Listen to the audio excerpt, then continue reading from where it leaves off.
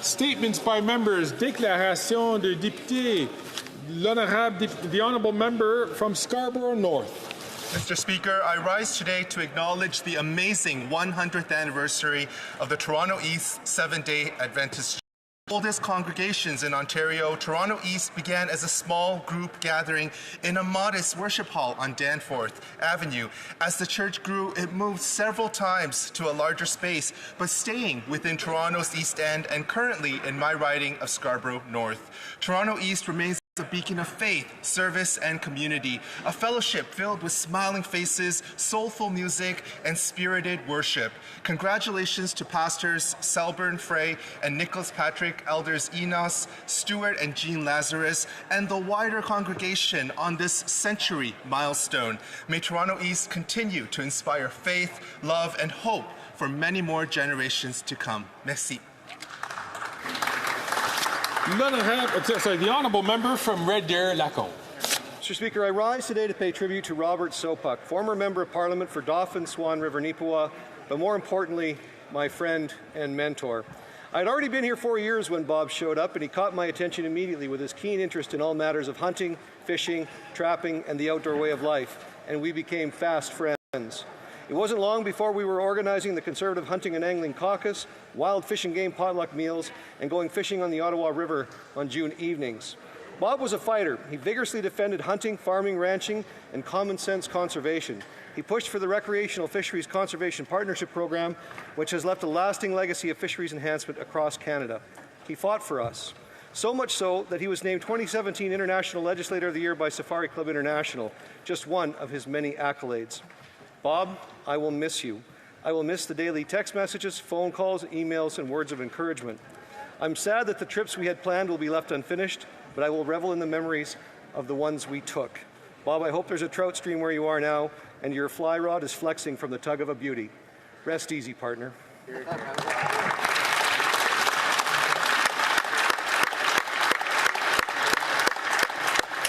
The Honourable Member from Aurora, Oak Ridges, Richmond Hill. Thank you, Mr. Speaker. It's a pleasure to rise as the elected representative of the people of Aurora, Oak Ridges, Richmond Hill. And this weekend, once again, I saw the great work being done within my riding and the individuals, by community organizations and individuals. I had the pleasure of participating in Yellow Brick House's 2024 Break the Silence, Step in My Shoes walk. Together, we raised an incredible to support women and children fleeing domestic violence. The vital funding will provide shelter and life-saving services to those in need. A special thank you to Laura Sorrenda, the President and CEO of the organization. As we recognize November as Abuse Prevention Month, I encourage everyone to continue supporting organizations like Yellow Brick House. On a different front, there was the retirement of a wonderful firefighter, Brad Humphreys.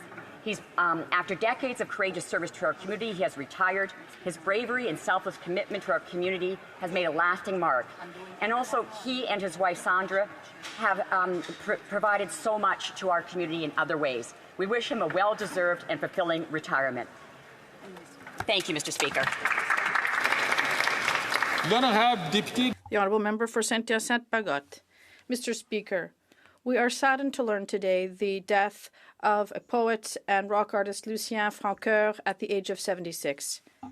A passionate bearer of the Quebec idiom and the first local poet to explore rap with his rockabilly style, he was a leading figure in the Quebec counterculture of the 1970s and 80s. With his group Autre Chose, he released 3 landmark albums, Pas une chance avec moi, Une nuit comme une autre, and Cauchemar américain.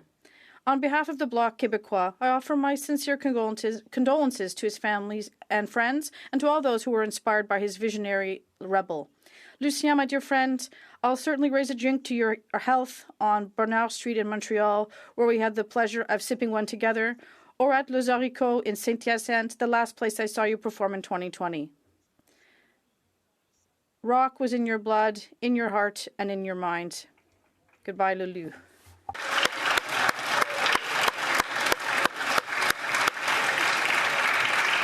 The Honourable Member from Vaudreuil-Soulanges. Mr. Speaker, I rise today to recognize the invaluable work and achievements of the Montérégie West Community Network and to congratulate them on their team as they celebrate 25 years.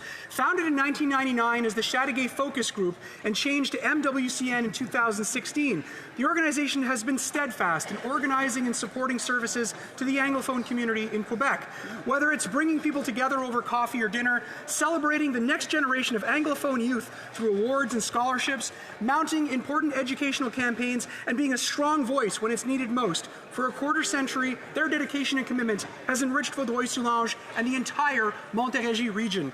So, Mr. Speaker, to Pauline, Matt, Tanya, Patricia, Joanne, Elizabeth, Lori, Clement, Brianna, Alexa, Kim, Nora, and Tina, and of course, Nadia, thank you for all you do. And congratulations to the Montérégie West Community Network on 25 years of exceptional service. Here's to the next 25 years to come.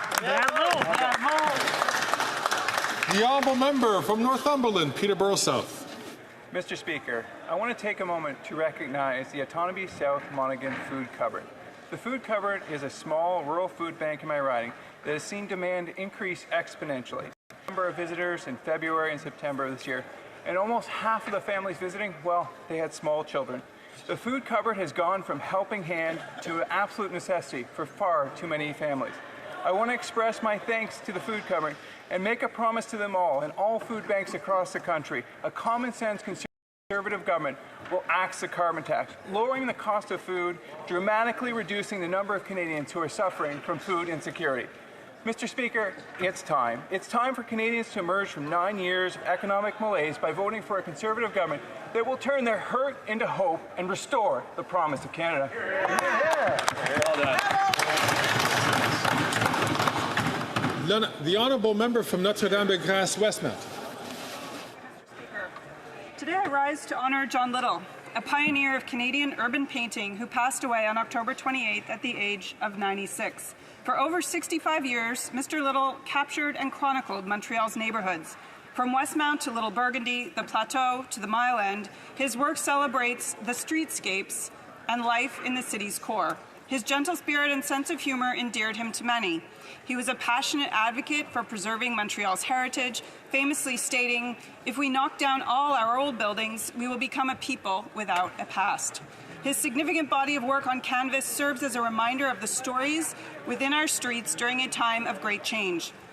L'héritage de Monsieur Little sera... Mr. Little's legacy will be a source of inspiration for years to come. His artistic genius and devotion are example for all. He was unique in our country. May he rest in peace. The honourable member from Winnipeg North. Yes, thank you, Mr. Speaker. You know, the leader of the Conservative Party had an idea.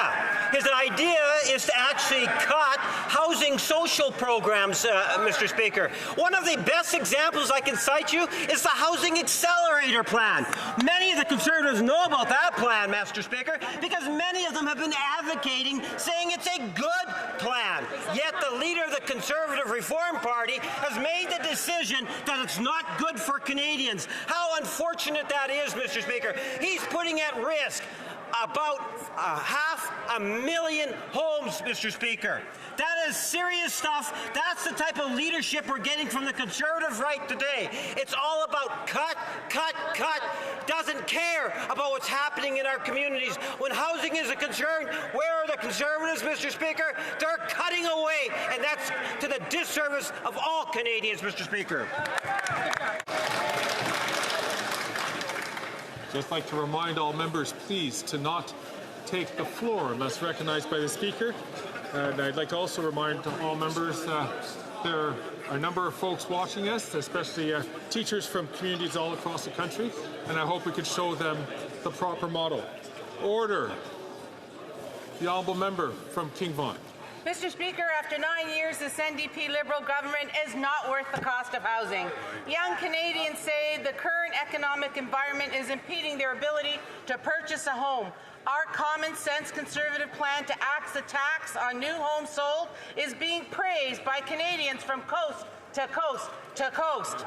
Bill GTA said it applauds the federal Conservative announcement.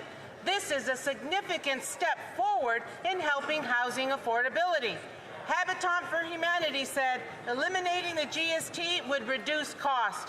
Tim Richard, founder of CEO and Canadian Alliance to End Homeless, stated, "This is smart." The Canadian Real Estate Association said, "This proposed step is a positive move towards lowering building costs, increasing housing supplies, and making home ownership more attainable for Canadians. Our tax cut will spark 30,000 extra homes built every year. Only common sense Conservatives will bring home the Canada Promise." Hear, hear. The honourable member from Hamilton Mountain.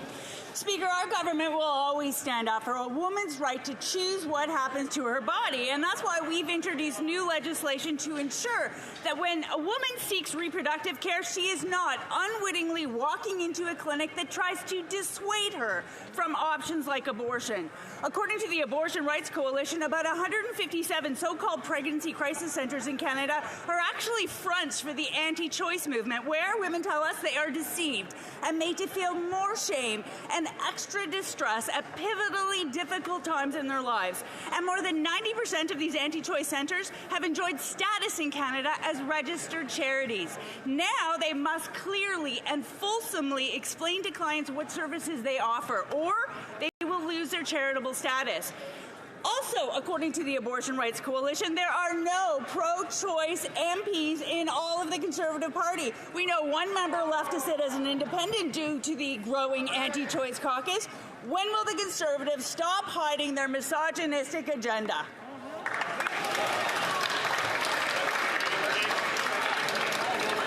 The honourable member from Barrie Innisfil. There's only one person keeping the Prime Minister in power, and it's the leader of the NDP. Remember the stunt that the NDP leader pulled just before the by-election in Elmwood, Transcona, claiming he ripped up his coalition deal with the Liberals? Well, it was just a stunt designed to deceive voters there. He said the Liberals are too weak, too selfish, and too beholden to corporate interests to fight for people. Many agree, but actions speak louder than words. The NDP leader is the weak one because he still backs the Liberals and their costly, destructive policy. He's voted for the costly Liberal carbon tax over 24 times, publishing more than 2 million Canadians to food banks every month. He's voted for Liberal inflationary spending, backing the waste like the Prime Minister's Arrive scam. He supports hard drug legalization and soft on crime policy that led to 50% increase in the violent crime. And he sold out Canadians by supporting the Liberals while supercharging crime, chaos, death, and destruction in our communities. Every day the Prime Minister remains in power, it's because of the NDP leader. We need a carbon tax election now.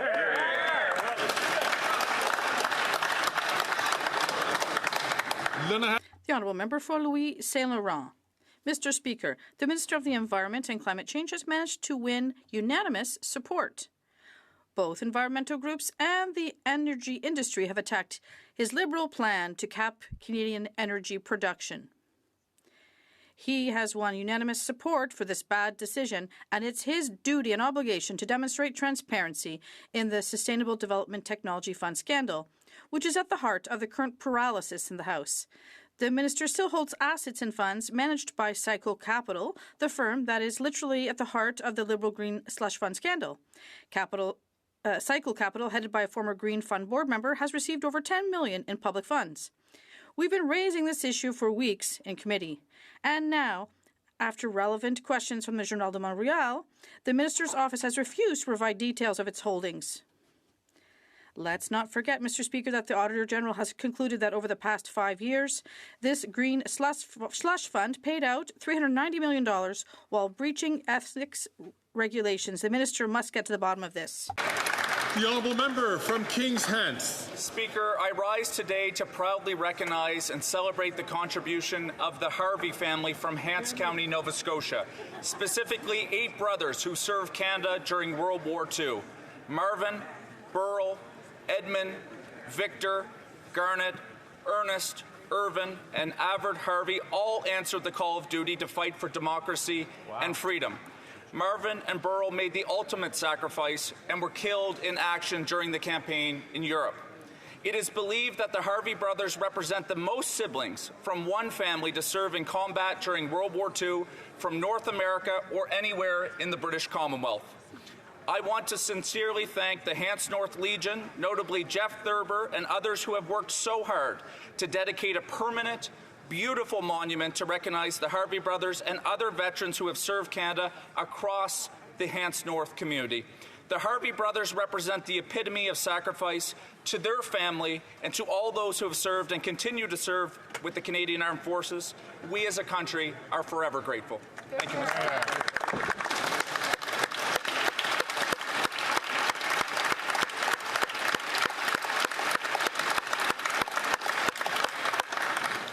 The honourable member from Churchill, Kuwaktanuk-Aski. Today I rise in support of the work of the United Nations. Canada helped build the UN. After the horrors of World War II, we were leaders in terms of peacekeeping, leaders in supporting peace and human rights through multilateralism. In recent months, we have seen an unprecedented attack on the UN by Israel's far-right government. They have killed UN workers in Gaza, pushed to defund and then ban UNRWA, bombed 70% of UNRWA locations in Gaza, shot at UN peacekeepers in Lebanon, banned the UN Secretary General, attacked the UN Special Rapporteur on Palestine. And where is Canada to defend the UN and stand up to Israel's far-right government waging genocide? Canada is part of the problem. We must never forget the lessons of history. Canada and Canadians can and must be a voice in support of the UN and multilateralism and take concrete action to stop genocide and stand up for peace now.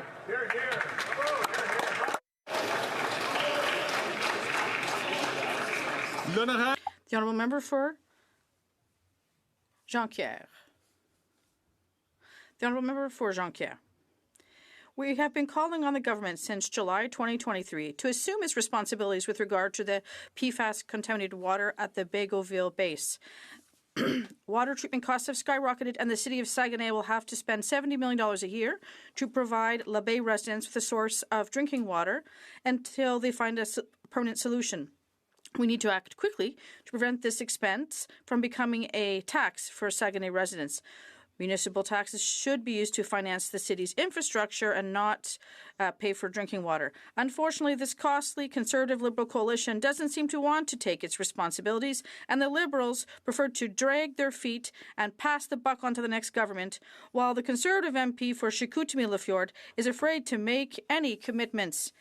He's so absent from the issue that the citizens of La Baie are thinking of putting his picture on the back of milk cartons to find him. There's hope. A Bloc Québécois member will soon be elected in Chicoutimi-Le-Fjord.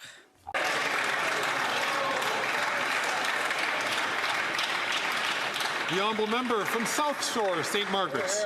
While 2 million Canadians visit food banks every month, the radical Liberal Environment Minister continues to benefit from the Liberal Green Slush Fund, where Liberal insiders funneled $400 million to their own companies.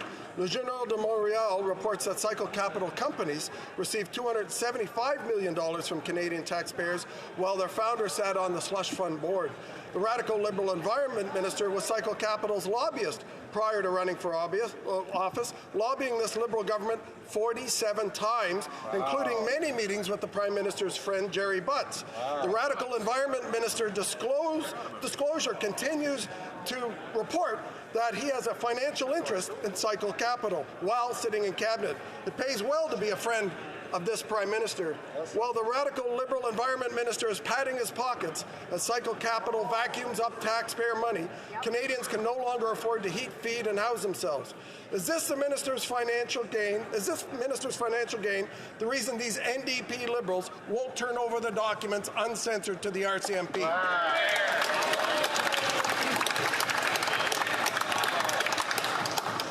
The honourable member for Sudbury. Mr. Speaker, last week, the Conservative leader announced his intention to cut housing projects across the country. He is proposing irresponsible cuts that will have a devastating impact on housing progress in Canada. And even his own MPs are hiding behind him to plead for funding for their own communities. Let's be clear about what's at stake here.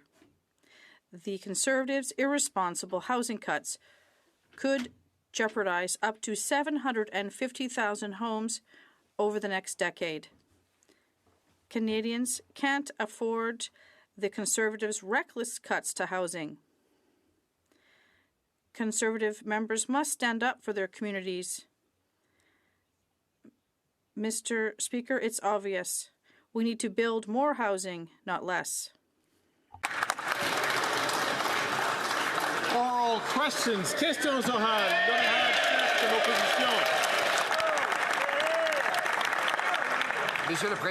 Mr. Speaker, after Prime Minister Harper managed to exempt Canada from the Buy American policies, this Prime Minister caved in and allowed Donald Trump to reimpose those tariffs. After Mr. Harper succeeded in putting an end to the softwood lumber tariffs, this Prime Minister caved in again to Donald Trump and saw those tariffs reimposed. Can Canadians have a leader that will defend jobs and bring our companies back home? The Right Honourable Prime Minister. Mr. Speaker, whatever from the Conservative leader. We defended supply management. We defended our aluminum and steel workers. We defended NAFTA and improved it for people on both sides of the border. But the Conservative Party and this Conservative leader, they're the ones who lowered investment in defense spending to less than 1% of GDP, and that had consequences for border security. We're the ones who are going to stand up for Canadian security. The Honourable Leader of the Opposition. The New York Times reported a decade ago that Canada had the richest middle class in the world, and the median incomes for Canadians were higher than in the United States. Oh, how things have changed after 9 years of Liberal taxes, red tape, and attacks on our energy sector. Americans make $32,000 more than Canadians, and now a newly elected American president wants to take our jobs for Americans. We understand why Donald Trump wants to take Canadian jobs, but why does this Prime Minister want to help him? The Right Honourable Prime Minister. Mr. Speaker, when we successfully renegotiated NAFTA and protected Canadian jobs, protected steel workers and aluminum workers, protected our supply managed sectors and agricultural workers, protected Canadians from one coast to coast to the coast, from coast to coast to coast, the leader of the Conservative Party at the time referred to our approach as dumb, Mr. Speaker. Successfully standing up for Canadians is not dumb. But you know what is dumb, Mr. Speaker? Refusing to get your security clearance so you can actually protect members of your caucus, so you can protect Canadians, get the briefings necessary on national security.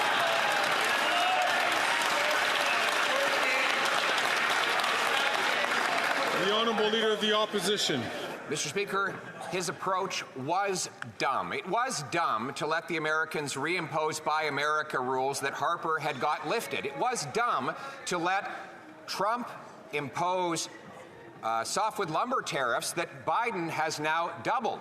But you know what is dumb, dumber, and dumbest of all? Imposing a 61-cent a litre carbon tax that will force our trucking companies, our factories, and our mines to head south of the border into the arms of President Trump. We know why he wants to create American jobs with the Canadian money, but why does this Prime Minister want to help him?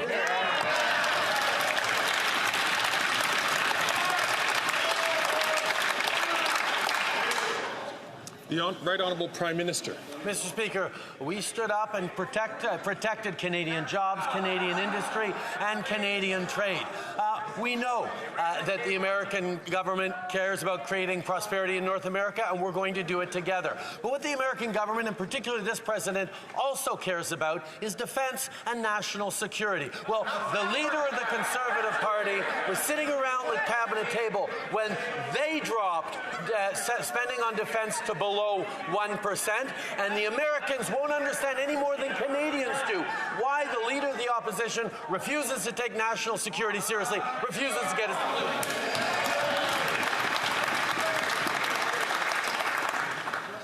Colleagues, I know it's Wednesday.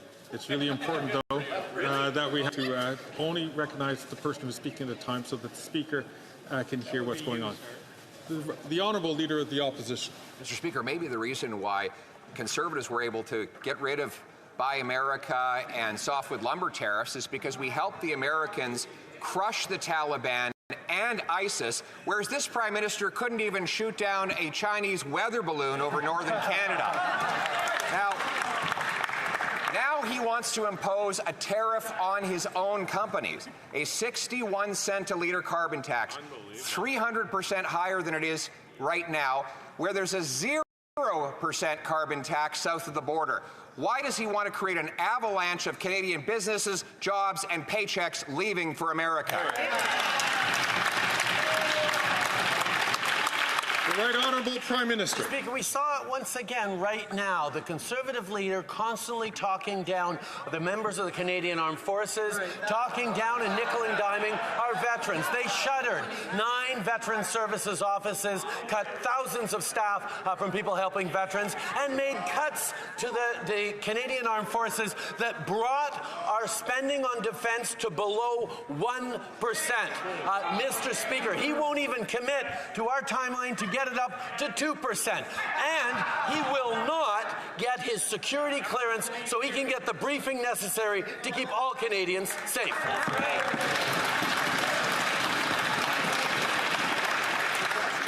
The Honourable Leader of the Opposition. 10 years ago, the New York Times said that Canada's middle class was the most affluent in the world and that the average income was higher in Canada than in the U.S. Today, the average Canadian worker earns $32,000 less than their American counterpart after tax. Because of all the taxes and economic obstacles the Liberals have put in place. Now the Americans want to steal our jobs and bring them to the U.S. Can there not be an election so that Quebecers can choose who is going to defend their... The Right Honourable Prime Minister. Mr. Speaker, Canadians remember very clearly what Stephen Harper's approach was, which was to bow down to the Americans. But we stood up to protect supply management, to renegotiate NAFTA, to protect our aluminum and steel workers. We will always stand up for the Canadian worker. And we're going to invest in national security, which is the thing the Conservatives failed to do. They lowered spending to less than 1% of GDP. And at the same time, the Conservative leader keeps refusing to get his security clearance and to take national security seriously. The Honourable Member for Belleuil-Chambly. Mr. Speaker, it seems likely that after the election of President Trump yesterday, a certain number, in fact, a definite number of people in the U.S. will seek to leave the U.S. and will seek asylum here in Canada. Has the government already made plans to manage the influx of asylum seekers, knowing that people who've been here for 2 weeks can make a refugee claim as they did through Roxham Road? The Right Honourable Prime Minister. Mr. Speaker, like any responsible government, for months we've been preparing for whatever the outcome was of the U.S. election last night. We will always work to protect our economy, our workers in the forestry industry, our farmers, our aluminum and steel workers, and we're going to be there to protect the integrity of our borders and our immigration system. We've always been able to work well with the Americans, and we'll keep doing that in order to manage the border and the economy responsibly. The Honourable Member for Belleuil-Chambly. That seems a bit of a general answer. It's a bit vague, given that there could be millions of people in the U.S. who are going to have to leave, perhaps even in short order. And if they happen to get through in an irregular fashion and stay for a couple of weeks, then they will be able to stay longer. Has the government taken steps to at least ensure that asylum seekers will be distributed according to the population of each province and Quebec? The Right Honourable Prime Minister. Mr. Speaker, this government has already shown its ability to work to protect the integrity of both our immigration system and our borders in working together with the Americans to improve the system and also to make sure that Roxham Road was closed down. We've been able to take steps to better distribute refugees across the country. We will continue to work responsibly and reasonably to ensure that our borders and our immigration system are managed responsibly. Canadians are worried that Donald Trump's plans will hurt people. They're particularly worried that his plans to impose across-the-board tariffs are going to hurt Canadian jobs. It's going to mean that the cost of everything is going to go up. So will the Prime Minister today stand up today and say that Donald Trump's plans are wrong? Hear, hear. Hear, hear. The Right Honourable Prime Minister. Mr. Speaker, as we've demonstrated before, we will continue to work constructively with the American administration. We will continue to defend Canadian jobs and interests while we look to create growth and prosperity on both sides of the border. We stood up for Canadian agricultural workers, for Canadian steel and aluminum workers, for Canadians from coast to coast to coast, and we did it with a Team Canada approach that brought together labor union, businesses, premiers of all different provinces. We will continue to work together to stand up for Canadians and create prosperity for everyone in North America. That's right. The honourable member for Burnaby South. Canadians are worried about losing their jobs. What Donald Trump is proposing to do threatens jobs in Canada. He's threatening to put tariffs on things that will increase the cost of living and also threaten jobs at a time when the cost of living is already too high. Is the Prime Minister ready today to stand up and clearly state that Donald Trump is wrong? The Right Honourable Prime Minister. Mr. Speaker, when Mr. Trump, during his first term as president, threatened to rip up NAFTA, we were able to work with him not just to defend workers and the Canadian economy, but also to improve the deal to create opportunities for everyone in North America. We will continue to work responsibly to defend the values, interests, and jobs of Canadians, while at the same time knowing that we can do this together to create more prosperity all across North America. The Honourable Leader of the Opposition.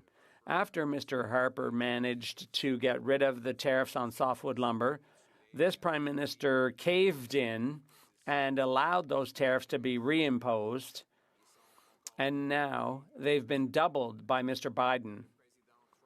President Trump is threatening to go even further. There are already hundreds of workers in the Saguenay who've lost their jobs because this Prime Minister caved in. When will there be an election so Canadians can choose a Prime Minister who will defend our jobs and bring back good paychecks? The Right Honourable Prime Minister. Mr. Speaker, a few years ago, when we were able to defend NAFTA and Canadian jobs and workers, we were able to work with Conservative premiers, with unions, with workers and industry associations all across the country as Team Canada in order to defend our interests and create growth all across North America. But you know who didn't get involved in that exercise was the Conservative leader who was sulking and said that we had to give in because it wasn't going to work. That's not what people want. People want a government that will stand up for them. The Right Honourable Leader of the Opposition. He also gave in on Buy America, that policy that was discriminatory against our construction, steel and aluminum firms who could no longer sell their products for construction projects, government or public projects. And that was, we had an exemption for years under Harper, but then it was reimposed under Trump with this Prime Minister's agreement. He signed a so-called free trade deal, but that included Buy America as part of the deal. So can we have an election so that we can fight for our construction workers and other workers? The Right Honourable Prime Minister. Mr. Speaker, we will always work with the Americans to create prosperity while at the same time defending our workers here. But speaking of defense, Mr. Speaker, we will not be lectured by the member opposite. He was a member of Harper's cabinet, and the current Conservative leader was there when they decided to reduce investment in defense to below 1% of GDP, which the Americans absolutely did not want us to do. We're going to increase it to 2%, and they refuse to commit to that. He also refuses to get the security clearance he needs in order to deal with national security files. The Honourable Leader of the Opposition. At the time, our per capita GDP was equal to the American. In fact, Canadian workers were earning more than their American counterparts. But after 9 years of taxes and this government's economic obstacles, this radical Liberal government's obstacles, we can see that Americans are now earning $34,000 more per person. And the GDP has increased by 18% per capita in Canada. We know why Mr. Trump wants to create jobs in the U.S. Why does this Prime Minister want to help him do that? The Right Honourable Prime Minister. I know Donald Trump well enough to know that he would be very confused, as are Canadians, in trying to understand why the Leader of the Opposition, in these uncertain times with hostility abroad and so on, why does he keep refusing to get the security clearance he needs in order to get top secret briefings so that he can protect his members and Canadians? The Conservative leader refuses to get security briefings. Donald Trump wouldn't understand that, and Canadians don't either. The Honourable Leader of the Opposition. What President Trump must not understand, must actually find kind of humorous, is that while he wants to take jobs from other countries and give them to Americans, he sees here in Canada a minister that wants to help him do it. Yeah. Let's review the track record. He brought in a massive tax on energy that he wants to quadruple, which will drive our trucking, manufacturing, factories, and other businesses abroad. He raised taxes on investment. He's blocked key energy projects, and he's shipped $500 billion down to the United States. Is the Prime Minister auditioning to be the Secretary of Job Creation in the United States?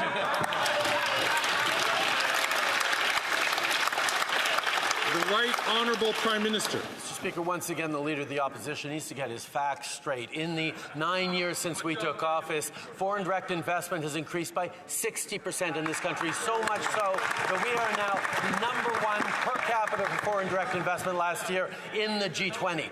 Mr. Speaker, we continue to work hand in hand with the United States, with whatever administration, to protect jobs, to grow our economies. But what the American government will not understand is why the Conservative leader continues to refuse to get the security clearance necessary to protect Canadians, to protect us all from foreign interference.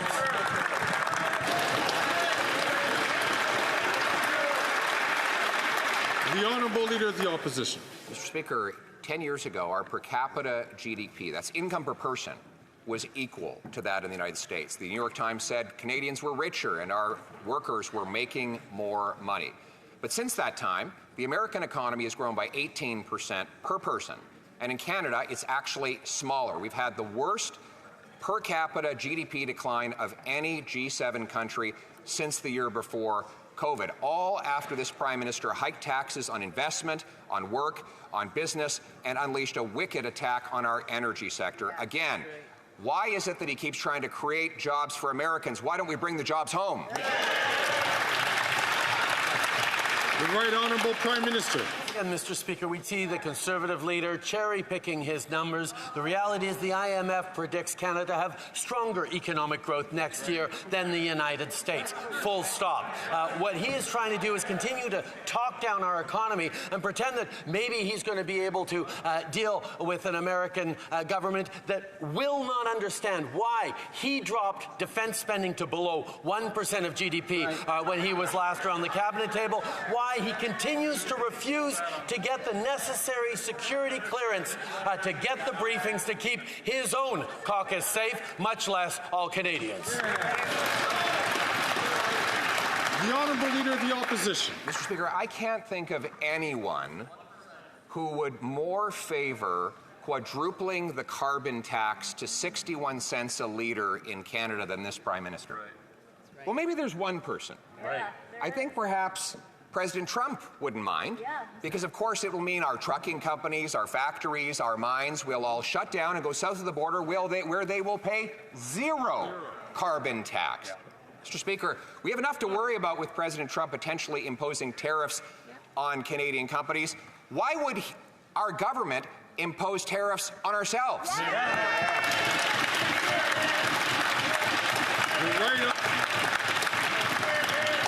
The Right Honourable Prime Minister. Once again, Mr. Speaker, the Leader of the Opposition demonstrates that he has no understanding that the only way to build a stronger economy for the future is also to protect the environment at the same time while putting more money back in the pockets of Canadians. The Canada Carbon Rebate puts more money back in the pockets of 8 out of 10 Canadians, according to the Parliamentary Budget Officer, according to top economists and environmentalists across the country. We're putting more money in people's pockets that the Leader of the Opposition wants to take away at a time where investments in jobs, in growth in the future is more important than ever before. The Honourable Member for Belleuil-Chambly. Mr. Speaker, even the opposition leader is concerned about President Trump's economic policies. There must be a problem here. A problem with trade, a problem with supply management, with aluminum, with softwood lumber. Coming back to supply management, isn't it time to urgently protect supply management and pass C-282? And he should call on his senators to pass that bill. The Right Honourable Prime Minister. Mr. Speaker, as I've been saying from the outset, we agree with that bill. And we are trying to make sure it passes through the Senate. We need to show how firm we are about supply management, about our support for it. We've always stood up for it. We're the government that promised to never give up anything in any future trade deals when it comes to supply management. And we're going to keep our word. I'm glad that the Bloc is supporting us in that endeavour, and we will continue to protect our supply-managed farmers. The Honourable Member for Belleuil-Chambly. The comparison between the government's will and firmness and its actual results is pretty obvious. A lot of economists say that the economic policies of Republicans will cause inflation. Isn't it time to urgently protect the purchasing power of those aged 65 to 74 by restoring equity within the OAS for everyone, as the Bloc is demanding? The Right Honourable Prime Minister.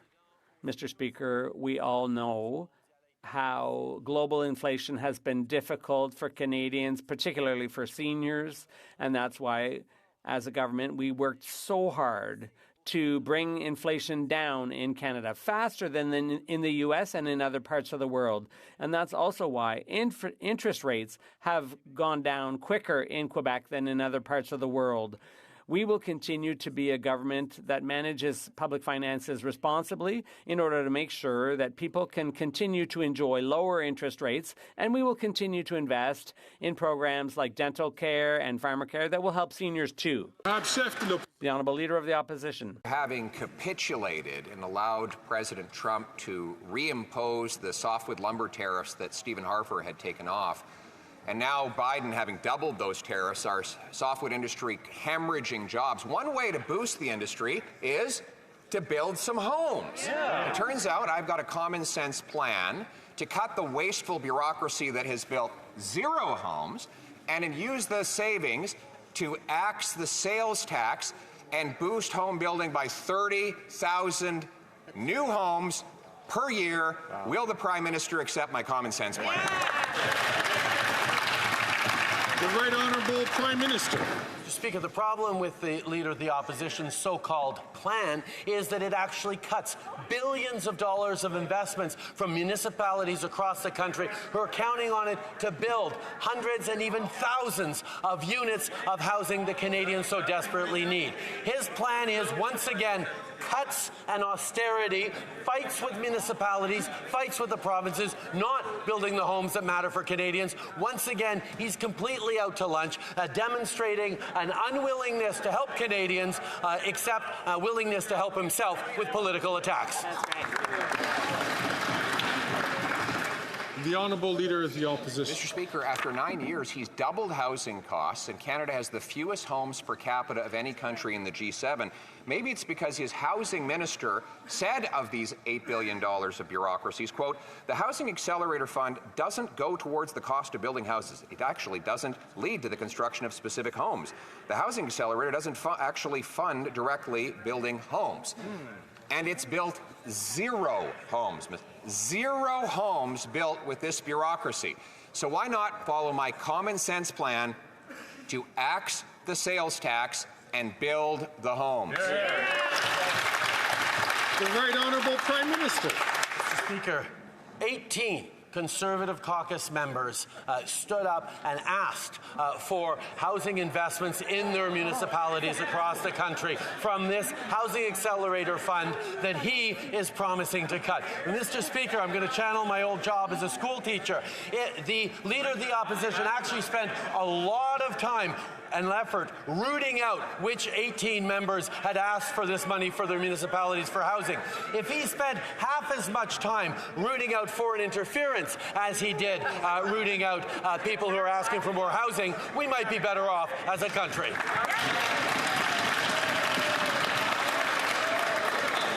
The Honourable Leader of the Opposition. No, these MPs were just trying to solve the case of unsolved mysteries. Yes. Where are all these homes? Listen, can you point out any one of them? And so they wrote the minister 18 letters, and he got 18 letters, and he couldn't respond with even one home that his $8 billion bureaucracy has built.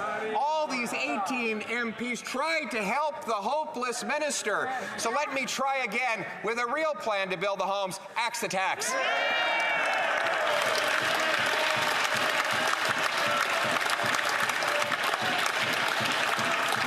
The Right Honourable Prime Minister.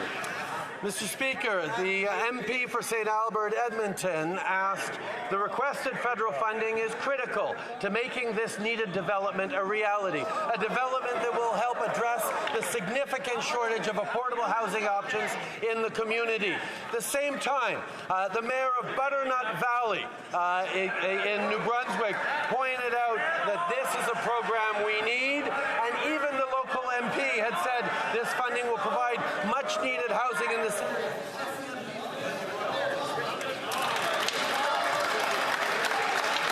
I don't like to interrupt the Prime Minister. He does have time left on his clock, but it was difficult for the Chair to decipher what was being said. I'm going to ask the Honourable Prime Minister to take it for the last 15 seconds, please, and so that I can hear what is happening or what the question is being answered. The Right Honourable Prime Minister. Mr. Speaker, the MP for Fundy Royal wrote, this half funding will provide much needed housing in this area. So much so that when the Leader of the Opposition announced he would cancel it, the Mayor of Butternut Valley in that riding, Alan Brown, responded very strongly that this money will help build homes, and why is the Conservative Leader blocking it?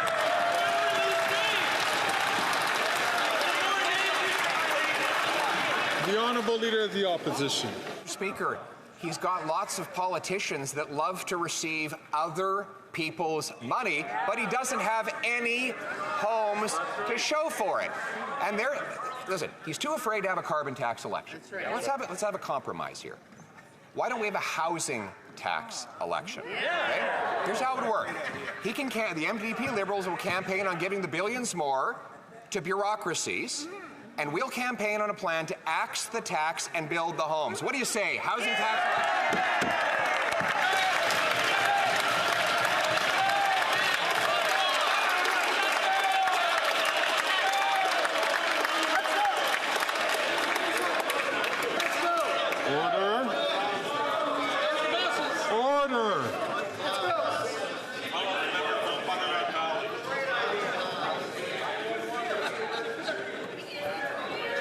Order. The Right Honourable Prime Minister. Mr. Speaker, the only so-called plan the Leader of the Opposition put forward is a plan for cuts on austerity, a plan to cut billions of dollars of investments that are needed by municipalities to unlock the building of thousands of homes.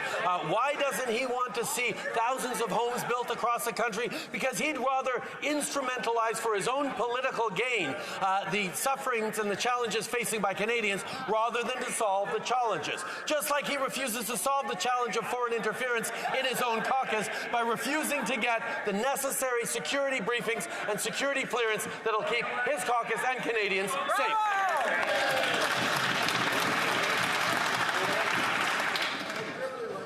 You're losing your caucus. The honourable member from Burnaby South. The Liberals continue to break their promise to eliminate the marriage after 60 pension clause. They label women as gold diggers and push veterans and their families into poverty. This government announced $150 million for veterans 5 years ago, but hasn't spent a single penny. Veterans and their families are owed a good life. Will the Prime Minister eliminate this sexist, archaic pension clause, or does he still believe veterans are asking for too much?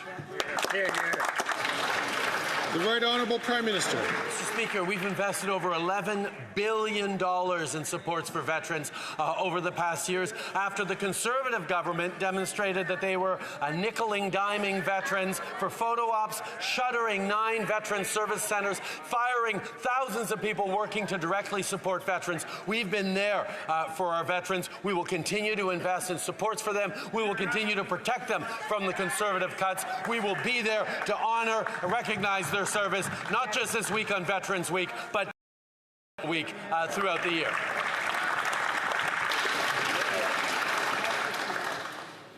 The honourable member from Nunavut. More and more Indigenous people are still dying at the hands of law enforcement. Despite urgent calls to save lives, the Liberals have done Inuit family in Sudluit, Nunavik, after their son Joshua was killed. We need justice for twins Joshua and Garnet Papigatuk. We need more de-escalation tactics and Indigenous-led crisis response teams. When will this government listen to the urgent demands from Indigenous peoples so they can live in safe communities? The Right Honourable Prime Minister.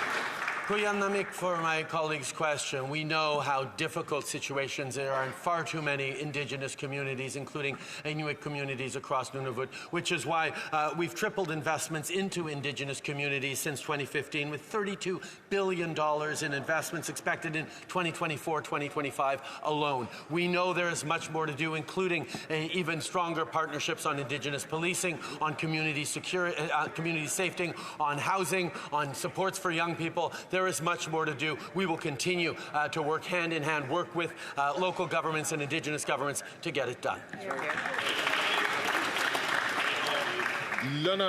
The Honourable Member for Marcorel-Fortin. Mr. Speaker,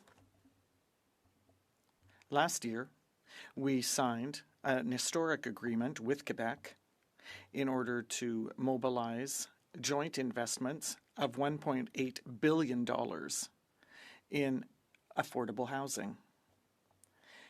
As part of the Housing Accelerator Fund, and last week, the Conservative leader announced his intent to cut this fund and to tear up our agreement with Quebec, jeopardizing all the housing projects.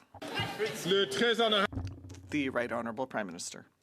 I'd like to thank a colleague from Marcorel-Fortin.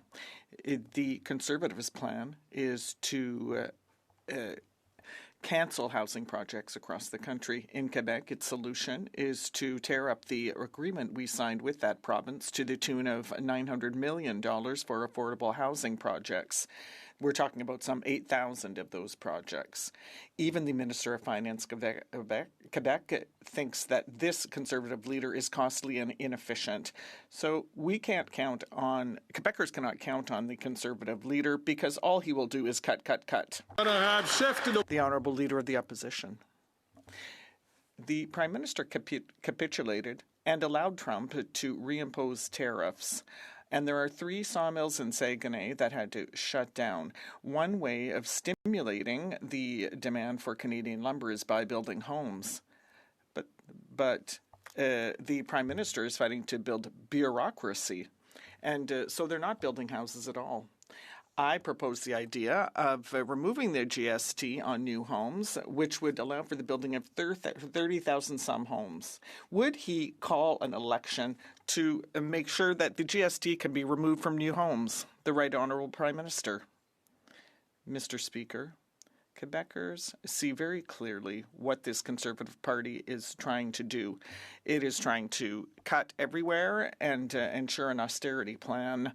The Conservative leader would cut $900 million of joint investments with Quebec to create some 8,000 affordable homes. That is what he wants to do. He just wants cuts for Quebecers. He is throwing an agreement into the garbage. He's petty politicking, and that's not what Quebecers need. They need investments and they need homes, and that's what he wants to cut. Before continuing with the Leader of the Opposition, I would just like to remind all members, and I've seen this on both sides, please do not rise too much before the Speaker recognizes you because it distracts me somewhat. The Honourable Leader of the Opposition. It would be bad enough for the Prime Minister to want to give our energy jobs to the Americans who've doubled their production over the last couple of decades, but he wants to actually give it over to the Venezuelan, Iranian, and Russian dictatorships by cutting Canadian energy production by 35%. Mr. Speaker, the Americans reduced their emissions by more than, while ours went up, by increasing natural gas production and using it to replace dirty coal. We could do exactly the same. Why won't he follow a common sense plan to produce more clean, green Canadian energy rather than giving our jobs to dirty dictators? The Right Honourable Prime Minister. Performance was designed to distract from is the fact that under the Conservative government of Mr. Harper and that current leader, they couldn't get anything built. We built the Trans Mountain Pipeline extension. We built TMX. We understand that getting good prices for our oil was important, not just for Alberta, but for the entire Canadian economy. And we are moving forward to make sure that even as the oil companies are making record profits, we're putting a cap on emissions, not on production, not on profits, but on emissions, because Canadians care. May I ask the honourable member from Lakelands please not take the floor unless he's recognized by the chair. The Honourable Leader of the Opposition. Common sense Conservatives approved and saw the completion of 4 pipelines with no tax dollars to subsidize them. And we believe businesses should make money rather than take money. By contrast, this Prime Minister has pushed $100 billion of energy investment out of Canada, most of it into the United States. And once again, I can imagine that the champagne will be popping over at the Trump Tower when they find out how much more Canadian money this Prime Minister wants to send south. Why does he want to kill Canadian jobs? Why don't we bring home production and paychecks for our people?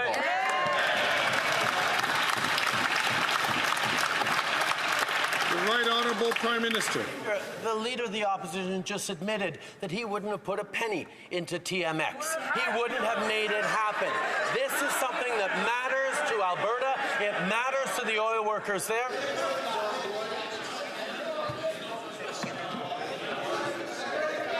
Order.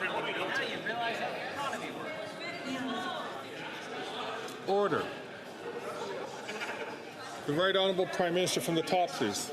Mr. Speaker, the Conservative leader just admitted he would not have invested in TMX. He would not have gotten it built. But, Mr. Speaker, on this side of the aisle, we will stand up for Alberta. We will stand up for oil and gas workers across the country, because we know that getting overseas markets for our oil and gas is...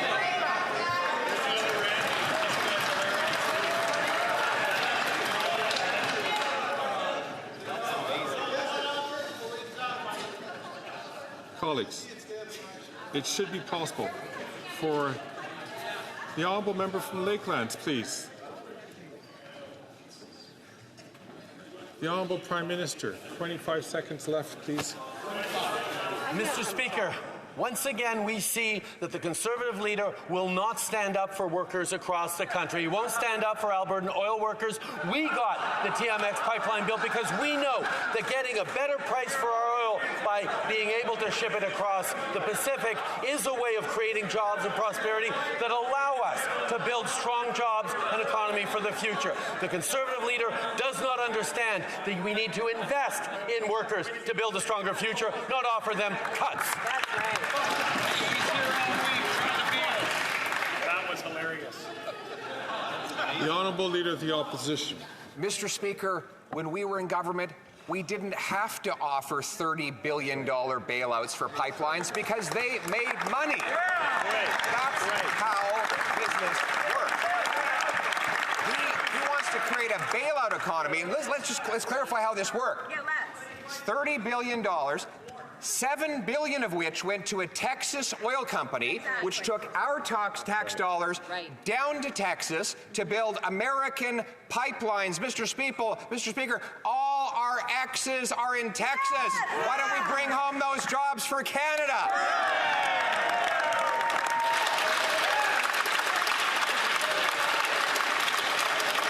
The Right Honourable Prime Minister. You just heard it perfectly clearly.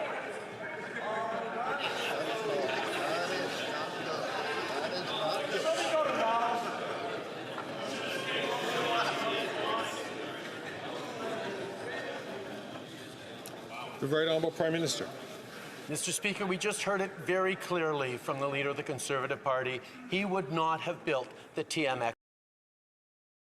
pipe. We know how important it is to make sure we get a good price for our oil so we can invest in the kinds of solutions and technologies that are going to continue to create prosperity and opportunity for energy workers, not just in Alberta, but right across the country. We will continue to be there to invest in a stronger future by understanding that renewables are an important part of the future, but we need to be able to pay for them. The Conservative leader does not understand how to build a strong future or how to build a strong economy.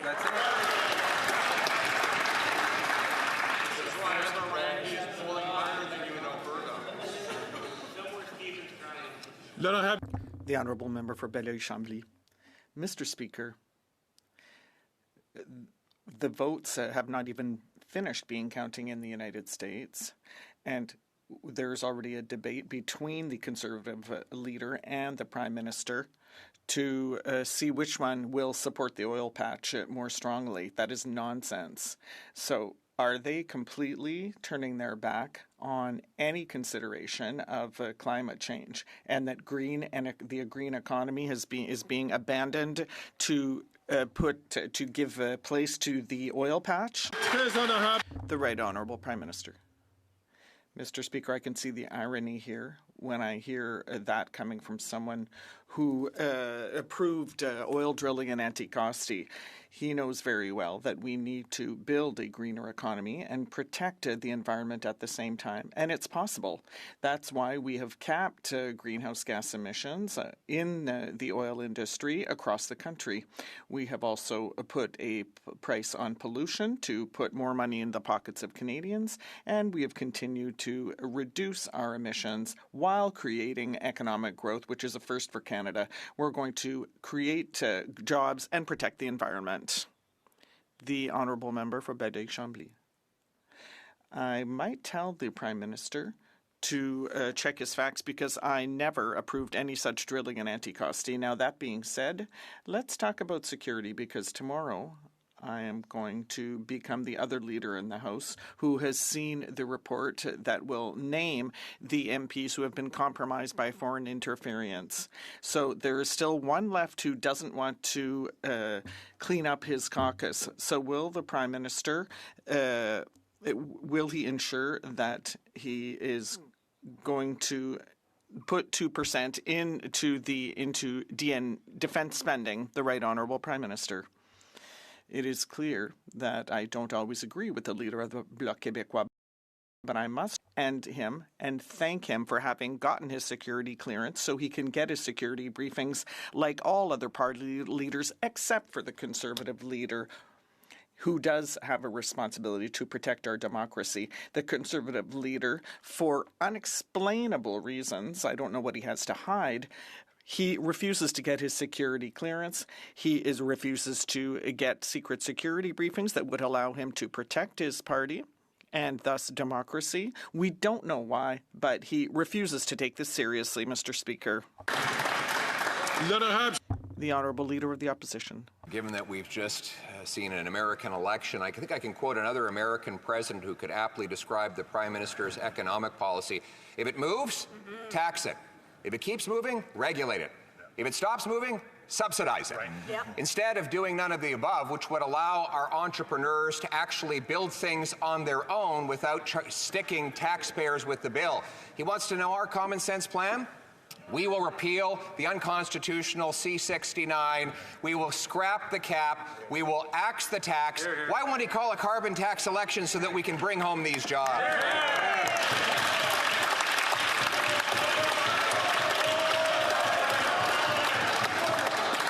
The Right Honourable Prime Minister. Speaker, when we stood up for Canadian jobs, Canadian oil producers, Canadian oil, steel and aluminum workers, the Conservative Party called that dumb.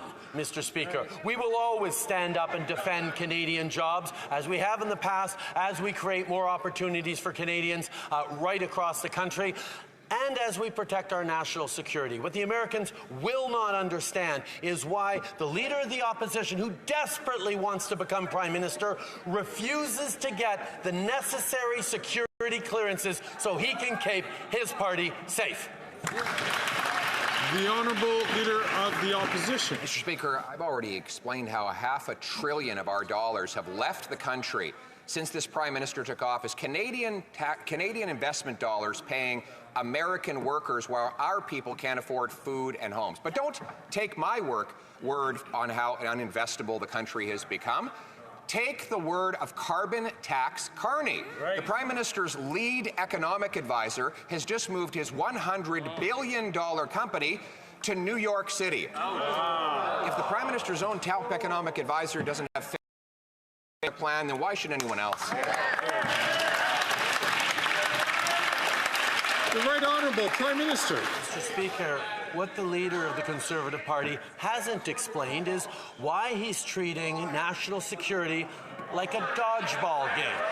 He ducks allegations of foreign interference in his own caucus. He dives away from dives as he turns a blind eye towards investments in our communities by foreign interferers, and he dodges the tools necessary to keep his party safe. Why won't he get the briefing, get the clearance, protect Canadians? The Honourable Leader of the Opposition. Mr. Speaker, the Prime Minister likes to spread crackpot conspiracy theories instead of defending his economic record. But why wouldn't he? When you've doubled housing costs, you distract. When you've doubled food bank use, you divide. When you've doubled gun crime, you use fear to turn people's attention away.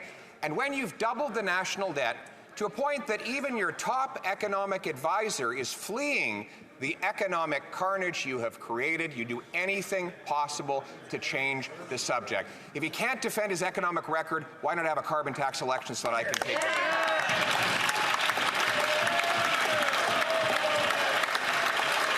The Right Honourable Prime Minister. Can't even defend the members of his own caucus because he refuses to get the necessary security clearance. And he likes to talk about crackpot conspiracy theories. It's not a crackpot conspiracy theory when his own members of the National Security and Intelligence Committee of Parliamentarians signed a report that was released publicly that talks about the fact that the Indian government interfered in the past Conservative leadership campaigns. Or is that perhaps why he refuses to get the security clearance necessary, because he doesn't think he'd pass the security clearance because of Indian interference in his own...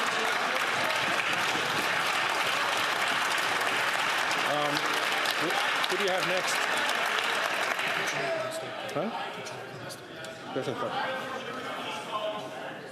The Honourable Member from Kitchener-Conestoga. Mr. Speaker, Canadian veterans have bravely stood on the front lines, often at significant personal sacrifice to protect the values that Canadians hold dear. They deserve our unwavering and ongoing support. Veterans still recall the severe cuts made by the previous Conservative government, which dismantled the very institutions meant to support them. Can the Prime Minister inform this House about the measures our government has implemented to enhance and expand the important supports our Canadian veterans deserve? The Right Honourable Prime Minister.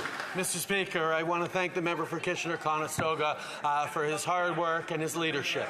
Conservatives didn't think twice when they cut vital supports for veterans and their loved ones. They even had the nerve to tell veterans, and still are saying it, to tell veterans that closing and cutting over 1,000 workers wouldn't impact veterans' abilities to get support, which of course it did.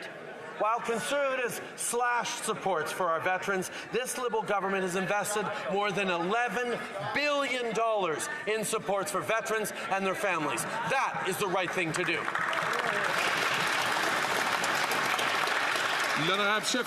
The Honourable Leader of the Opposition. The cost, crime, or corruption. We know that Parliament has been paralyzed for weeks now because he refuses to hand over evidence to the police in the $400 million Liberal slush fund scandal.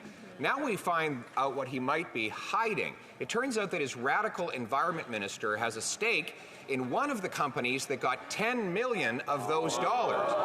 This is a scam, and by the way, the official that handed over the money had interest in the very same company.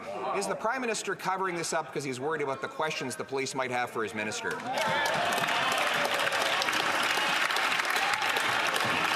Right Honourable Prime Minister. Mr. Speaker, despite the efforts of the Conservative leader to partisanize and polarize everything, we still live in a country where the police are independent, the judiciary is independent, and the RCMP has clearly stated that they don't need and don't particularly want the documents that the Leader of the Opposition is freezing Parliament over. We will continue to stand up for the integrity and the independence of our police services, and we will, while we're at it, continue to encourage the Leader of the Opposition to get the necessary security clearance to see the threats to Canadians and protect his own caucus.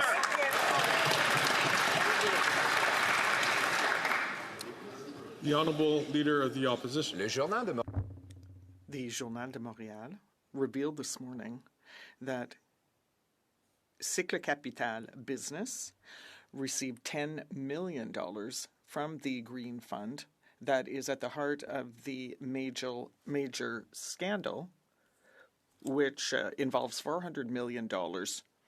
Who owns this company? Who has an interest in this company? The Minister of the Environment, Mr. Speaker. Now, is that why the Prime Minister is paralyzing Parliament in order to deprive the RCMP of evidence regarding this scandal? The Right Honourable Prime Minister. Mr. Speaker, Quebecers and all Canadians understand how important it is to have independent police forces who have nothing to do with politics. Despite the efforts of the Conservative leader to polarize the work done by the RCMP and other police forces, we are going to respect their work and allow them to do their job. As we expect the Conservative leader to take his responsibilities seriously with regard to national security by getting his security clearance to get his security briefings and to protect his own MPs from foreign interference. I would invite the honourable members to not take the floor unless they've been recognized by the Speaker. The Honourable Leader of the Opposition.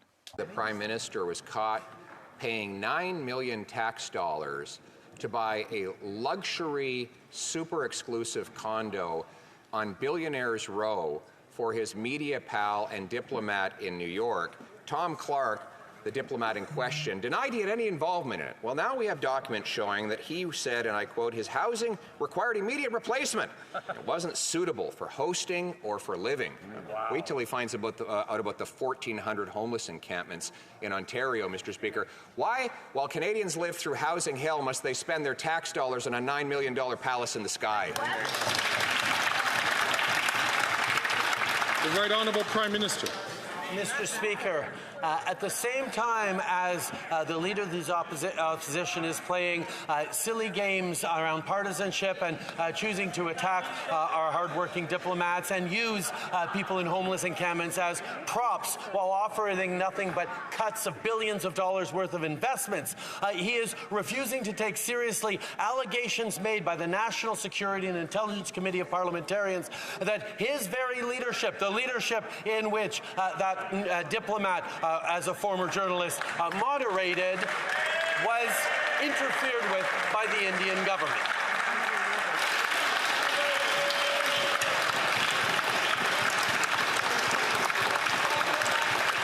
Order.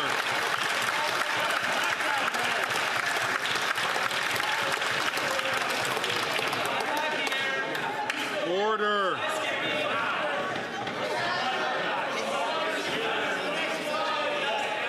Order.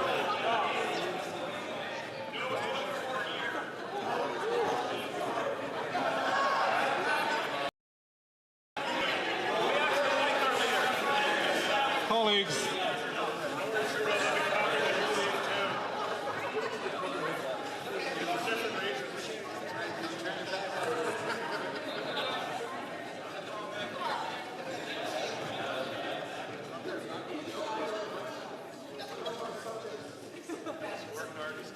The honourable member from Guelph.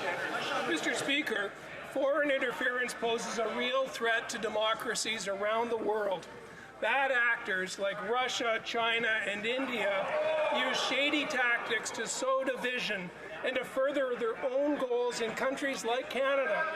Yet there's a deafening silence coming from the Leader of the Opposition. Can the Prime Minister please explain to Canadians what is at stake and why the Conservative leader needs to take this seriously?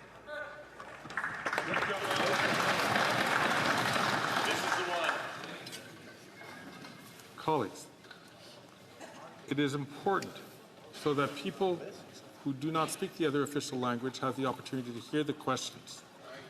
So please do not talk when you are not recognized by the Speaker. It is very difficult, out of respect to our colleagues who speak another official language. Please don't do that. The Right Honourable Prime Minister. Mr. Speaker, I thank the member for Guelph for his important question. The Conservative leader doesn't do what's best for Canadians. He does what's best for his algorithm. He turns a blind eye to foreign interference as his own party because that boosts his YouTube following.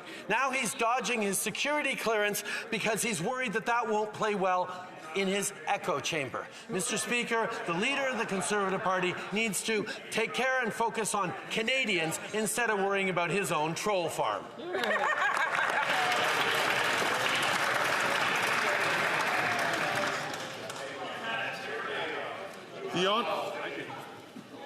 The honourable member from Vancouver Kingsway. Mr. Speaker, young Canadians are facing a serious crisis. Youth unemployment is now double the national average, and job security and workplace benefits are becoming a thing of the past. The cost of food is soaring, rent is skyrocketing, and the cost of living is crushing. Young people don't have a fair shot under the Liberals, and the Conservatives' only answer is to cut services. Mr. Speaker, young Canadians need hope and opportunity. Why is this Prime Minister letting them down? The Right Honourable Prime Minister. Mr. Speaker, I should think that young Canadians are preoccupied that the NDP seems to be letting them down by backing off on their commitment to put a price on pollution that also puts more money in the pockets of 8 out of 10 Canadians with the Canada carbon rebate. I should be concerned that the NDP is continuing to allow the House debate to freeze and not pass our capital gains measures that are putting more money in the pockets of young people while asking those who are making over $250,000 a year in capital gains to make a smaller profit on those gains. We're there for young people. We hope the NDP would be there too. The honourable member from Saanich Gulf Islands. Mr. Speaker, at the time that the United Nations Framework Convention on Climate Change was signed, There was no left-right, Republican, Democrat, liberal, conservative divide on doing what science required. Maggie Thatcher and Brian Mulroney were front of the pack to get the treaty. But now that Donald Trump is re-entering the White House, we know that one of his first acts was to withdraw from the Paris Agreement. Can the Prime Minister update us? What is the Government of Canada and like-minded countries doing to protect the multilateral international system, as flawed as it may be, to deliver on climate action? The Right Honourable Prime Minister. What has become increasingly clear to everyone around the world, whether it's citizens or investors or governments of all political stripes, is you cannot have a plan to grow the economy and support your citizens if you don't at the same time have a plan to reduce emissions and fight climate change. That's how we create the prosperity, the jobs, the opportunities for future generations. We will continue to work hand in hand with partners from around the world as we protect biodiversity, as we create jobs, as we lower emissions, as we draw on investment, as we create the solutions on energy and technology that are going to bring Canadians forward.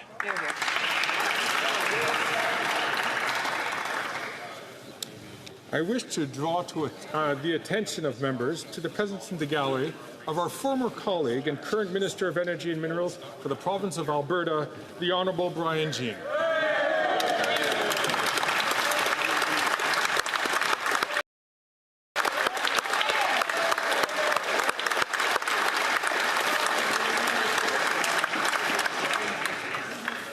I also wish to draw the attention of members in the presence of the gallery of the 2024 Gerhard Hertzberg Canada Gold Medal for Science and Engineering Prize winner, Dr. Carrie Rowe.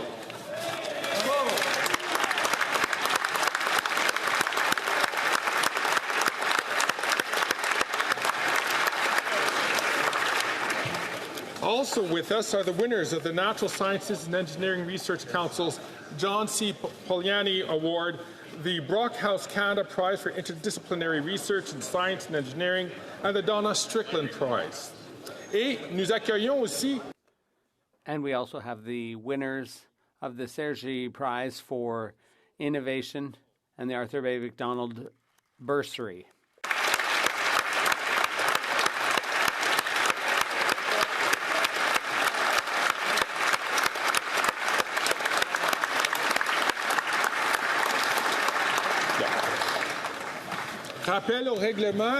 On a point of order, the Honourable Member for Berthier-Maskinongé.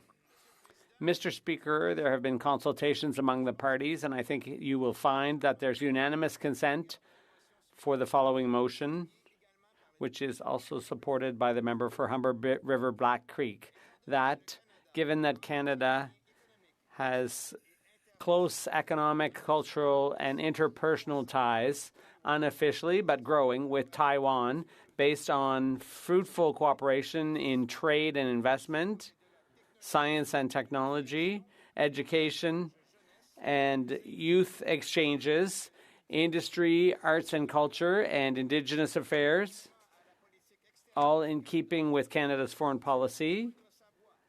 We continue to join our voice with our partners to support the meaningful participation of Taiwan in international organizations such as the OMS, the International Civil Aviation Authority. The House acknowledged that the UN resolution of October 25th, 1971 does not establish the sovereignty of the People's Republic of China over Taiwan, nor does it determine the future of Taiwan, nor its participation in UN agencies or international organizations.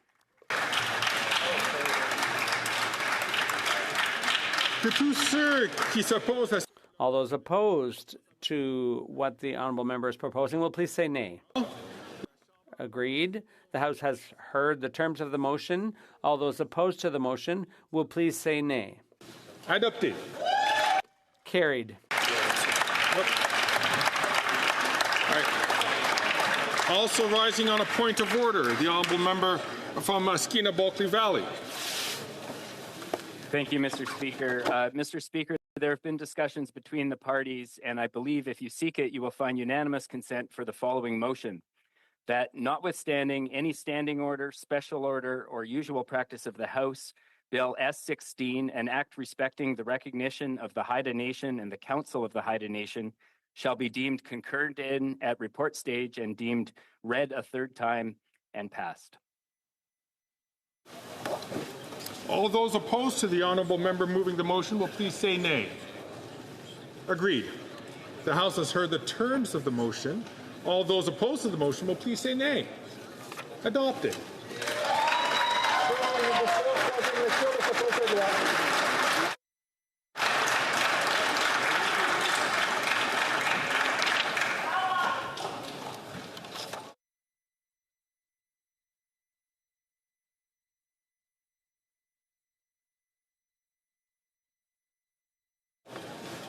Comme il est 15h20.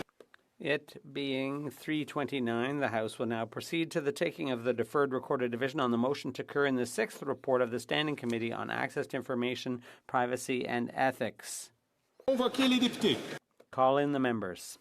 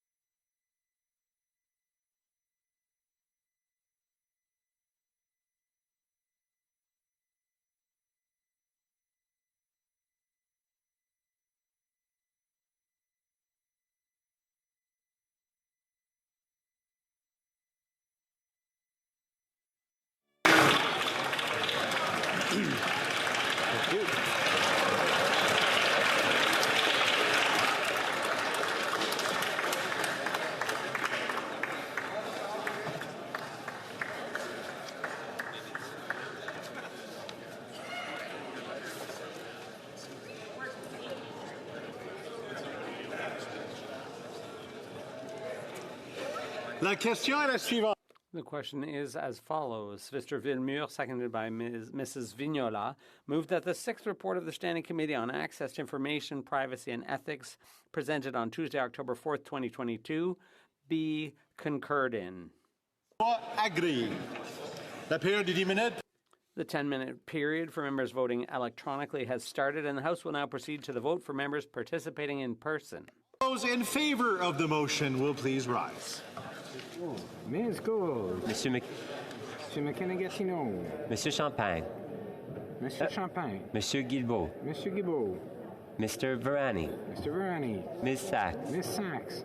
Ms. Suds. Ms. Suds. Ms. Chagger. Ms. Chagger. Ms. Murray. Ms. Murray. Mr. McGuinty. Mr. McGuinty. Mr. Casey. Mr. Casey. Monsieur Vandal. Monsieur Vandal. Ms. Qualtrough. Ms. Qualtrough. Ms. Sahota. Ms. Sahota. Ms. Ian. Ms. Ian. Madame Le Boutillier. Madame Le Boutillier. Madame Bibeau. Madame Bibeau. Mr. Ananda Sangari. Mr. Ananda Sangari. Ms. Jazek. Ms. Jazek. Mr. Dhaliwal. Mr. Dhaliwal. Mrs. Romanato. Mrs. Romanato. Mr. Oliphant. Mr. Oliphant. Mr. Lamoureux. Mr. Lamoureux. Mr. Fragascatos. Mr. Fragascatos. Mr. Biddle. Mr. Biddle. Ms. de Brusen. Mr. Brusen. Mr. Vancouverden. Mr. Vancouverden. Mr. Baptiste. Mr. Baptiste. Monsieur Lauzon. Mr. Lauzon. Mr. Kuzmarchuk. Mr. Kuzmarchuk. Mr. May Cambridge. Mr. May Cambridge. Monsieur El Khoury. Monsieur El Khoury. Mr. Fonseca. Mr. Fonseca. Monsieur Yakano. Monsieur Yakano. Mr. Johari. Mr. Johari. Monsieur Lightbound. Monsieur Lightbound. Mrs. Atwin. Mrs. Atwin. Mr. Maloney. Mr. Maloney. Mr. Kellaway. Mr. Kellaway. Mrs. Vandenbeld. Mrs. Vandenbelt. Monsieur Sanson. Monsieur Sanson. Monsieur Serré. Monsieur Serré. Madame Brière. Madame Brière. Mr. Fisher. Mr. Fisher. Mr. Long. Mr. Long. Mr. Longfield. Mr. Longfield. Mr. McDonald Avalon. Mr. McDonald Avalon. Mr. McKinnon Coquitlam Port Coquitlam. Mr. McKinnon Coquitlam Port Coquitlam. Mr. Morrissey. Mr. Morrissey. Monsieur Robillard. Monsieur Robillard. Madame Shanahan. Madame Shanahan. Ms. Cedar Brampton South. Ms. Cedar Brampton South. Mr. Sorbara. Mr. Sorbara. Ms. Hefner. Ms. Hefner. Mr. Turnbull. Mr. Turnbull. Mr. Chang. Mr. Chang. Mrs. Zaid. Mrs. Zaid. Mr. Rogers. Mr. Rogers. Ms. Yip. Ms. Yip. Ms. Latanzio. Ms. Latanzio. Mr. Lewis Kitchener-Conestoga. Mr. Lewis Kitchener-Conestoga. Mr. Pulowski. Mr. Pulowski. Mr. Van Bynen. Mr. Van Bynen. Ms. Bradford. Ms. Bradford. Madame Châtel. Madame Châtel. Madame Lapointe. Madame Lapointe. Ms. Gainey. Ms. Gainey. Mr. Schmale. Mr. Schmale. Mr. Bazan. Mr. Bazan. Mr. Williams. Mr. Williams. Mr. Perkins. Mr. Perkins. Mr. Brock. Mr. Brock. Monsieur Deltel. Monsieur Deltel. Mrs. Stubbs. Mrs. Stubbs. Monsieur Paulus. Monsieur Paulus. Mr. Scheer. Mr. Scheer. Ms. Lanceman. Ms. Lanceman. Ms. Lewis Haldeman Norfolk. Ms. Lewis Haldeman Norfolk. Mr. Barrett. Mr. Barrett. Mrs. Gray. Mrs. Gray. Mr. Barlow. Mr. Barlow. Ms. Dancho. Ms. Dancho. Mr. Ellis. Mr. Ellis. Mr. Kelly. Mr. Kelly. Mr. Baldinelli. Mr. Baldinelli. Mr. Cooper. Mr. Cooper. Mr. Kimmich. Mr. Kimmich. Mr. Couric. Mr. Couric. Mr. Jennis. Mr. Jennis. Mr. Lawrence. Mr. Lawrence. Monsieur Berthold. Monsieur Berthold. Mr. Workington. Mr. Workington. Mr. Chong. Mr. Chong. Mr. Abu Taif. Mr. Abu Taif. Mr. Seaback. Mr. Seaback. Ms. Ferreri. Ms. Ferreri. Mrs. Block. Mrs. Block. Mr. Viss. Mr. Viss. Mr. Macaulay Edmonton West. Mr. Macaulay Edmonton West. Mr. Lloyd. Mr. Lloyd. Monsieur Brassard. Mr. Brassard. Mrs. Goodridge. Mrs. Goodridge. Mr. Moore. Mr. Moore. Monsieur Godin. Mr. Godin. Mr. Hoback. Mr. Hoback. Mr. Morant. Mr. Morant. Mrs. Roberts. Mrs. Roberts. Ms. Gladue. Ms. Gladue. Mr. Canna. Mr. Canna. Mrs. Cramp-Nyman. Mrs. Cramp-Nyman. Madame Vien. Madame Vien. Mr. Patzer. Mr. Patzer. Mrs. Gallant. Mrs. Gallant. Mr. Shipley. Mr. Shipley. Mr. Muse. Mr. Muse. Mr. Redicott. Mr. Redicott. Mr. Van Popta. Mr. Van Popta. Mr. Waugh. Mr. Waugh. Monsieur Généreux. Monsieur Généreux. Mr. Lobb. Mr. Lobb. Mr. Mazer. Mr. Mazer. Monsieur Martel. Mr. Martel. Monsieur Gourde. Monsieur Gourde. Mr. Zimmer. Mr. Zimmer. Mr. Dreesen. Mr. Dreesen. Mr. Majumdar. Mr. Majumdar. Mr. Tolmie. Mr. Tolmie. Mrs. Wagenthal. Mrs. Wagenthal. Mr. Albus. Mr. Albus.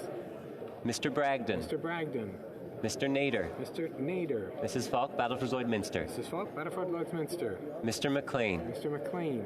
Mr. McGuire. Mr. McGuire.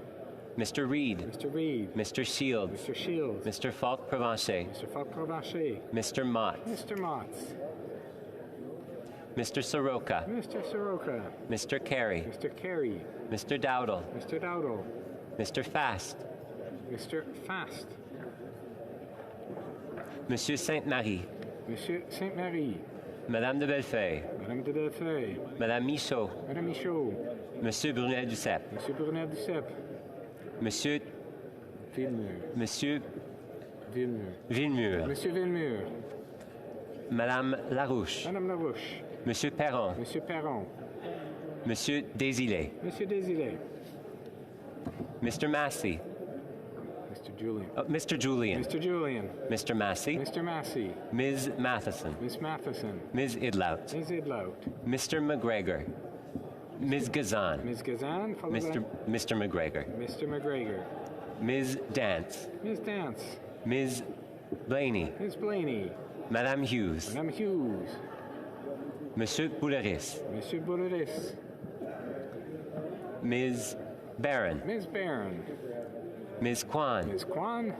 Ms. May, Saanich Gulf Islands. Ms. May, Saanich Gulf Islands. Mr. Morris. Mr. Morris. All those opposed to the motion will please rise. We'll now wait for the electronic voting period to end before resuming its proceedings.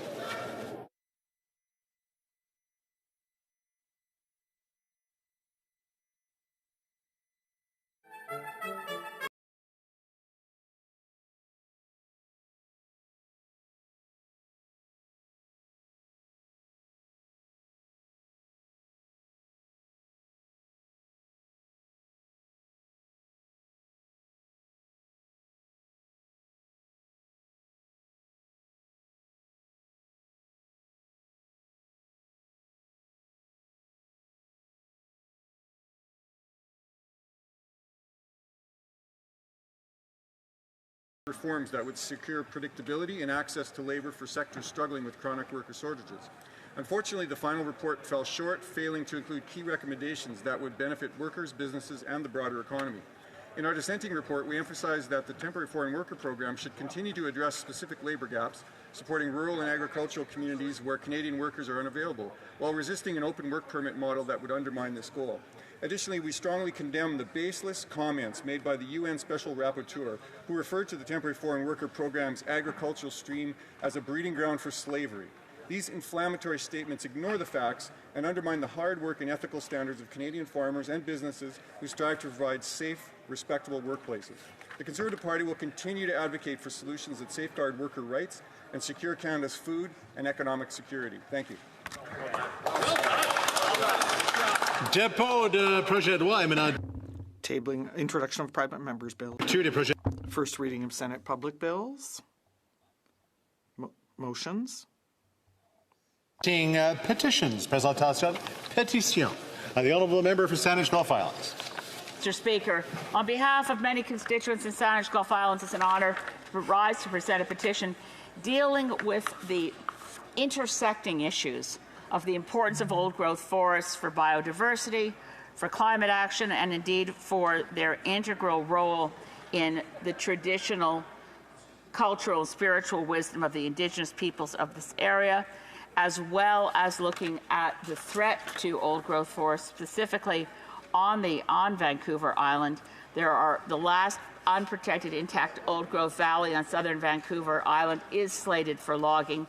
Petitioners call on this government to work with the provinces and First Nations to halt all logging of endangered old-growth ecosystems and for long-term protection of old-growth forests, as well as to support value-added initiatives such as banning the export of raw logs to ensure that sustainable production in local saw log operations can continue. Thank you, Mr. Speaker. Presenting a petitions, the Honourable Member for Nanaimo Ladysmith. Thank you, Mr. Speaker. I rise today to present a petition from Courtney Langill on behalf of the Fish, Food and Allied Workers Union FFAW Unifor. This important petition received, Mr. Speaker, 1,695 signatures, the large majority from Newfoundland and Labrador, asking the government to, one, immediately revert the 2J3KL northern cod fishery to a stewardship fishery with access exclusive to Newfoundland and Labrador inshore and Indigenous harvesters. 2, reaffirm their commitment to allocate the first 115,000 tons of quota to those harvesters. And 3, to ensure that large offshore draggers are not permitted to fish the stock until it has rebuilt to meet the 115,000 tons threshold committed and withstand the increased fishing pressures. Mr. Speaker, northern cod is a historically and culturally critical species for Newfoundland and Labrador, and petitioners fear another devastating stock collapse if it is not managed responsibly. It is for these reasons that I am honoured to stand and present this petition today. Thank you, Mr. Speaker. Presenting no petitions, présentation de pétition, l'honorable député de Notre-Dame. The Honourable Member for Notre-Dame-de-Grâce. 4-1, which calls on the House of Commons to never preemptively invoke Section the Notwithstanding Clause in federal legislation and proposes a parliamentary review process for any preemptive use of the clause by provinces and territorial governments. L'utilisation préventive de l'article. The preventive use of Section 33 is contrary to the spirit and use of this clause. Thank you. Presenting a petitions, présentation de pétition, the Honourable Member for St. Albert Edmonton. Thank you very much, Mr. Speaker. I rise to present a petition. The petitioners are calling on this government to scrap their reckless expansion of MAID for those suffering solely from an underlying mental health condition. The petitioners note that it is impossible to determine whether a mental illness is irremediable, meaning that expanding MAID to those with a mental illness would lead to the deaths of people who could have otherwise gotten better, and secondly, that it is impossible for clinicians to distinguish a rational MAID request from one motivated by suicidality. Accordingly, such an expansion, petitioners note, would recklessly put some of the most vulnerable persons at risk. Presenting the petitions, the Honourable for Kitchener Centre. Thank you, Mr. Speaker. I rise to present two petitions. The first is with respect to petitioners who continue to be concerned with Canada's first past the post electoral system, noting that the results do not reflect the number of votes cast for each party. They go on to note the lower voter turnout in Ontario's last election as a trend of reduced voter engagement. They note that voters who support all parties across all age demographics across the country support the principle of proportional representation. They go on to name a particular solution, a National Citizens Assembly, which would give citizens a role in building consensus on a specific model to improve our electoral system in Canada. They note that citizens used in a number of jurisdictions around the world, including Australia, Belgium, France, and a number of others. They have 3 calls to action for this government. First of all is to establish a National Citizens Assembly on electoral reform consisting of citizens reflecting the diversity of Canadian society, to mandate that assembly to propose a specific design for an electoral system tailored to Canada's needs, which could make every vote count, and to work across party lines to implement the changes before the next federal election. The second petition, Mr. Speaker, petitioners note that Canada has committed harm towards Indigenous people and communities through historical and ongoing colonization and genocide. They go on to note that Indigenous peoples continue to face systemic racism, including in healthcare, education, housing, child welfare, and criminal justice systems. They go on to note that the 2015 Truth and Reconciliation Commission laid out 94 calls to action, and that the federal government is responsible, or jointly or primarily, for these, of which only 13 have been acted on to date.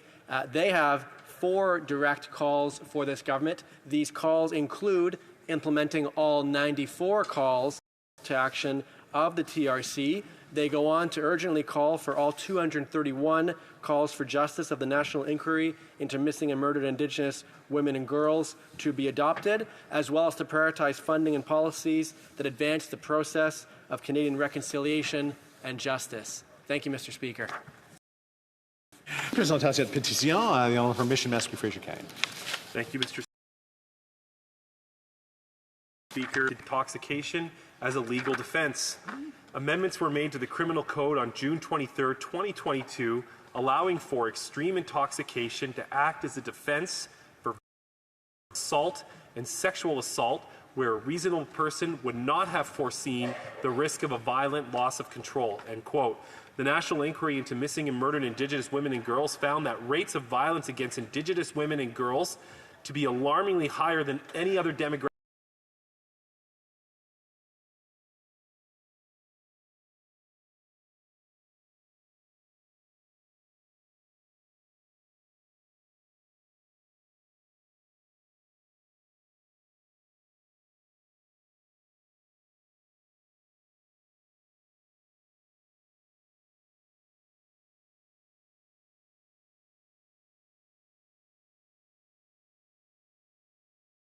But a staggering 15% of toxic drug deaths.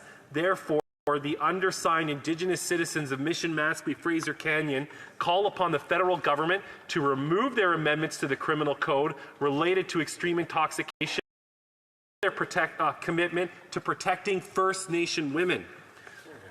The second petition I would like to present today is in response to Health Canada changing rules related to natural health products.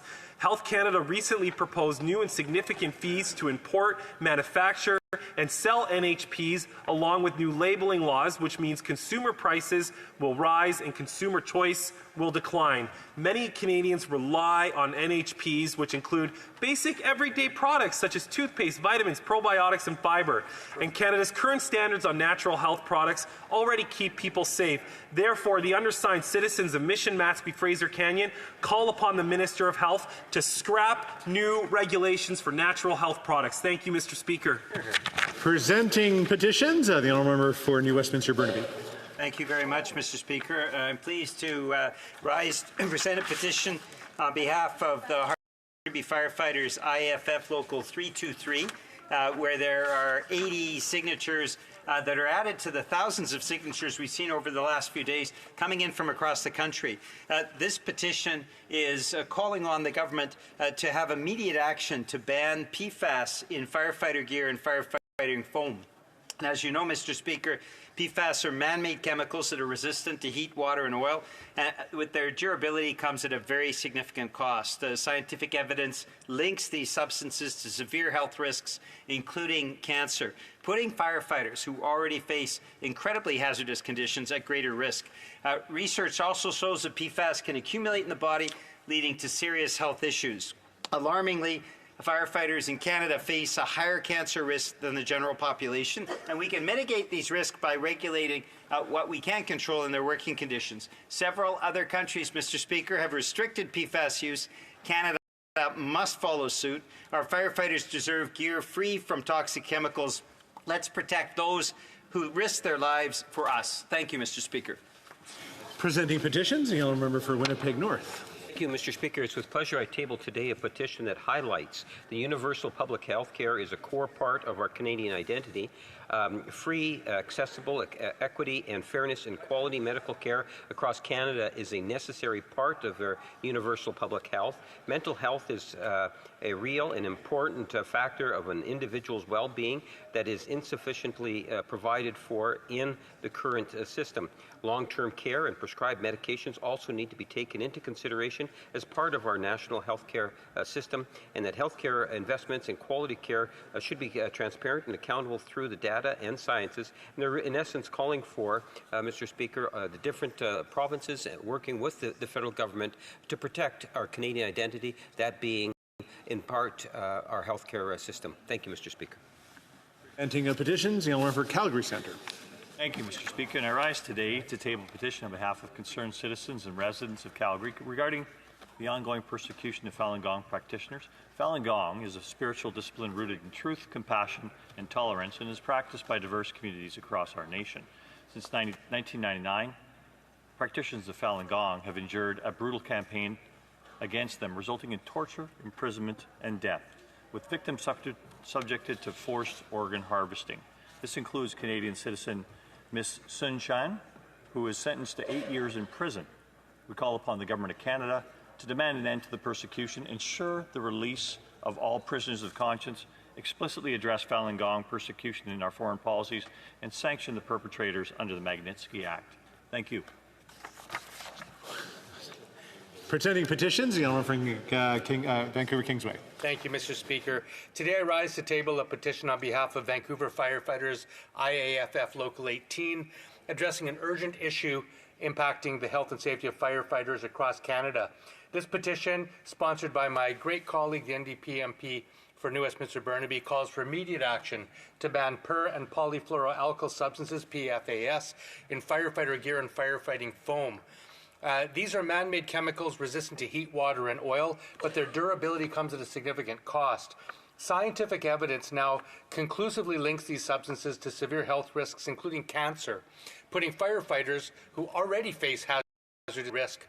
Research shows that PFAS can accumulate in the body, leading to serious health issues.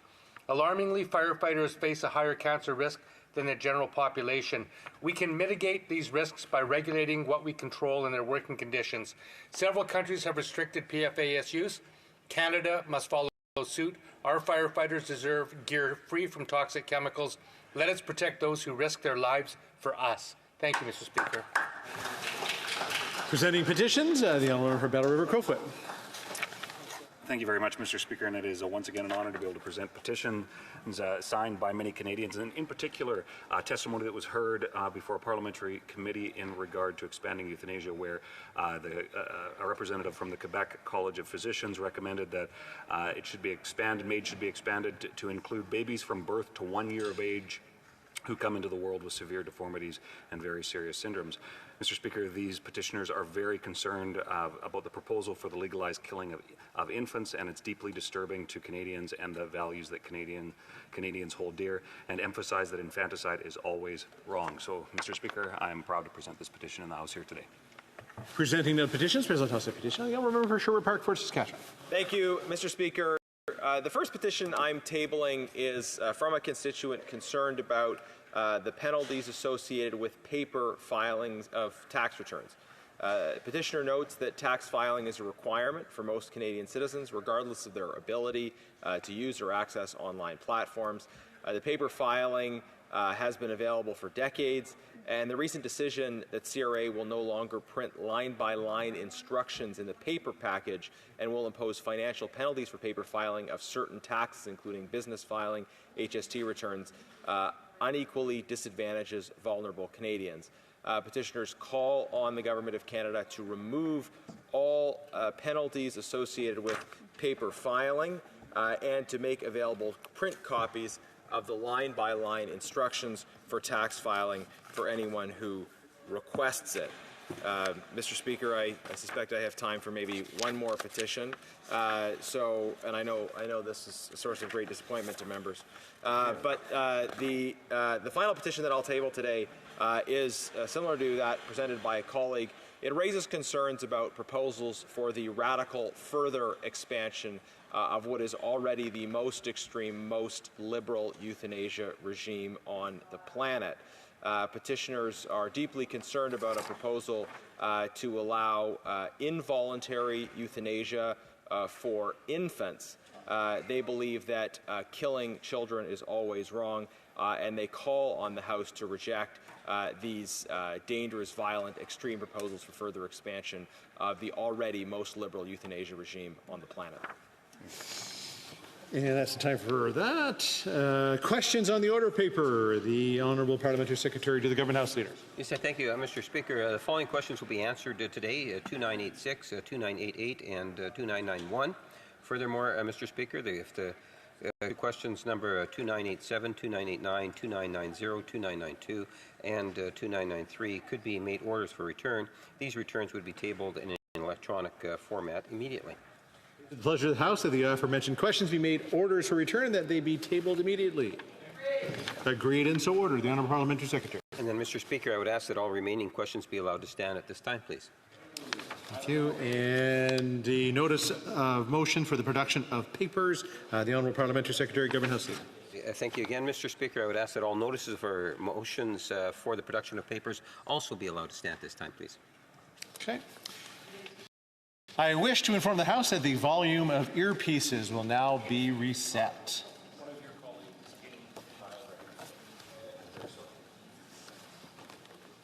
And I wish to inform the House that because of the deferred recorded divisions, the time provided for provided for government orders will be extended by 12 minutes.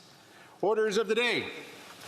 Orders of the day. Ordre du jour, resuming consideration of a privilege motion concerning the failure to produce documents pertaining to Sustainable Development Technology Canada and on the sub-amendment of Mr. Kimmich.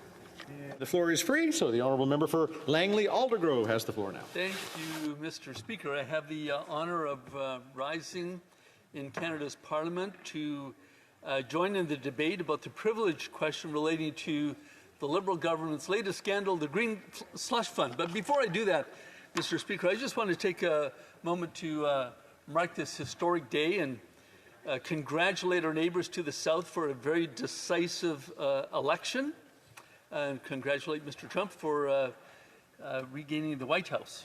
Canada and the U.S. have so many ties, not just economic, which is going to become very relevant for us, but also social and family ties. For me, it's my daughter Christy and her husband Brad and their 4 children, my grandchildren, all proud Americans living in the state of Washington. So what's the future of Canada-U.S. relations going to look like? Well, we don't have to look any further than a speech that President Kennedy gave here when he was first elected in 1961. And this is what he had to say. Geography has made us neighbors, history has made us friends, economics has made us partners, and necessity has made us allies. Now, Mr. Speaker, that is as true today as it was 60 years ago. Now, the success of, it's often said that the success of a Canadian Prime Minister depends largely on how well they get along with the U.S. President. Politics is about relationships, after all. So how's that going to look in the next little while? Well, we don't have to look very far. History tells us that we should probably be having an election very soon. Thank you. And with that, Mr. Speaker, I'm here This is now the fourth week that we're debating the government's refusal to produce documents relating to SDTC, the Sustainable Development Technology Company of Canada, also called the Green Slush Fund lately. The Parliament ordered the government and SDTC to produce documents. That was back in June of this year. And why is the Prime Minister and his cabinet and his government refusing to deliver those documents? Well, we don't know. But the longer that they delay, the more suspicious we become. Are some of the cabinet ministers involved? Are they involved in the graft related to the Green Slush Fund? I think that they need to come out and tell us what's going on. Now, the Liberals have raised specious arguments about why they can ignore this order, why they don't have to comply with it, something about contravening the Charter of Rights and Freedoms. What are the arguments? Well, we don't know, right? Because they haven't really stated them very clearly. And besides, who are they to judge? They're one of the litigants in this whole litigation. They're not the judge. And what the Liberals are conveniently ignoring is that the rights of Parliament are spelled out in our Constitution. We can look to Section 3, 4, and 5 of the Canadian Charter of Rights and Freedoms, but we can also look at the preamble of the Constitution Act 1867, which has this to say: Canada shall have a constitution similar in principle to that of the United Kingdom. That goes back 157 years now in our history. Section Constitution Act also defines parliamentary privilege for the House of Commons and all its members as those enjoyed and exercised by the House of Commons of Parliament of the United Kingdom of Great Britain.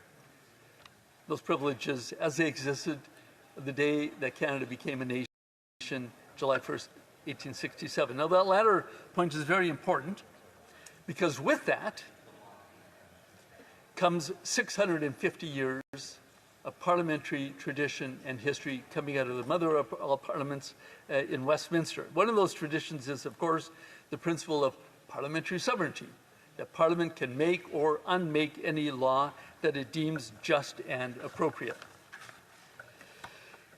Another one of these age-old traditions is the concept of responsible government, where the government, the Prime Minister and his cabinet, must always retain the confidence of the House, and they must answer questions from the opposition during daily question period relating to the business of government. And a third way that the House of Commons keeps the government to account is through motions, directing the government to do certain things. Now, an early example of that, at least early in my career, was a Conservative opposition motion in December 2019, just a few months after I had been elected, to create a special all-party committee of Parliament on China-Canada relations. That motion passed with the support of the Bloc Québécois and the NDP members of Parliament. Only the Liberals voted against it. Someone had pointed out at the time that this is the first time that the Liberal government under the current Prime Minister had lost a significant vote. Of course, 4 years earlier, they had been elected as a majority government, so they could put through any legislation that they want or stop any legislation or motions that they didn't like. Well, it was a whole new dynamic now. It was a minority government, and the Liberals had not yet figured out how they had to play nice with the opposition parties for a minority government, minority parliament to be successful. But in any event, I want to point out that the Liberals did comply with that motion, and we created a special committee on Canada-China relations. But things deteriorated pretty quickly after that.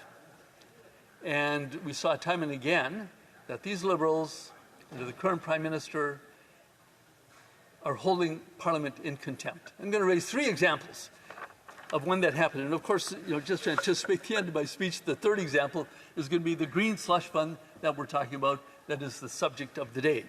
But the first example was a pandemic power grab. Now, I remember that day very well. It was March 13th, 2020. The World Health Organization had called this virus to be a worldwide pandemic.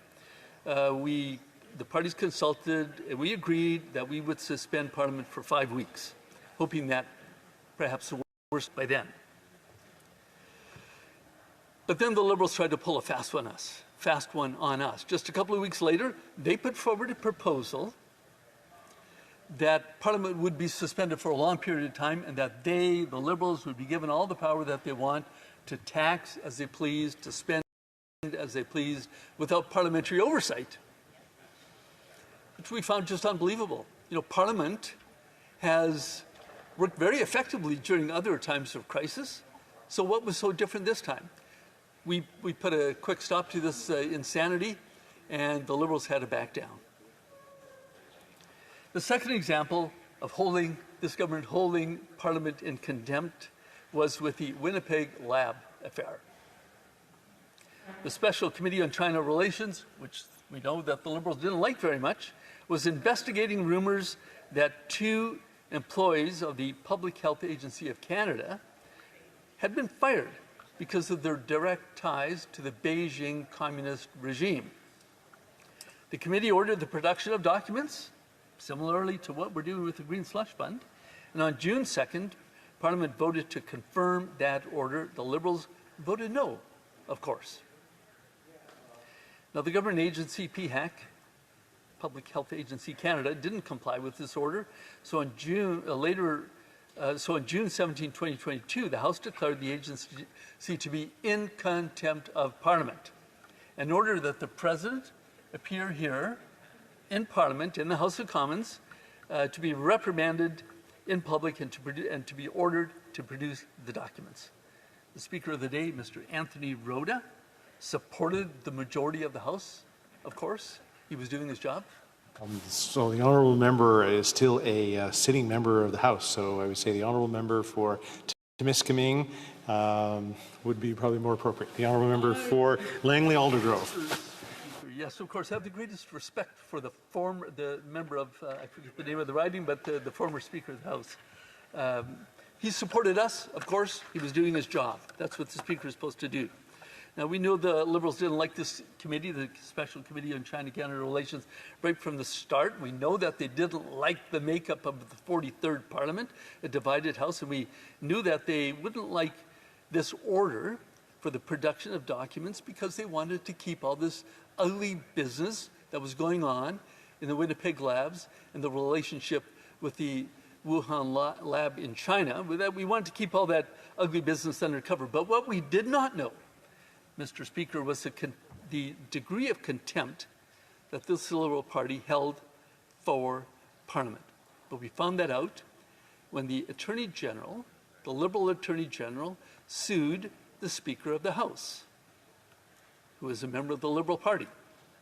A big showdown in court, the Attorney General's lawyers versus the Speaker's lawyers, all at the taxpayer expense, of course, because we were paying for all the lawyers. We knew that this was a loser case right from the very, very start. We knew that no one was going to come out the winner, maybe except the lawyers, of course, who were charging their full hourly rate. In the end, the whole case fizzled out when the Prime Minister made his trip to the Governor General's mansion and asked her to dissolve Parliament and to drop the writ for a new election. In the end, the 43rd Parliament lasted only a mere 23 months. We had thought that the Prime Minister would do the responsible thing and wait until the pandemic was behind us. But no, right in the middle of a pandemic, he thought that perhaps Canadians would affirm what he had been doing, what they had been doing, and that they would return a majority government for the Liberals. Well, we all know how that ended. The 44th Parliament, the one that we're in right now, looks very much like the 43rd Parliament.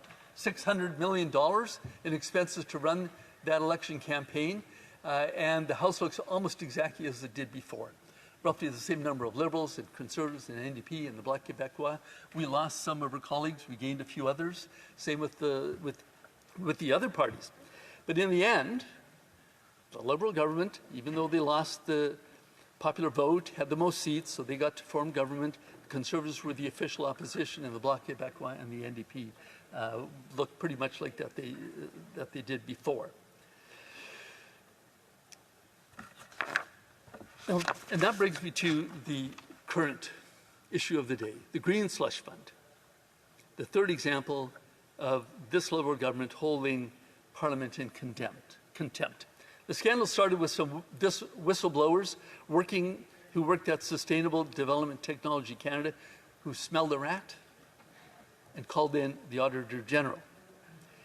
Now, a little bit of background.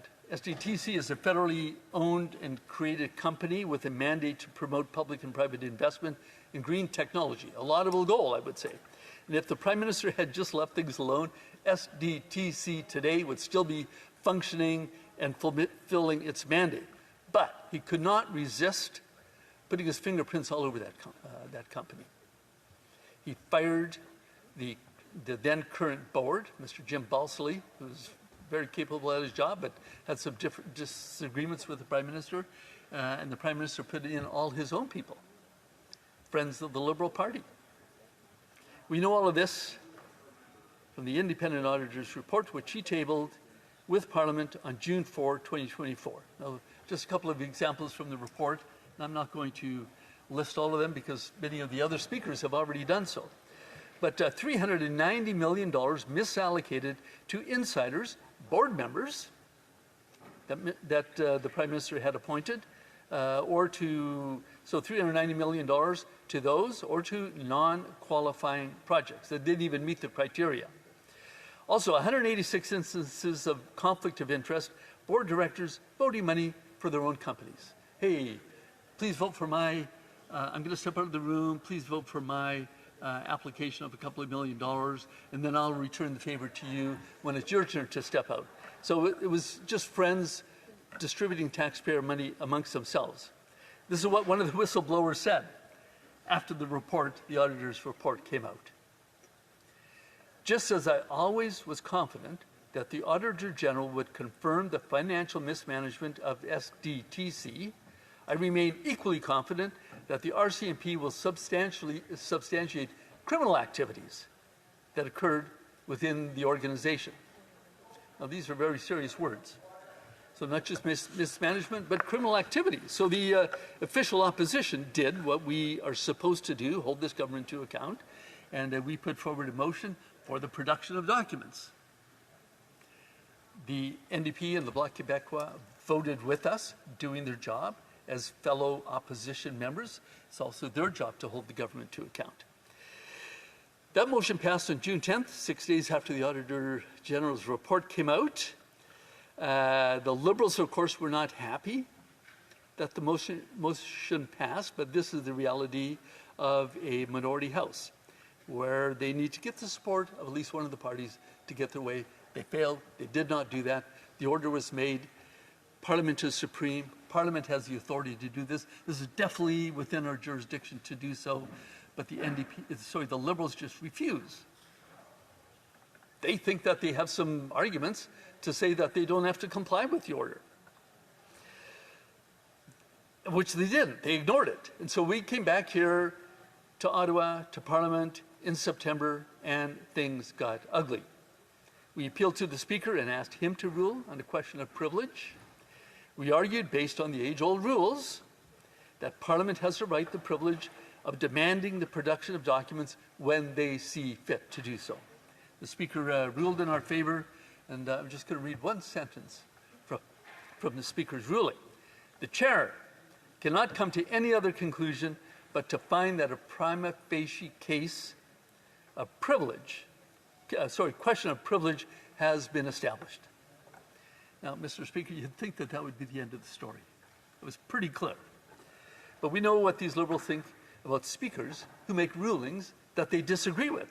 They sue them, hoping maybe to find a judge that is going to turn a blind eye to the centuries-old traditions of parliamentary proceedings, parliamentary privilege. They did it before.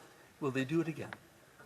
Or will they just keep dodging and weaving as they have for the last 4 weeks, actually since June, so that nothing gets done around here? And Mr. Speaker, it is because of this contemptuous behavior of the Liberal government that things have ground to a halt here in Canada's Parliament. Now, we know the Liberals don't like an aggressive opposition. I get it. They just think that we should all play nice. Hey, we're all in this together, they like to say. But we are just doing our job as the official opposition, holding this government to account, as prescribed by Canada's Constitution. Now, the Liberals need to do their job and comply with the order so that we can all get back to work. That's what we want to do, Mr. Speaker. We've got important work to do here. But the Liberals' refusal to act is what's causing us to have ground to a halt here. Now, the Liberals have not formally lost confidence of the House because the NDP, despite all their bluff and blunder, continue to support this corrupt and incompetent regime. But the Liberals have lost the confidence of the people of Canada. I know that. This is what my colleagues and I are hearing at home, in our ridings, when we're out knocking on doors, when we're at events in our communities. It's what we heard in the 2 recent by-elections, where the Liberals' base supporters are even saying, enough is enough. Time for a change. Now, here's an idea for the Prime Minister. Don't comply with the order. But the Green Slush Fund, don't even bother taking the Speaker to court. You will lose. They will lose. Take a walk to the Governor-General's mansion and ask her to dissolve the 44th Parliament and call an election. Because this is what Canadians want. They are ready for a government that will stop the corruption, that will fix what the Liberals have broken, that will offer common sense solutions to the problems facing ordinary Canadians, the people that we listen to. Canadians deserve a government that will axe the tax, build the homes, fix the budget, and stop the crime. Canadians deserve a government that doesn't play favorites but creates an environment where non-insiders can work hard and get ahead. They deserve a Canada. Canadians deserve a Canada that delivers on its promise to all who call it home, that hard work earns a powerful paycheck, and for pensioners and for workers, which buys an affordable home on a safe street in a country where everyone from anywhere can do anything as long as they work hard. And Mr. Speaker, all of this is achievable, but first we need an election. Call a carbon tax election. Thank you. Questions and comments? Question commentaire. The Honourable Parliamentary Secretary, Government House Leader. Yes, thank you, Mr. Speaker. This is actually nothing more than a cheap, actually a very expensive political game that's being orchestrated by the leader of the Conservative Party. It's an absolute disrespect of what takes place on the House of Commons, on the floor here inside the chamber. I refer the member to a Hill Times story, and the author of the story is Stephen Chaplin, is a former senior legal counsel in the office of the House Law Clerk and Parliamentary Counsel, an expert.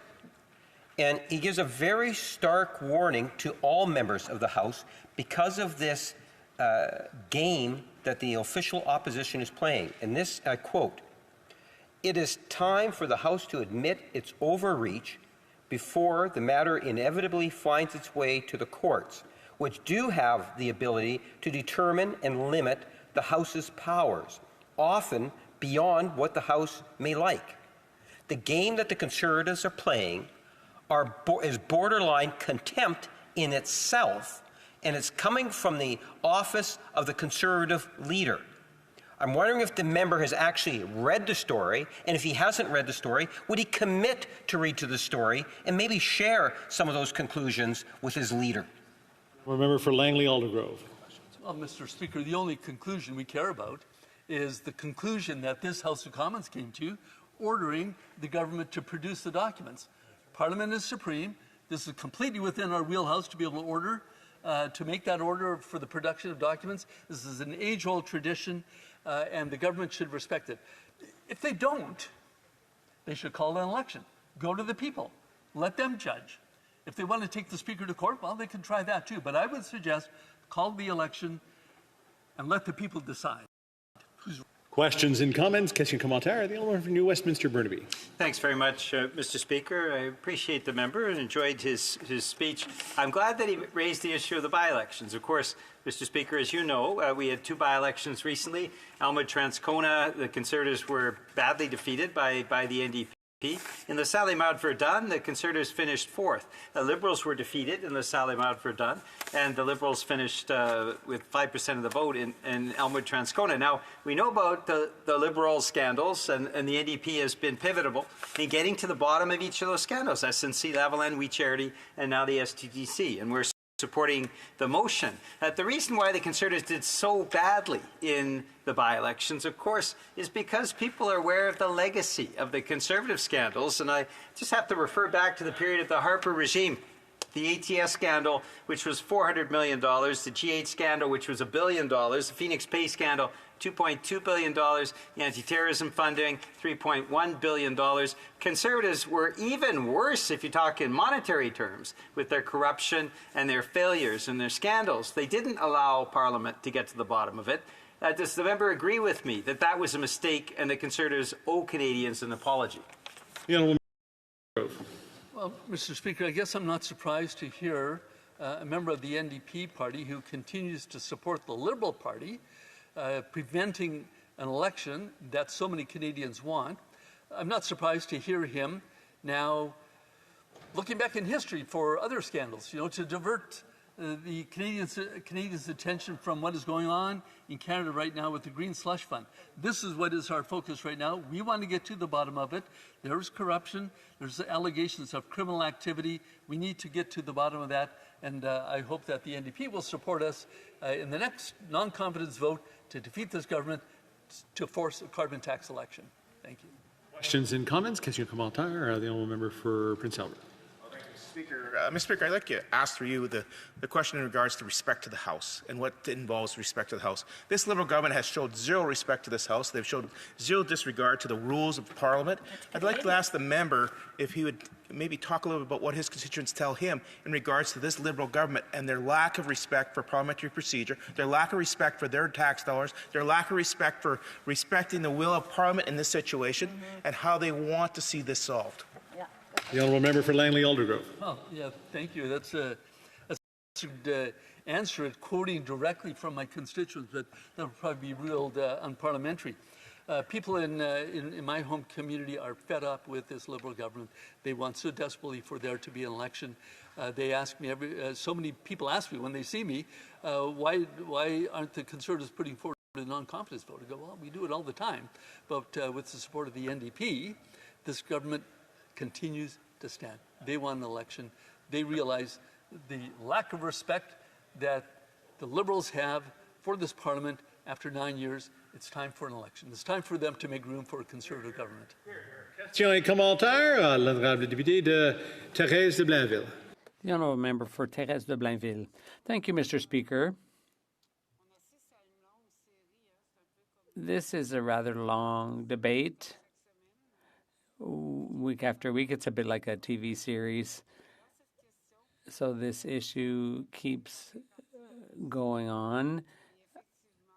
This motion from the opposition, and it does appear that there's a serious issue at the bottom of it. And I guess there are some companies for whom that fund made a difference, but it's all being held up until the documents are released. We hope we'll get the documents. But meanwhile, my question for my colleague is, suppose tomorrow morning the smoke were to clear and we were to get the documents.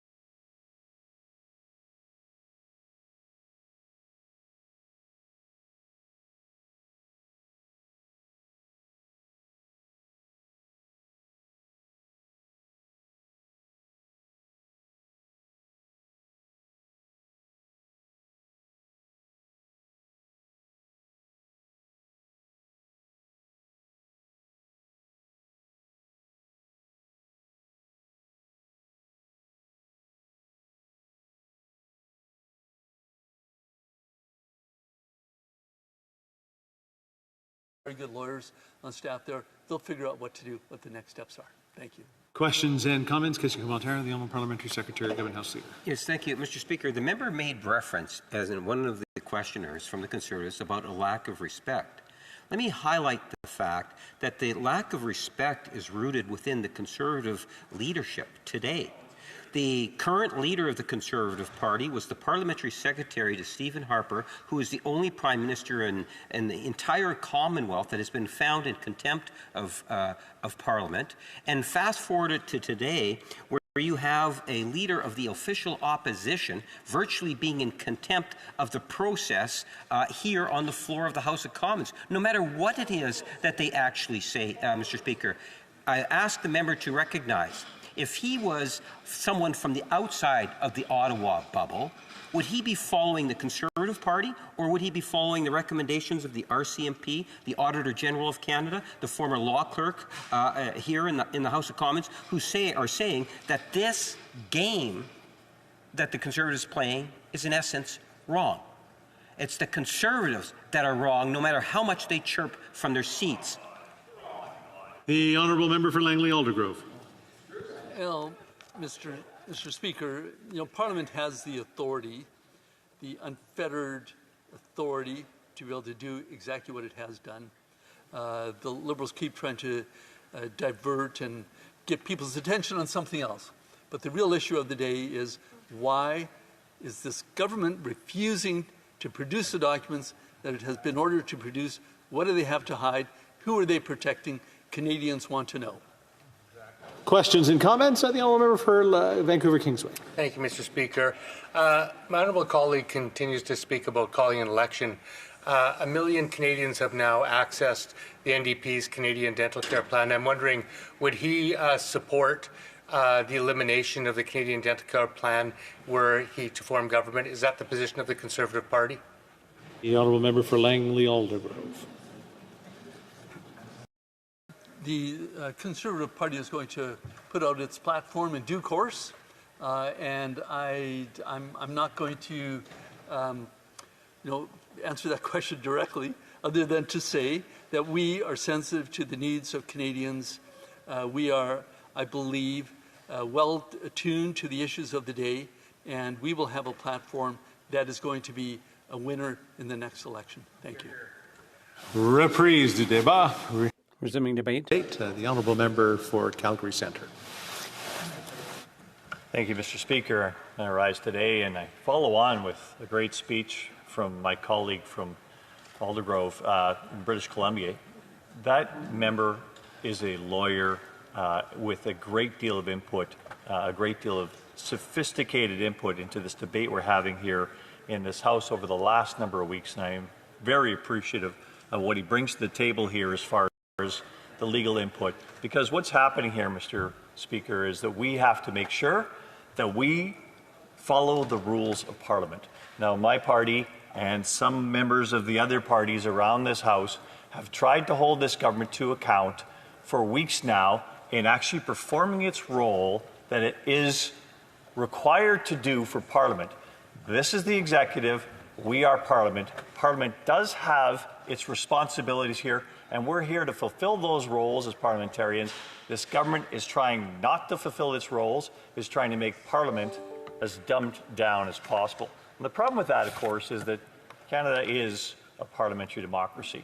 We have a sacred trust to uphold this House and its rules for Canadians, to make sure that we have something here where we elect representatives from across this country to make sure they bring perspectives from their various ridings across this country to this House of Commons, discuss these issues on the floor of the House of Commons with our peers across the country, and have those perspectives shared and have rules here about how we make the government act. And the government is responsible to this House at the end of the day.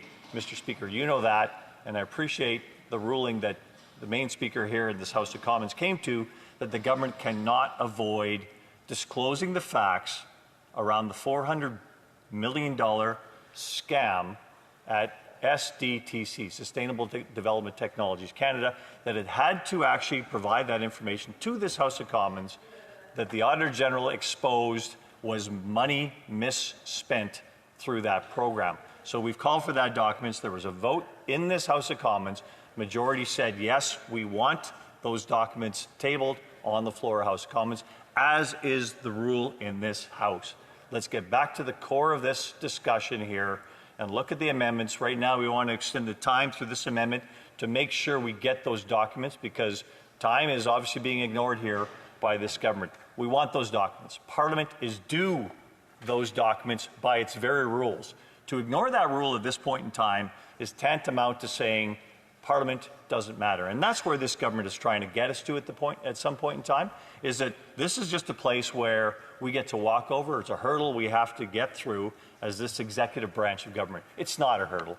It's the Parliament of Canada. And how many people, we're coming up on Remembrance Day here next week, of course, how many people have stood for Canada in making sure we have this democratic value, how we have this ability to elect people in this House of Commons so that we can actually pass laws, represent the people. Democracy is something that is sacred.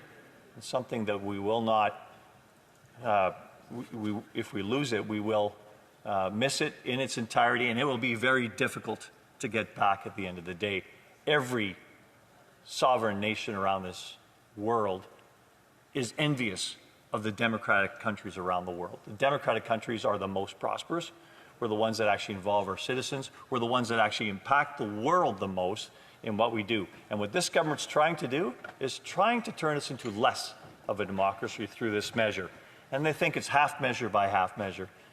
But, Mr. Speaker, this has been happening, as my colleague pointed out, for 4 years now. Ever since the pandemic happened, this government thinks they're not accountable. And it started with the pandemic. I got elected in 2019, you'll know, Mr. Speaker.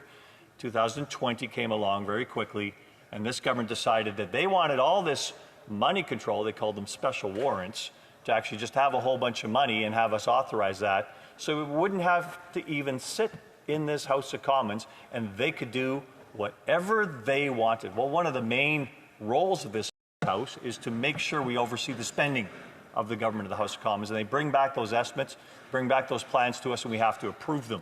And that is something that we have to make sure we hold on to here and hold this government to account on where it's going to be accountable for that spending. But Parliament is something that I know that when I got elected here, it's a great honor. To sit in this House, 338 of us across this country, it is a great honor to come here and actually meet with people across the aisle, meet from people across the country, and see how do we make this country better at the end of the day. And that's not happening right now. That's not happening. First step to make that happen is to follow the rules of this place. You can't tear down the rules of this place and expect us to function as a legitimate parliamentary democracy if we're not going to respect the fact that we actually have rules, that we have to, how we interact together, how the government, which is the front bench, how the government responds to what this House demands of it. And we've demanded many things from this House. Government's ignored a lot of things. And I recall they reneged on one of the reasons they were holding up one of the requirements we asked of them some time ago. And this House, you'll recall, Mr. Speaker, this House demanded that the IRGC in the Middle East be deemed a terrorist group. And that was passed by Parliament years ago. And the government decided to ignore it until suddenly it was opportunistic just 4 months ago during a by-election in Toronto. They say, okay, this is suddenly an issue. We have to actually obey the rules, or the House of Commons vote on this, and they acquiesced. Finally, it's one of those things where, you know, Parliament is demanding this of this government, and it's ignoring it. Now it's demanding documents, and those documents are about a $400 million scam, if you will. It is one of the many slush funds this government has. $400 million. We're not the ones that initially started questioning what is with this. It's the Auditor General that examined their books and said, there is a whole bunch of remiss here. Think about that, $400 million, hundreds of conflicts of interest where the members of the board were giving money to their own companies and weren't supposed to be doing so. Obviously, the definition of conflict of interest. $400 million into projects that were supposedly part of what we call the green shift, the transition, the energy transition. And the Auditor General actually said most of these don't even qualify. This is money going out the door to not even meet the requirements of a program that was vaunted. This is our way of getting through this new transition that's going to happen here. Well, it turns out, as the Auditor General has pointed out, and we want the documents that show this clearly, The Auditor General says most of those didn't even meet the requirements of the program as they're written on paper. They were just a whole bunch of insiders, Liberal appointed insiders, paying money to their own firms. Now that is not something that Canadians will tolerate. That's not something this House should tolerate. Show us the documents. At that point in time, we'll determine, and the RCMP will determine, if there is actually charges to be laid in this respect. And, you know, we're not the police here ourselves, Mr. Speaker. You know that. Turn this over. Where are the charges that can be laid here? What should be done in this case? Because it's pretty clear a lot went amiss in this distribution of $400 million of taxpayer funds. That's on top of many other programs. Now, I look at all these things, and the government, each of the ministers in the front bench, has gone out of their way to create for themselves some fund where they can just write checks. You know, the SIF from the Minister of Industry and Finance Ministers got a new fund this past year when she did the Canada Growth Fund. And of course, there's the Canada Infrastructure Bank, and there's a whole bunch of other ways. We're just pushing money through the economy here. And some of this stuff they're pushing money into is just a bunch of money for their friends. It's business that should have happened anyways, but because they've got a Liberal insider friend, well, we'll take that extra few $1 million to put in our back pockets, even though the project should have made sense without the government input. You know, we got some government friends, so we'll take some money here too. We've got to get back to projects in this country that actually make sense for the taxpayers of this country and get the government out of this slush fund business for their friends. There's many of these, and we need to expose each and every one of these. This will be the first one. You know that, Mr. Speaker. This will be the first one. And the Auditor General has already exposed this for what it is, an absolute scam, $400 million a scam. Well, what we're looking for here, what I'm looking for, Mr. Speaker, is what follows on after that, because you take a look at how much money this government has spent in the last 4 years. It is overspent. Some of it was spent on a pandemic. Some of it was spent on a pandemic. Less than half of the money dispensed over the 2 pandemic years went towards dealing with the pandemic. Hundreds of billions of dollars went towards some kind of shift that didn't happen. Our greenhouse gas emissions are down only a slight bit, and much of that can be attributed to offshoring of work that used to happen in Canada. It's a ridiculous equation at the end of the day. What we've accomplished nothing for the world's environment. All we've accomplished is making sure we don't have any economic activity of note in Canada.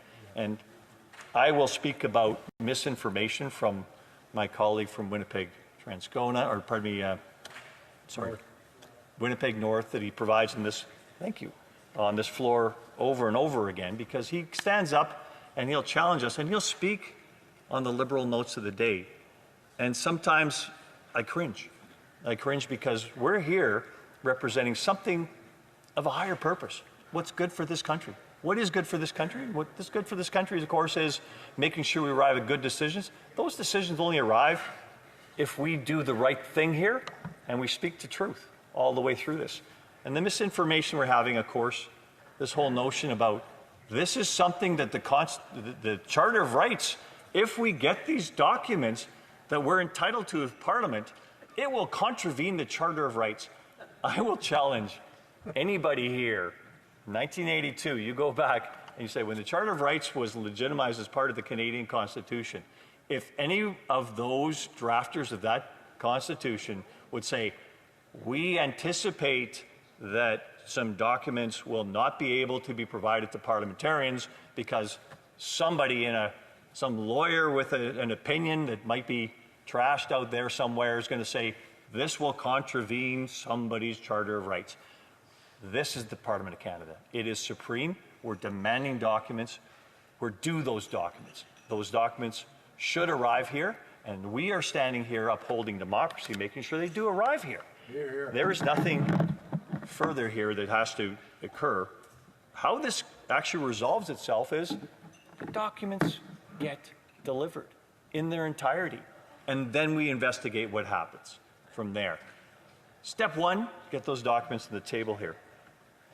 But there's more misinformation going on here, and I heard a lot of it again today in the House of Commons here. But earlier this week, I had to put up with two ministers announcing an emissions cap in the oil and gas industry, an emissions cap.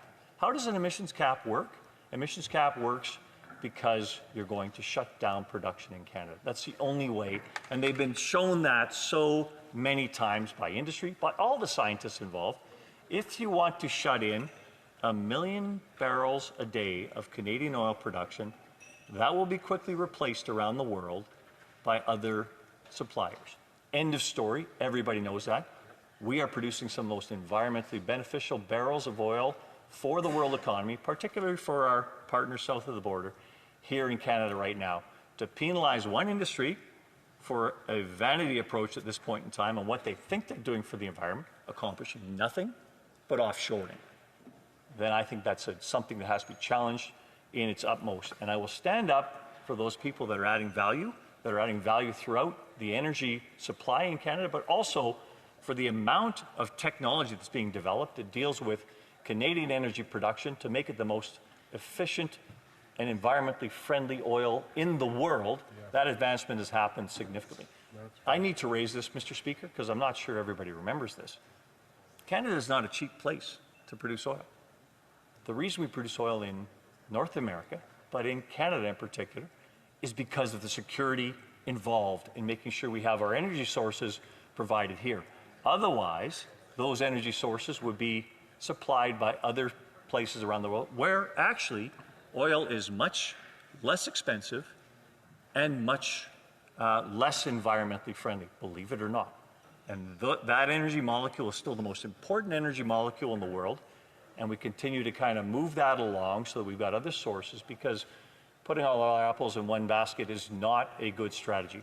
Ensuring we have energy from many sources, oil, natural gas, nuclear, hydro, wind, solar, geothermal, these are all part of our future, but you're not going to end one without punishing Canadians and doing nothing for the environment, because you can't push a transition faster than it moves. That's all there is to it at the end of the day. So I addressed that very clearly. But the other misinformation we talked about here, I saw the Prime Minister stand up in this House at question period today, and I saw him say that he's standing up for Alberta oil workers. And I've never, ever heard such nonsense.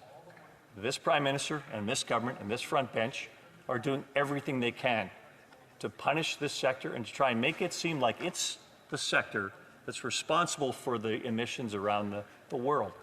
Yes, CO2 comes from the burning of hydrocarbons. CO2 comes from every human activity. We've got to try and mitigate CO2. We're doing our best. Shutting down Canada is not the solution here in order to accomplish that. I know I also speak to my colleague here across the way from Winnipeg North, because he's said a lot in this, and it's always a speaking line for him off of a Liberal talking sheet of the day. He talks about contempt, the contempt of my leader in this House. My leader's not showing contempt. My leader's doing his job.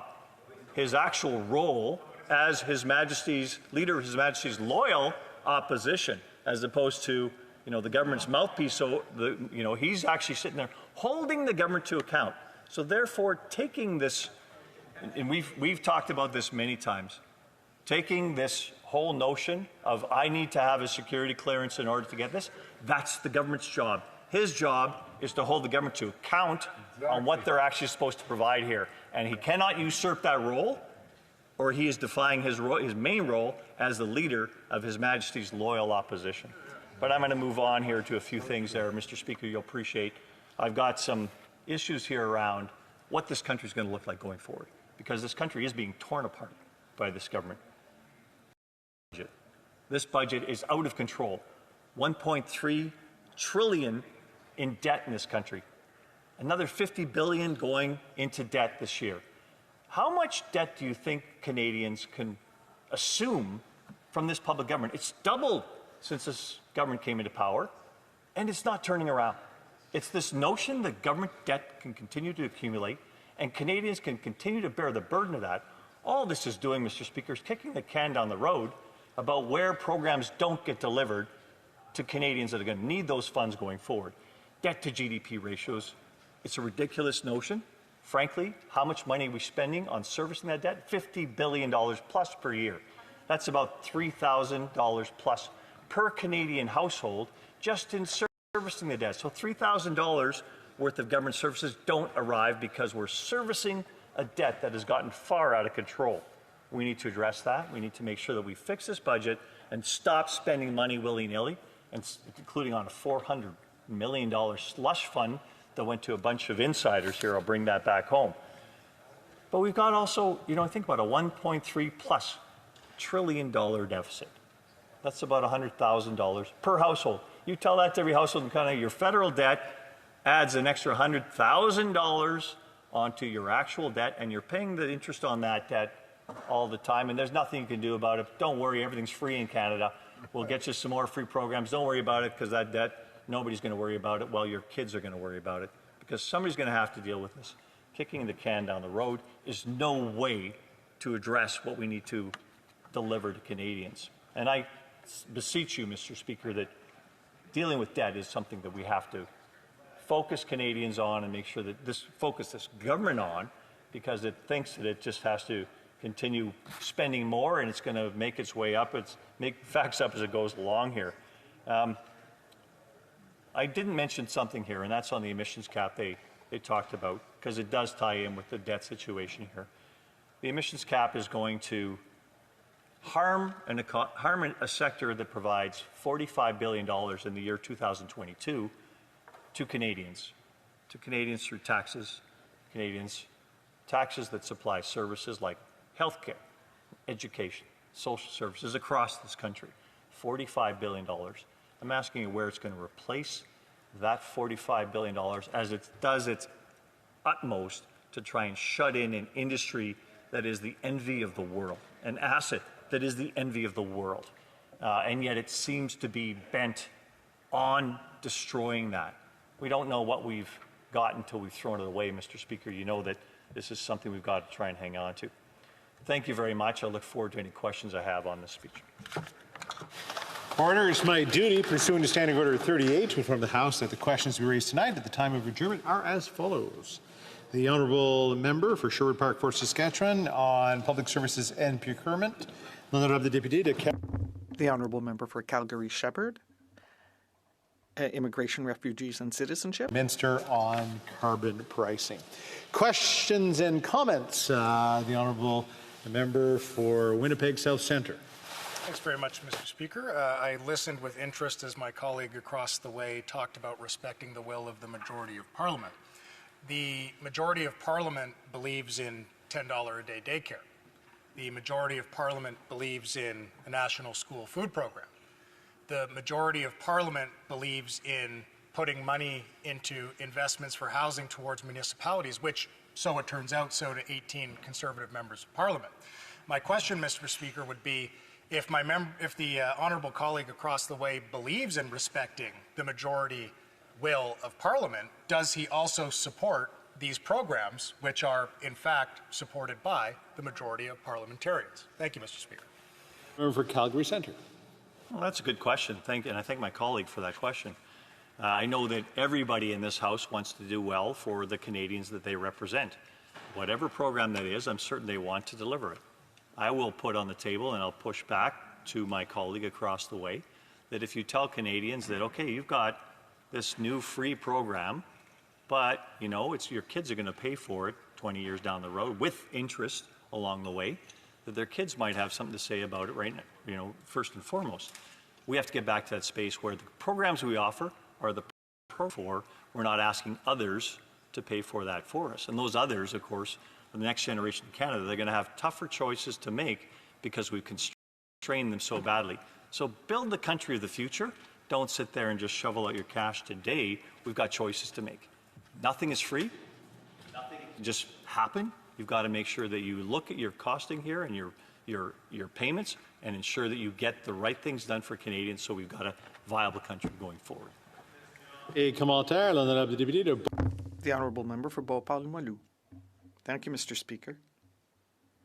I would just like to piggyback on my colleague's question, my colleague who asked a question earlier from the bloc. Now, we can ensure that the processes are improving. and in order to ensure that our work is properly done. Now, it is all a question of saving money for taxpayers. However, this is my question. If we don't receive the documents, if this keeps dragging on, do the questions of privilege become a insidious and indirect way of keeping the Liberal government in place until such time as the Conservatives deem it the right time to go to an election? Or shouldn't the Conservatives just realize they're not going to get these documents and actually move on to legislation that can be debated? Calgary Centre. The honourable member. Very interesting question, but it's a rule of Parliament. Who is going to enforce the rules of Parliament here except for the opposition? If the bloc members want to support the Liberals in their campaign to deny access to these documents, well, we feel that it's important to have the documents for our work here in this House, and it's not important just in this case. It's important for the future of this House of Commons. It's very important. These are parliamentary rules. We need to work together in this House, and she asked me whether there's going to be an election. Well, no. In fact, we want an election as soon as possible. Thank you. I come on to our questions and comments, and then we're from Couch and Malahat Langford. Thank you, Mr. Speaker. I'll start off with a comment and then go into a question. Look, I won't fault my colleague for standing up for the oil and gas industry. Those are his constituents, and indeed we need to have an intelligent conversation in this place about what we do with energy workers as the decades go on, like what that transition is going to look like. I listened to his comments talking about the economic value of oil and gas, but I would like to point out to him that our oil and gas production is amongst the most energy-intensive production on this planet. The other facts that we also have to look at are that the 10 warmest years on record all happened in the last decade, and that climate change itself has a real economic cost. You need only speak to Canada's hardworking farmers who are on the front lines of climate change and who current business risk management programs are not adequately funding them enough to deal with those climate-related disasters. But my question is on the process before us, because I have heard the RCMP publicly comment about these documents, about how uncomfortable they would be at receiving these documents. And given that the House is currently, stuck, as it were, would it not be advisable for us to maybe move this question of privilege to the Procedure and House Affairs Committee so that maybe Conservatives could call the RCMP Commissioner before that committee as a witness, and then the Commissioner of the RCMP could inform the Conservatives on what the appropriate process would be for the handling of these documents? Would that not be an advisable option through you, Mr. Speaker? The honourable member for Calgary Centre. Well, it's one of those, I appreciate the preamble and the actual question, but we're kind of, my colleagues sort of saying, we want to do this indirectly, what we can do more efficiently directly. And he's got some RCMP friend who tells him he's uncomfortable with this process. Mr. Speaker, we are Parliament again, and our job here isn't to make somebody comfortable. There has been some very serious, well, let's call it corruption here that's happened, and we want to get to the bottom of it. And when the RCMP, as uncomfortable as my colleague says they might be, when they uncover these documents, and if it makes them uncomfortable and squirmy because their boss over on the front bench of the Liberal Party, Liberal government, is going to say, oh my gosh, we have treaded here, and they're going to have to issue some warrants, that's going to be very uncomfortable for everybody. Thank you. Questions and comments. The honourable member for York Simcoe. Well, thank you, Mr. Speaker, and I thank my colleague for his speech. I think there's two things we do know, Mr. Speaker. We've been seized with this issue, and as my colleague knows, for a month now, and we know the Liberals could end this by submitting the documents unredacted. They can end it right now, tonight. But to my colleague, because Parliament is seized with this right now, you know, I have important issues in my riding, like the rural top-up that residents have been denied in York Simcoe, even though we're rural, like the Lake Simcoe Cleanup Fund, like Liberal-appointed senators interfering in my bill, C-280, over in the center, and we know that that side of the House is now with bankers, and this side of the House we're with farmers. I wonder if my colleague, you know, could point to a few issues that are pressing in his riding that we're not getting to with the Liberals not producing these documents. Member for Calgary Centre. Well, thank you very much, my colleague. Excellent question. There is a lot of things we're not dealing with in this Parliament because this government stands and digs their feet in the sand that they're not going to abide by the rules of this Parliament. And it's not us that set those rules, Mr. Speaker. You know, it's the Speaker's rule. No other order of business shall be dealt with in this House until this matter has been dealt with, because the rules of Parliament say these documents must be provided. But you think about all the things that are happening across this country, including in my province of Alberta. We've got all kinds of issues that we have to deal with, including how we're going to change the Impact Assessment Act so it actually is constitutionally viable, because this government made a gross overstep in passing legislation in that respect.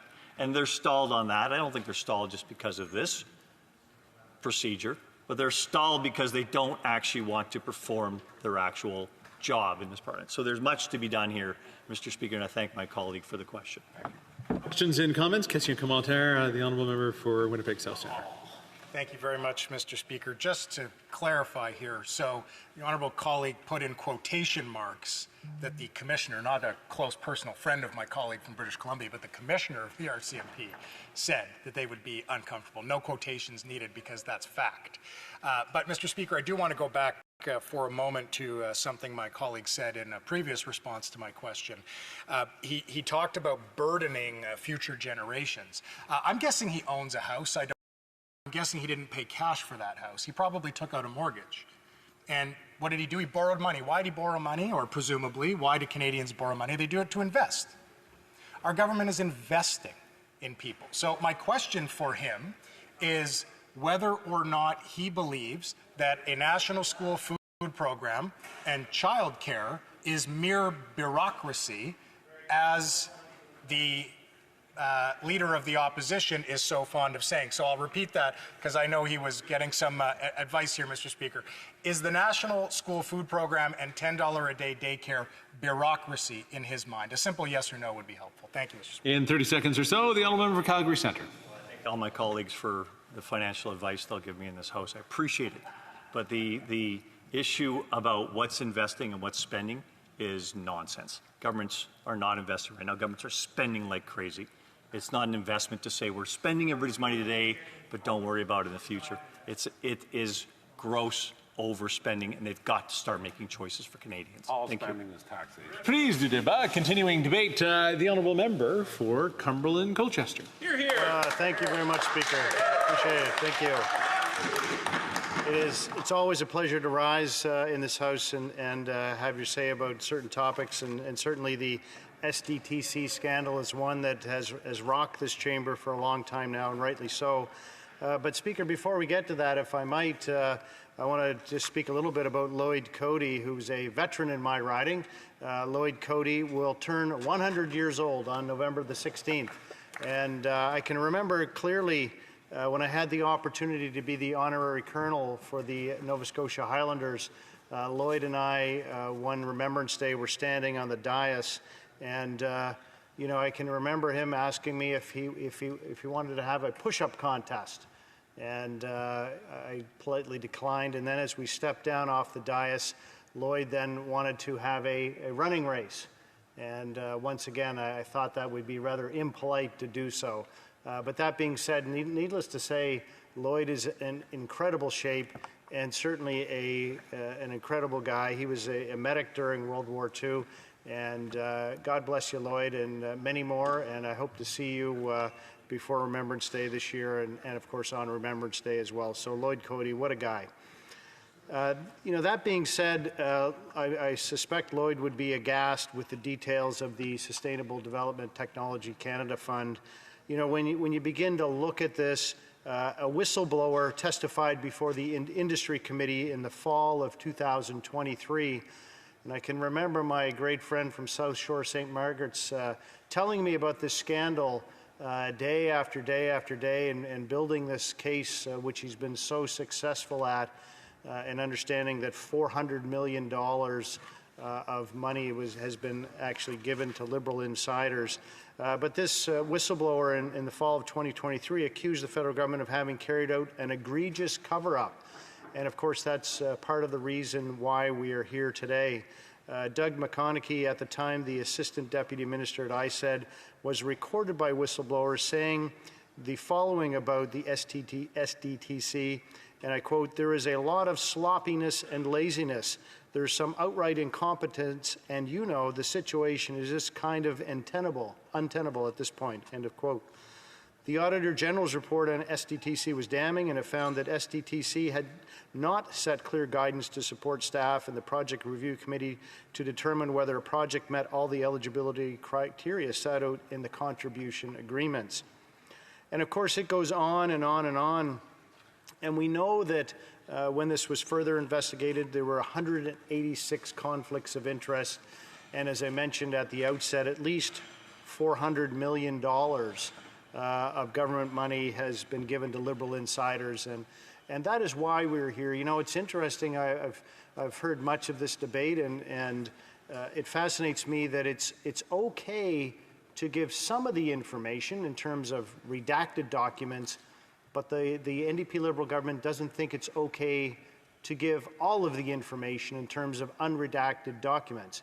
Now, I don't really understand that logic because quite frankly, it's not logical. So as we begin to understand that is in essence what we're talking about here today, is giving the full amount of information that's available. As I said, it's okay to give part of the information to the RCMP, but it's not okay to give all of the information to the RCMP. If that doesn't make any sense to people, of course, it doesn't make any sense to those of us on this side of the House. I think it's important that Canadians understand the reckless spending causes the difficulties that end up. And I know my colleague just before me answered the question about whether Canadians might consider that borrowing money to make investments makes good sense. And certainly there's been, lots of schemes out there. Maybe that's what rich people do. I don't know. That being said, that really wouldn't make any sense. If you could, borrow money at a low rate, invest it at a high rate, generally speaking, okay. But I don't know who has the ability to access that kind of capital and what kind of a scheme you would have to be involved with. Maybe, actually, I do know what kind of a scheme you could be involved in. It is the SDTC scheme. That is actually what you could be involved in. If you knew, for instance, that your company was going to receive lots of money from the NDP Liberal government, then it would make sense to borrow money to put into that company because you know that your pockets are going to get flush with cash, perhaps much like the Radical Environment Minister has been able to do. And we'll talk about the Radical Environment Minister a bit more. Speaker, we know that on this side of the House it's important to talk about 4 pillars of moving forward and how we are going to get rid of this corruption. Axing the carbon tax, of course, is one of those things that is part of the core being, and we've asked multiple times on this side of the House for a carbon tax election. And, more fuel to the fire, because we often hear that, of course, you get more back in carbon rebates than you pay in, which I had a very astute constituent email my office, and I thought it fascinating because his quote really cut very closely to the quick to say, only a fool would believe that you're going to give the government money and they're going to give you more back. Who ever heard of such a thing? Again, if you could have a scheme like that, I would suggest it'd be something great to invest in. That being said, I think this is more smoke and mirrors and sleight of hand. yeah, it could be a pyramid scheme like Amway, maybe. You know, if any of you remember those days. But that is much akin to what the STTC scandal is. Back to axing the tax, you know, the Canadian Trucking Alliance reported in September that in 2024 the carbon tax will add just under $2 billion to annual trucking costs in Canada. By 2030, the carbon tax will add more than $4 billion to annual trucking costs, an overall increase of about 15%. Over the 12-year tax phase-in, the tax will have cost the trucking industry more than $26 billion. And I know for everybody out there who was watching Question Period today, our leader talked about businesses being driven to the United States, and certainly this is another scheme of the NDP Liberal government to drive Canadian businesses south of the border where they do not have a carbon tax. Due to the razor-thin margins in the trucking industry, these added costs cannot be absorbed, and listen to this, Mr. Speaker, they must be passed on to consumers. Which leads us to this incredibly important point, which those of us on this side of the House, of course, have said many times, and I know the member from Winnipeg probably wants to join me in reciting it, but when you tax the farmer that grows the food and you tax the trucker that ships the food, then of course the person that buys the food has to pay all those costs as well, and of course they end up getting taxed over and over and over again. The Trucking Alliance also reported that virtually every good purchased by Canadian families and businesses involves truck transportation. And any of you who go anywhere, obviously you see that. I remember a great billboard in the United States that had a picture of a baby on it, and underneath the caption, of course, "This is the only thing not delivered by a truck." And of course, to go on to say, as I mentioned, this means that those families and businesses are paying increasingly higher prices for the goods to pay for this ineffective tax. So this is something that when we knock on doors and we talk to folks, to real folks, as opposed to perhaps some who the NDP Liberals talk to, I don't know who they talk to, but we know that the cost of living is crippling the financial lives of Canadians. We also know that the tax will cost Canadians about $30.5 billion by 2030, which works out to be about $1,824 per family in extra annual costs. And we know what the Parliamentary Budget Officer has said about the damaging and damning carbon tax. In May of this year on CTV's Power Play, he said, quote, "Overall, a vast majority of people will be worse off under a carbon tax pricing regime than without, and we do not expect that to change." I know that the NDP Liberals want to manipulate and change the words of the Parliamentary Budget Officer, but of course that's a falsehood. In his June 3rd appearance before the Finance Committee, the Parliamentary Budget Officer once again confirmed that, and I quote, "The government has economic analysis on the impact of the carbon tax itself. We've seen that, and staff in my office, but have been told explicitly not to disclose it nor reference it." So a damaging attack, certainly by the Parliamentary Budget Officer. You know, what else is going on in terms of the finances of Canadians? We know that food banks, Canada reported more than 2 million Canadians visited a food bank in March of 2024, which is the highest in the history of reporting. And when you look at that, 2 million Canadians, my goodness, this is a fantastic country that we have. Why is the NDP Liberal government spending money and driving Canadians to food bank? And when we look at Nova Scotia, Nova Scotia's food banks reported 39,360 total visits in 23-24, which is a 21% increase from the previous year and a 53% increase from 2019. And of course, sadly, many of those visiting food banks are children, 32.4%.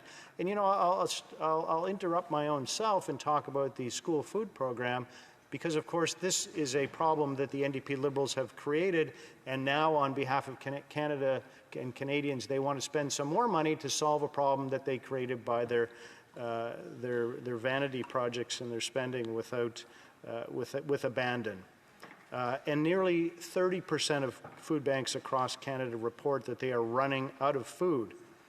When we look at a report from Dalhousie University, They said that a family of four will see their grocery bills rise by over $700 in 2024. Now, that may not seem, like a lot of money to a lot of people on the NDP Liberal side of the House. Perhaps the Prime Minister doesn't think that's a lot of money. That being said, for those of us who grew up in circumstances that perhaps were not with that proverbial silver spoon, we know that $700 is still a lot of money, and it is something that that we need to be mindful of. And while I'm talking about childhood, I'll give a shout out to my mom, who's 91, still living in the same trailer park that I grew up in, and hopefully today she's having a good day. Still living independently at 91. That's certainly something. Hopefully I can repeat that. So as we look at this, this is the kind of difficulties financially that Canadians are suffering from. Second major pillar, of course, on this side of the House is building the homes. And we know that 70% of those folks who are using food banks in Nova Scotia were residing in market rentals. And when we look at the building permits that have been done in June of 2024, we know that the total value of building permits in Canada fell 13.9% to $9.9 billion in June of 2024. And decreases were reported in 11 of the 13 provinces and territories. I'm sure that's much to the chagrin of the former failed immigration minister and now flailing and floundering housing minister. This was in both residential and non-residential sectors who experienced the reduction, and in a constant dollar basis from 2017 representing 100, the total value of building permits declined 14.3% in June, following a 13.4% decline in May. These are absolutely damning statistics when you hear a government spending absolutely billions of dollars on their so-called housing accelerator, et cetera, and then, Speaker, I guess once again, there has to be a bit of commentary here. I find it absolutely egregious that the housing minister wants to publish names of members on this side of the House who have said that we should not be writing the minister advocating for constituents. And as you look at that, there's no word for it. I don't know if there's a nicer word, but in my mind, it's Bush League. When you write letters to the minister, you would, even if the programs are absolutely sloppy and lazy and poorly administered and wasteful, much like the SDTC, you would expect folks, and I think the Canadians, certainly I know the people who put me here, have an expectation that I will advocate for them, and that the Bush League minister really wouldn't be there going on and saying, oh, that this is something they shouldn't do. I think it would be absolutely fascinating that when we form the next common sense conservative majority government on this side of the House, that every letter written to a minister will be made public, that they are out there supporting the wonderful things that we shall do, such as axing the tax, building the homes, fixing the budget, and stopping the crime. So as we begin to look at those programs, I think it'll be great when, former folks such as perhaps the failed housing minister, but when you look at the polls, he's probably going to lose his seat anyway. Again, the multiple failures, substantial declines in multi-unit intentions, down almost 20%. The overall residential decline was led by these reductions in June. And since Toronto signed its Housing Accelerator Fund agreement with this government in December, the number of units permitted is down 23.6%. So as you see, Speaker, this is a sad state of affairs that continues. StatsCan, a report on building permits from August, reported a further 7% decline in the total value of Canadian building permits. If we say that these programs, as they want to say, are these incredible successes, why do the permits and building of units continue to decline? CMHC reported in September that the 6-month trend in housing starts decreased by 1.3%, from 246,000 units in August to 243,000 units in September. This continues on. The same thing is happening in the great province of Nova Scotia. That centres with more than 10,000 people, this building starts declined by 40% between September of 23 and September of 24. So Are their programs successful? No. Certainly the program that our leader has brought forward is easy to understand, it's easy to implement. It's removing the GST portion from new builds under $1 million, saving significant amount of money for Canadians. We often, of course, talk about fixing the budget. My colleague has gone on at length about the $1.3 trillion debt and the fact that this NDP Liberal government over the last 9 years has added more to the federal debt than all other previous governments combined. I think that sad statistic speaks for itself. Of course, on this side of the House, we're also interested in stopping the crime. We know that between 2015 and 2023, hate crimes recorded by StatsCan increased by 275%. Police reported homicides increased by 28%. Police reported sexual offenses against children increased by 153%, with 11,503 reported in 2023. There were almost 71% more sexual assaults of all kinds in 23 than in 15, with 36,625 being reported in 2023 across all three categories. 2022 in Canada had more homicides than any year since 1992. There were 439 reports of human trafficking in 2023. This is almost lawlessness. There were 78,849 motor vehicle thefts reported in 2015 and 114,863 in 2023. This is a sad state, Speaker, and when, of course, the leader of this side of the House talks about Canada being broken, certainly I would suggest that Canadians believe when they hear these incredibly egregious statistics. This is really telling stuff, Speaker. We hear the Toronto Police Union on social media on October 21st stating that, I quote, "Our communities are experiencing 45% increase in shootings and a 62% increase in gun-related homicides compared to this time last year. What difference does your handgun ban make when 85% of guns seized by our members can be sourced to the United States? Your statement is out of touch and offensive to victims of crime and police officers everywhere. Whatever you think you've done to improve community safety has not worked." Police unions in Vancouver and Surrey also criticized the government when the Vancouver Police Union tweeting out that the Prime Minister was, quote, "not aware of the ongoing gang war here in BC, which is putting both our members and public at risk on a daily basis." And the stats sadly go on and on and on. Speaker, you know what, as we come to the end of my comments here today on the SDTC, we also know that the radical environment minister, who I referenced in the very beginning, has significant interest in Cycle Capital, and that when you look at Cycle Capital under the leadership of Ms. Metteau, that almost $275 million in provincial and federal money was given to this company, and of course the radical environment minister sadly still has significant amounts of shares in this company. And even though he has been challenged 3 times to come to multiple different committees, he has still failed to appear.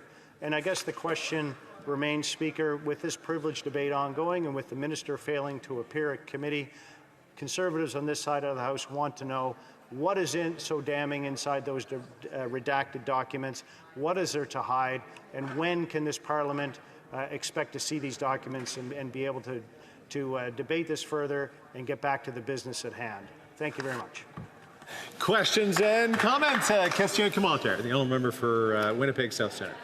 Thanks very much, Mr. Speaker. I'd like to go back to something that my honourable colleague referred to in an earlier exchange that I had with another colleague. I believe that he was a medical professional prior to becoming a parliamentarian, so I presume that there were many interactions with young people and their families, a lot of talk about the social determinants of health. I'm wondering, Mr. Speaker, if he believes that offering food to children in schools is a policy that would benefit them and their families, leading to an improvement in the social determinant of health, or does he believe, like his leader, that it is simply bureaucracy? Thank you, Mr. Speaker. Well, member for Cumberland Colchester. Well, thanks very much, Speaker. I thank the member opposite for that question. You know, what I would say is that I had the opportunity of being a family doctor for 26 years And in all of that time, I was elected here in 2021, nobody had to come to me because they couldn't eat. There were no tent encampments. People were not getting shot in the streets. All of these things have ramped up in the last several years. And certainly we know in the last 9 years with this vast plethora of statistics here that I've given to the chamber, we know that these things have ramped up because of the ineptitude of the NDP Liberal government. We also know, again, as I said in my speech, that as we go door to door, as we talk to Canadians every day, that the things that they are suffering with is the cost of living. Of course, if we didn't have the foolhardy NDP Liberal government spending money willy-nilly, they wouldn't have to create a school food program to solve the economic crisis they've caused for Canadians. And comments, question commentaire, l'honorable député de... Thank you, Mr. Speaker. I'd like to congratulate my colleague and neighbor on his speech. Part of his speech was about the cost of living and the issue of housing. I would refer to 2 articles from The Economist in October, very critical articles about the cost of housing, which has shot up by 66% since 2015, and that the occupancy rate has really bottomed out in comparison to other OECD countries. And The Economist says that one of the main causes is the massive immigration policy that was not accompanied by any plan to support social services and housing. So we've seen there was no plan, and with the increase in interest rates, there's been even fewer housing starts. So all the costs, all the progressive steps that the government has taken have now been wiped out by this. What does my colleague think of that? Monsieur le Président. Thank you, Mr. Speaker. And I'd like to thank my seatmate, and I'd like to thank him for his praise. I think he revealed a number of problems with the government's plan, the NDP Liberal government's plan. The problem is the cost of living. It's a problem in terms of housing starts. There will also be a number of people here, and we need to have jobs for people coming to Canada and services like healthcare and schools. That's also a necessity for immigrants. And the government also needs to have a plan. And here on this side of the House, there is a plan for immigration in Canada. It's very important. I know it's important for Quebec, too. Questions and comments? The honourable member for Vancouver Kingsway. Thank you, Mr. Speaker. Well, I had the privilege of serving with my honourable colleague on the Health Committee for some time, and as he's told the House, he was a family physician for 26 years. He would know then, of course, that unmet oral health needs, poor oral health leads to serious overall health needs like cardiac issues, diabetes complications, low birth rate in women, and infections of the upper jaw and lower jaw. I'm just wondering, does he support his leader's statement that he would cut the NDP's Canada Dental Care Plan, which currently provides dental care to 1 million people and is slated to provide dental care to 9 million people? And does he think that removing that dental care from people who don't have dental care coverage will promote better health in Canada as a physician? The honourable member for Cumberland Colchester. Well, thanks very much, Speaker, and I thank my friend from Vancouver Kingsway for the question. You know, it's interesting. I'll start with the interesting point. I certainly have never heard our leaders say that we're going to cut the dental care program. I think that what we often hear, and we see these incredibly foolish actions from the NDP Liberals across the way, talking about the chopping and cutting or whatever foolishness they talk about. Those aren't things that we discuss on this side of the House. You know what? We understand that the cost of living crisis is an incredible problem for Canadians. We also, though, Speaker, understand that it's important to have incredibly robust and fruitful conversations with folks who have who have tremendous experience with things like a dental program, meeting with the Canadian Dental Society, Canadian Dental Association, who I've met with many times to understand how this terrible program could be improved upon. We also know that the numbers that they have released, I spoke to some folks with Alberta this week, that the numbers that they talk about 1 million people being served really are untrue, that they're a bit of a fallacy that they want to promote. Maybe it's because 1 million's a nice round number. But that being said, on this side of the House, we don't talk about the foolishness that they want to demonstrate to Canadians about cuts, etc. We talk about making life better for Canadians. Questions and comments? The Honourable Member for Oshawa. Thank you very much, Mr. Speaker, and I want to thank my colleague from Cumberland Colchester for an excellent speech. I actually had a friend of mine move out to his area, and when I was talking to him, he said you could still actually get homes in his area for anywhere from sometimes 200,000, 400,000, which means this one scandal, this 400 million scandal, that accounts for 1,000 to 2,000 homes, which could be built in his riding, Mr. Speaker. And we talk about the corruption that is consistently supported by the NDP. They talk about all these programs and things like that, but we're looking at billions of dollars of misappropriated and misspent money.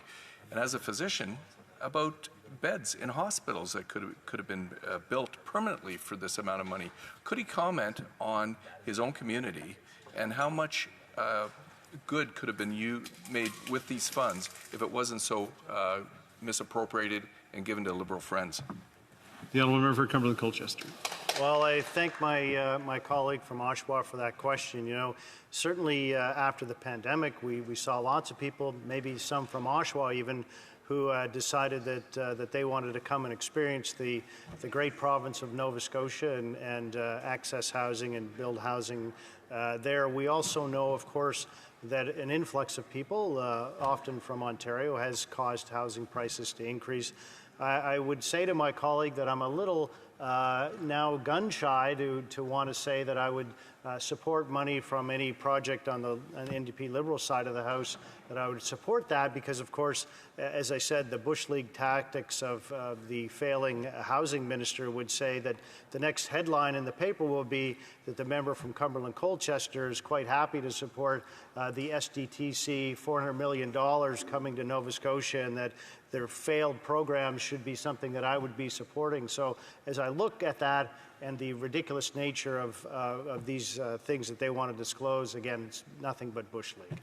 Questions and comments? The Honourable Member for Waterloo.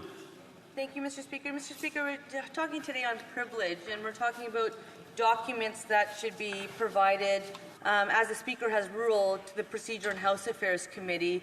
And I don't believe there's any members in the House who disagree that we need to call the question and let PROC do their work so that we can get to the bottom of this issue. The Conservatives talk about wanting these documents, wanting access to this information, yet their leader refuses to apply for a clearance. God forbid this leader of the Conservative Party becomes the Prime Minister of Canada, he will automatically get this clearance. But today he knows that if he applied for it, he would not qualify for it. So what I find interesting is that the government has shared that less than 15% of Conservative members are concerned about housing in their communities. Less than 15% of Conservative members have supported their municipalities, asking the Minister of Housing to provide support for their communities. And he's upset that we're sharing that there's 18 Conservative members who care about their communities and care about their housing, yet this question of privilege is entirely about access to documents. So when we give them information, they don't want it. The information they have access to, their leader does not want to apply for the security clearance. So what do? They attack Canadians. A Canadian was killed on Canadian soil. The leader refuses, the Conservative leader refuses to get his clearance. What do? They attack Sikhs and Hindus in Canada by cancelling Diwali, cancelling Bandi Chhor Divas. They attack the government by questioning what the intelligence evidence is. The RCMP says that it does exist. I would ask the member, if they want access to the information, why is his leader not applying for a security clearance? Thank you, Mr. Speaker. In 30 seconds or less, the Honourable Member for Cumberland Colchester. Well, thanks, Speaker. You know, it's interesting. I was at a Diwali celebration led by the member last night from one of our members from BC, and there we were with multiple supporters and enjoying some great food. So as we look at that, I find it absolutely fascinating that people want to yell that it's not true, I would suggest that many of us were there. There's pictures. You can have a look at them all you want and understand that, unless, of course, they want to put back their tinfoil hats as they had all day and say that this is absolutely not true, that it's a conspiracy, that maybe we actually used artificial intelligence to create the photos. The final thing I would say, Speaker, is that anytime the Prime Minister can release the names of the folks who are not defending this country and really are working against us, all he has to do is stand up and do it, and we'd be happy to have that happen here on this side of the House. Order. When members have an opportunity to ask a question, I would ask them to listen, and if they have anything else to contribute, they can wait till the appropriate time. Resuming debate, the honourable member for Red Deer Lacombe. Well, thank you, Speaker. Well,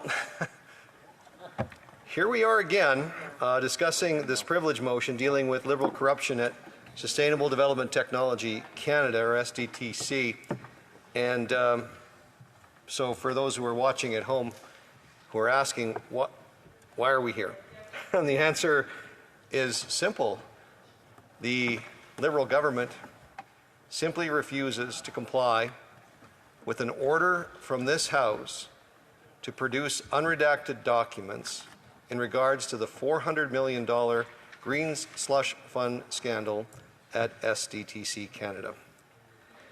These documents would allow the RCMP to investigate the corruption of the Liberal insiders at SDTC, and despite a clear majority of MPs in this House voting to compel this government to release these documents, the government simply refuses to comply with an order of this House made by the democratically elected citizens of this country. Even this Prime Minister's Speaker agrees with us. In September, the Speaker ruled that the House has the undoubted right to order the production of any and all documents. Order. The honourable member for Waterloo. I do regret and apologize for interrupting the member.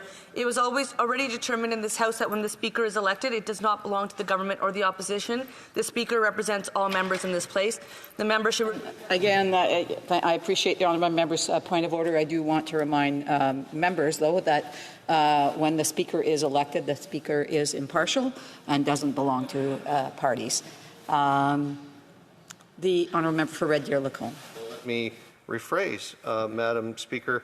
We agree with the Speaker when he says the House has the undoubted right to order the production of any and all documents from any entity or individual it deems necessary to carry out its duties. So I ask again, Speaker, why are we here?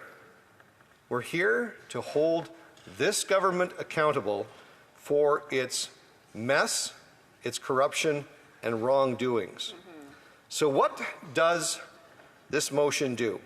The House is simply asking for these documents so that they can be turned over and scrutinized not only by the RCMP, but by members of Parliament, because it is our privilege and our right to do so.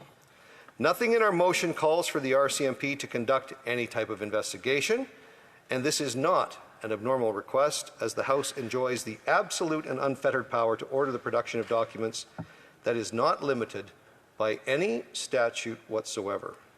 These powers are rooted in the very fabric of this House, having been enshrined in the Constitution Act of 1867 and the Parliament of Canada Act. And here is a quick refresher on the role of Sustainable Development Technology Canada and why it is being investigated for corruption. SDTC is a federally funded nonprofit founded in 2001. It was set up to approve and disperse funds to clean tech companies. The latest mandate for the agency was to disperse $1 billion over 5 years ending in 2025-2026. And let's call this disbursement the Green Slush Fund. The wording of the slush fund is deliberate. A slush fund is a reserve of money used for illicit purposes, usually pertaining to political bribery, and this is no exaggeration. Doug McConaughey, the Assistant Deputy Minister at Innovation, and the whistleblower that would expose the graft would say that what happened at SDTC was almost a sponsorship scandal level kind of giveaway. The sponsorship scandal. If you remember, that's what eventually brought down the previous Liberal government of then Prime Minister Paul Martin and Jean Chrétien. It should be noted that both scandals share certain similarities. Both involved Liberal Party insiders and firms profiting from hard-earned dollars of taxpayers through the diversion of funds from existing government programs created by Liberal governments. So let's dig into the anatomy of a scandal. In 2015, coincidentally, what else happened in 2015? Yes, what? That's when we had our new government. This Liberal government, the mastermind of the operation, Leah Lawrence, was hired to be the CEO of Sustainable Development Technology Canada. Under her direction, SDTC essentially turns into this green slush fund for her and her friends. Rather than funding green tech firms in a fair and transparent manner, she decided to use the fund to top up the companies of her and her friends. A key player in covering up her behavior was her partner in crime, Annette Verschuren, who was appointed chair of the board. Annette used her position to protect Leah. Not wanting to miss out on the fund, the entire board then also partakes in the scam. To compound these issues, subcontractors on projects were often affiliated with the CEO. Clearly in the wrong, the board tries to cover their tracks by contracting an outside legal opinion saying it was okay to fund their own companies with the bonus money. This outside opinion is Ed Vandenberg. He is a paid SDTC member. There's no lack of salacious details to add in, Madam Speaker. You just can't make this stuff up. It's truly stranger than fiction. If you're wondering what the government did when they found out about these issues, the answer is nothing. Just like the Arise scam map, this government's SDTC board fleeced taxpayers, and instead of reprimanding and firing these individuals, they ignored the issue and tried to cover up this abuse of taxpayer dollars. And it's not like they weren't warned. In fact, the whistleblower referred to the initial investigation as a whitewash. The whistleblowers reached out to both the government and the Privy Council office, and despite warnings, the SDTC management team and board of directors remained in place months later. This must have been disheartening, yet despite their claims falling on deaf ears, the eventual result was an inquiry into the matter conducted by Raymond Chabot Grant Thornton. The report confirmed that the whistleblower complaints were actually valid and factual. Not only did the report confirm the multiple instances of corruption, but it also stated the government ignored these findings and continued to fund the organization despite being warned of the board's behavior. Sadly, this is not new behavior and is part of a larger pattern. Over the past 9 years, the government has exhibited a flagrant disregard for transparency and the rule of law. Since this Prime Minister has been elected, Canada has slid down the Transparency International Corruption Perceptions Index. Back in 2015, Canada placed as the 9th least corrupt country in the world with a score of 83 points, and we were improving. Fast forward to 2022, Canada was stuck in a tie for 14th place with a score of 74 points, almost a 10 percentage point loss.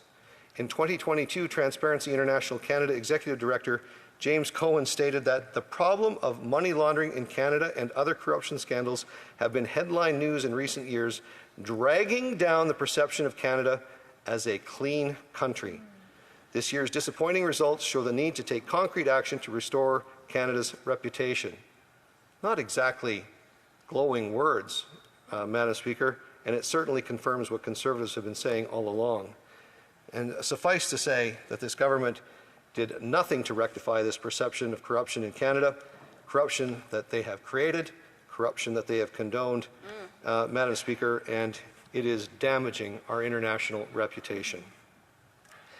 Is it even a surprise that we have fallen so low? Since 2015, the volume of scandals has grown from a steady stream into a powerful torrent, starting with the Cash for Access scandal, worked its way up to the infamous SNC-Lavalin corruption cover-up, Blackface, We Charity, the Mark Norman affair, Arrive scam, Winnipeg Lab documents, foreign interference from foreign state actors like China, India, and Iran and Russia.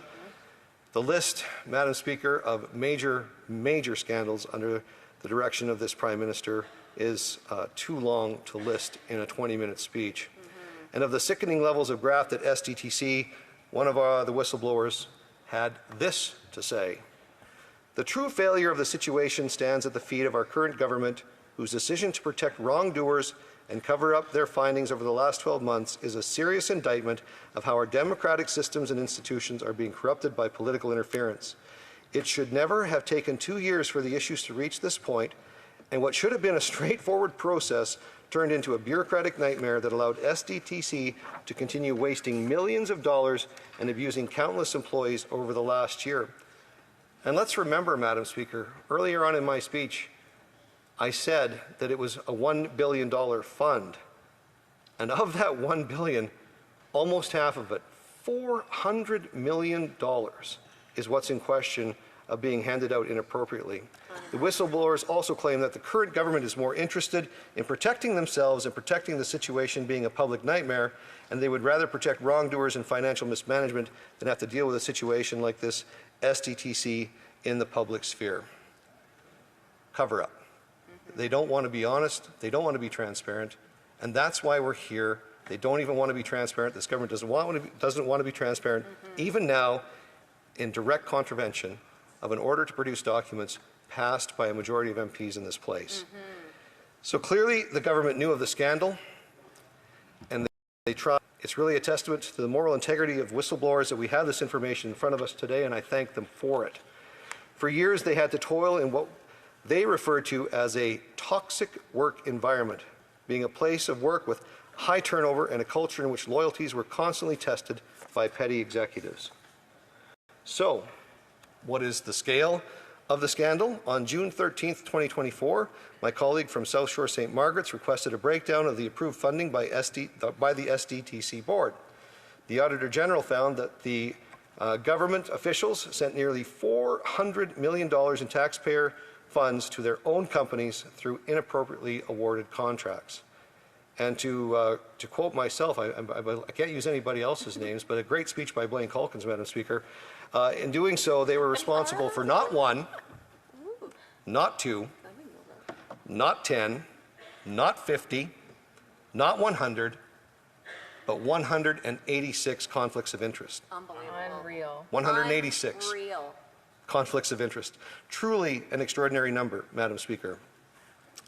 Now, the government may try to deflect and say that SDTC is an arm's-length organization, but this isn't true either, really. Another major finding of the Auditor General's investigation was that there was several severe lapses in the governance standards. It was only after the Prime Minister's hand-picked Liberal board members were appointed did this fund begin voting itself absurd amounts of taxpayer dollars and hid its corrupt funneling to their very own companies. In fact, the organization received a clean bill of health in 2017 before these corrupt board members were actually appointed. Another interesting tidbit about the Green Slush Fund is that the Minister of Environment served as a strategic advisor for a venture capital firm called Cycle Capital from 2009 to 2018 prior to his appointment to Cabinet. Now, the founder and owner of Cycle Capital sat on the same SDTC board that voted for Cycle Capital Investments to receive a significant amount of funding. Will the Minister of the Environment state if he still holds shares in Cycle Capital, and if so, how much has he stood to gain from these illicit investments? Good question.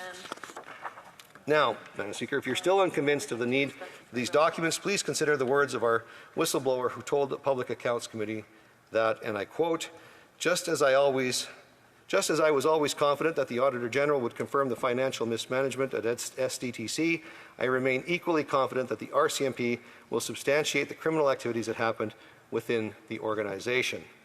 It's not our words, Madam Speaker.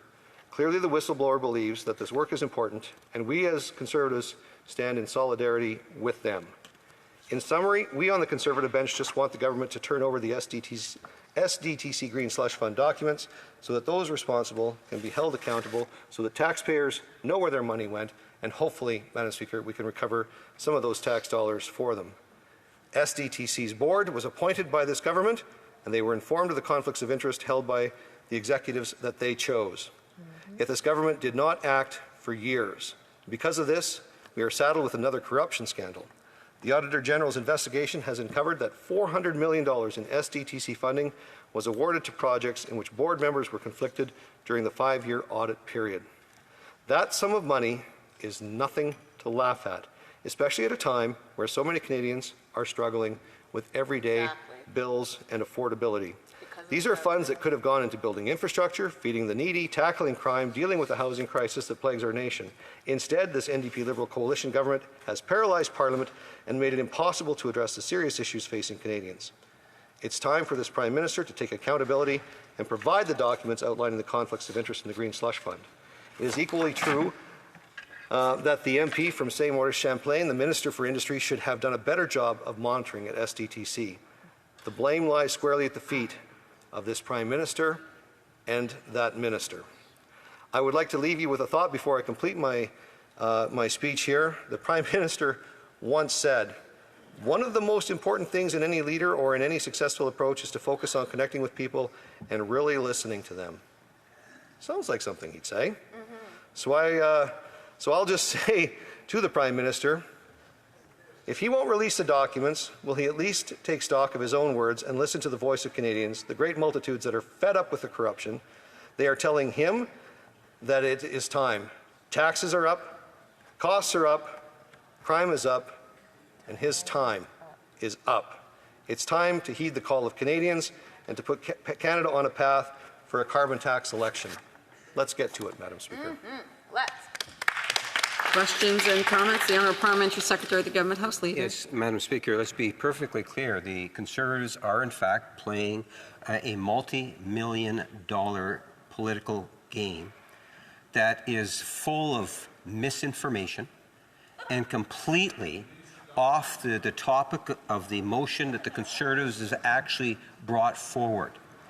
What we're witnessing is the leader of the Conservative Party virtually using a contempt attitude towards the functionality of the chamber, which highlights the fact that he was the parliamentary secretary to the Prime Minister, the only Prime Minister, Stephen Harper, that was held in contempt of Parliament. The games continue today when we still see the leader of the Conservative Party refusing to get the security clearance, and the issue is why?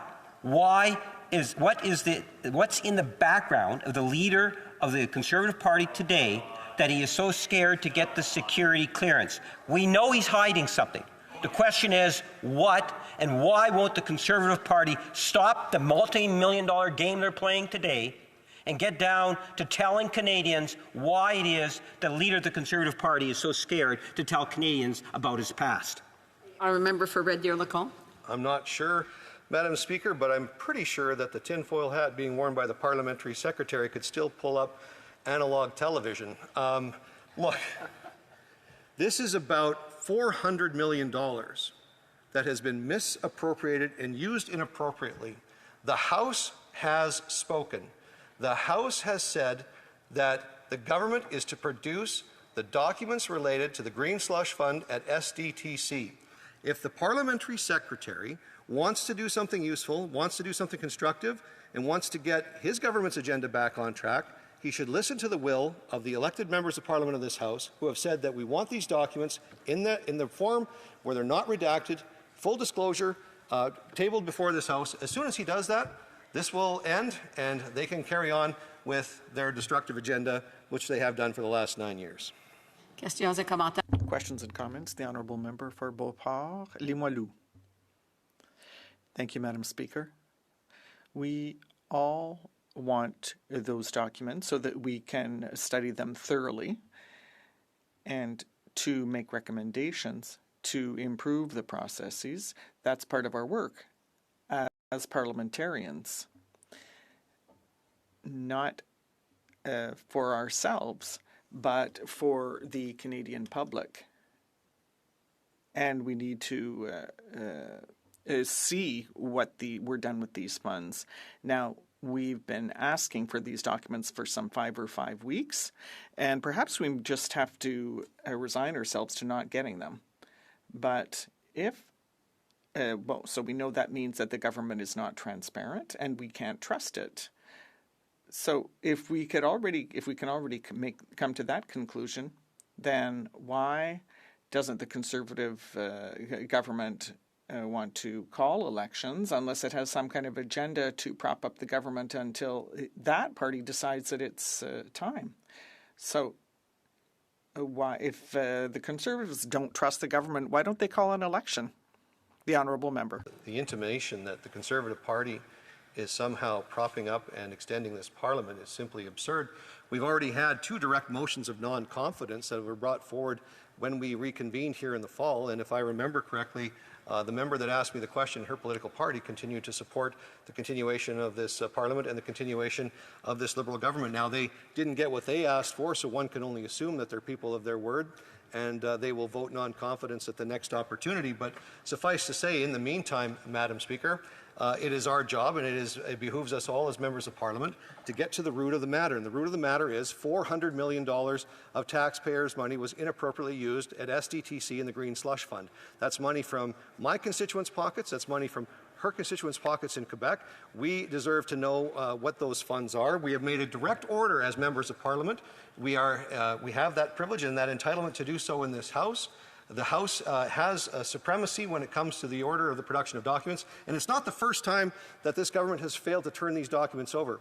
If you remember, if people remember correctly, Madam Speaker, we actually had the same problem with the Winnipeg lab documents to the point where somebody was actually summoned before the bar for the first time in 113 years. This is a pattern with this government. It is a problem, and we're either going to fold our tent and just buckle and let governments do whatever they want, or we're going to stand proud as Canadians, and we're going to actually restore the credibility of our nation, restore the credibility of this institution, and make sure we actually get the documents that we've asked for as members of Parliament. I encourage her to stand in her place and make sure that she stands firm and her party stands firm until we get these documents, Madam Speaker.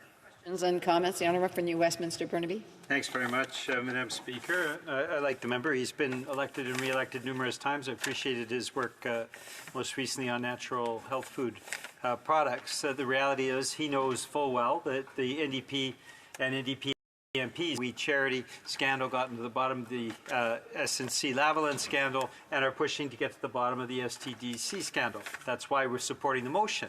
But Conservatives, I've asked this question numerous times, and not a single Conservative has yet replied, and that is the track record of cover-ups of the Harper regime. And we saw massive spending scandals. The ETS scandal was $400 million. The G8 scandal was $1 billion. The Phoenix Pay scandal, $2.2 billion. The anti-terrorism funding, where they simply lost the paper trail, $3.1 billion. And yet, every single one of those scandals was covered up by the Harper regime, and the member was here, so he's fully aware of that. And as a former House officer, he's aware as well that that was absolutely inappropriate. So I'm just asking for one Conservative member to stand up and say, we're sorry. We're sorry we covered up all of these spending scandals. We're sorry that we didn't allow Canadians to get to the bottom of this. We used a majority government to basically shut down Parliament. I'm just asking for a single Conservative member to have the integrity to stand up and say, we were wrong. Will the member do that?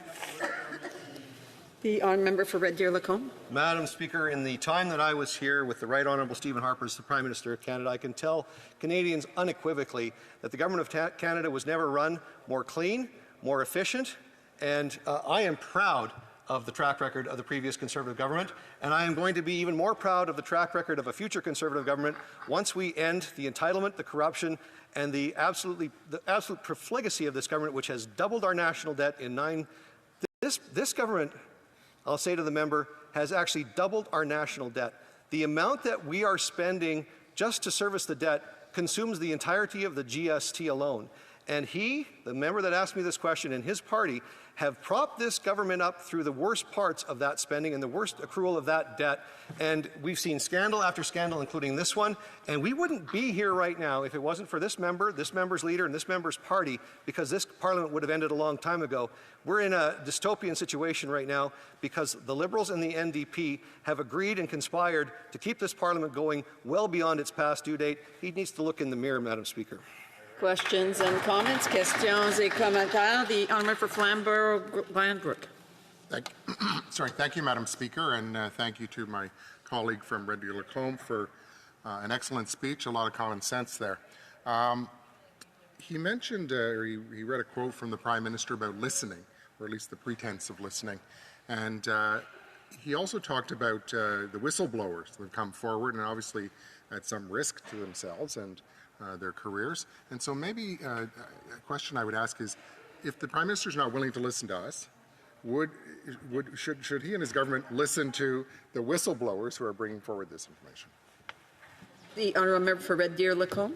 I want to thank my colleague for that question. Look, there was numerous protections that we brought forward in the previous Conservative administration, starting with the Federal Accountability Act, which created opportunities for various officers of Parliament.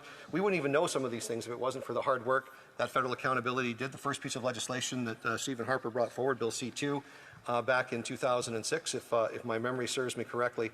And part of that, I'll tell the member, was strengthening protections for whistleblowers. And I think there is even more that we can do now, because there is a culture of secrecy, there's a culture of fear in government. In some cases, I hear these things, and we need to make sure that people feel not only encouraged, but feel secure in coming forward with information of wrongdoing in the government of Canada. We shouldn't have a culture of secrecy. The Prime Minister said sunny ways, transparency is the best sunlight, but anything, we've seen everything but that in the last number of years from this government.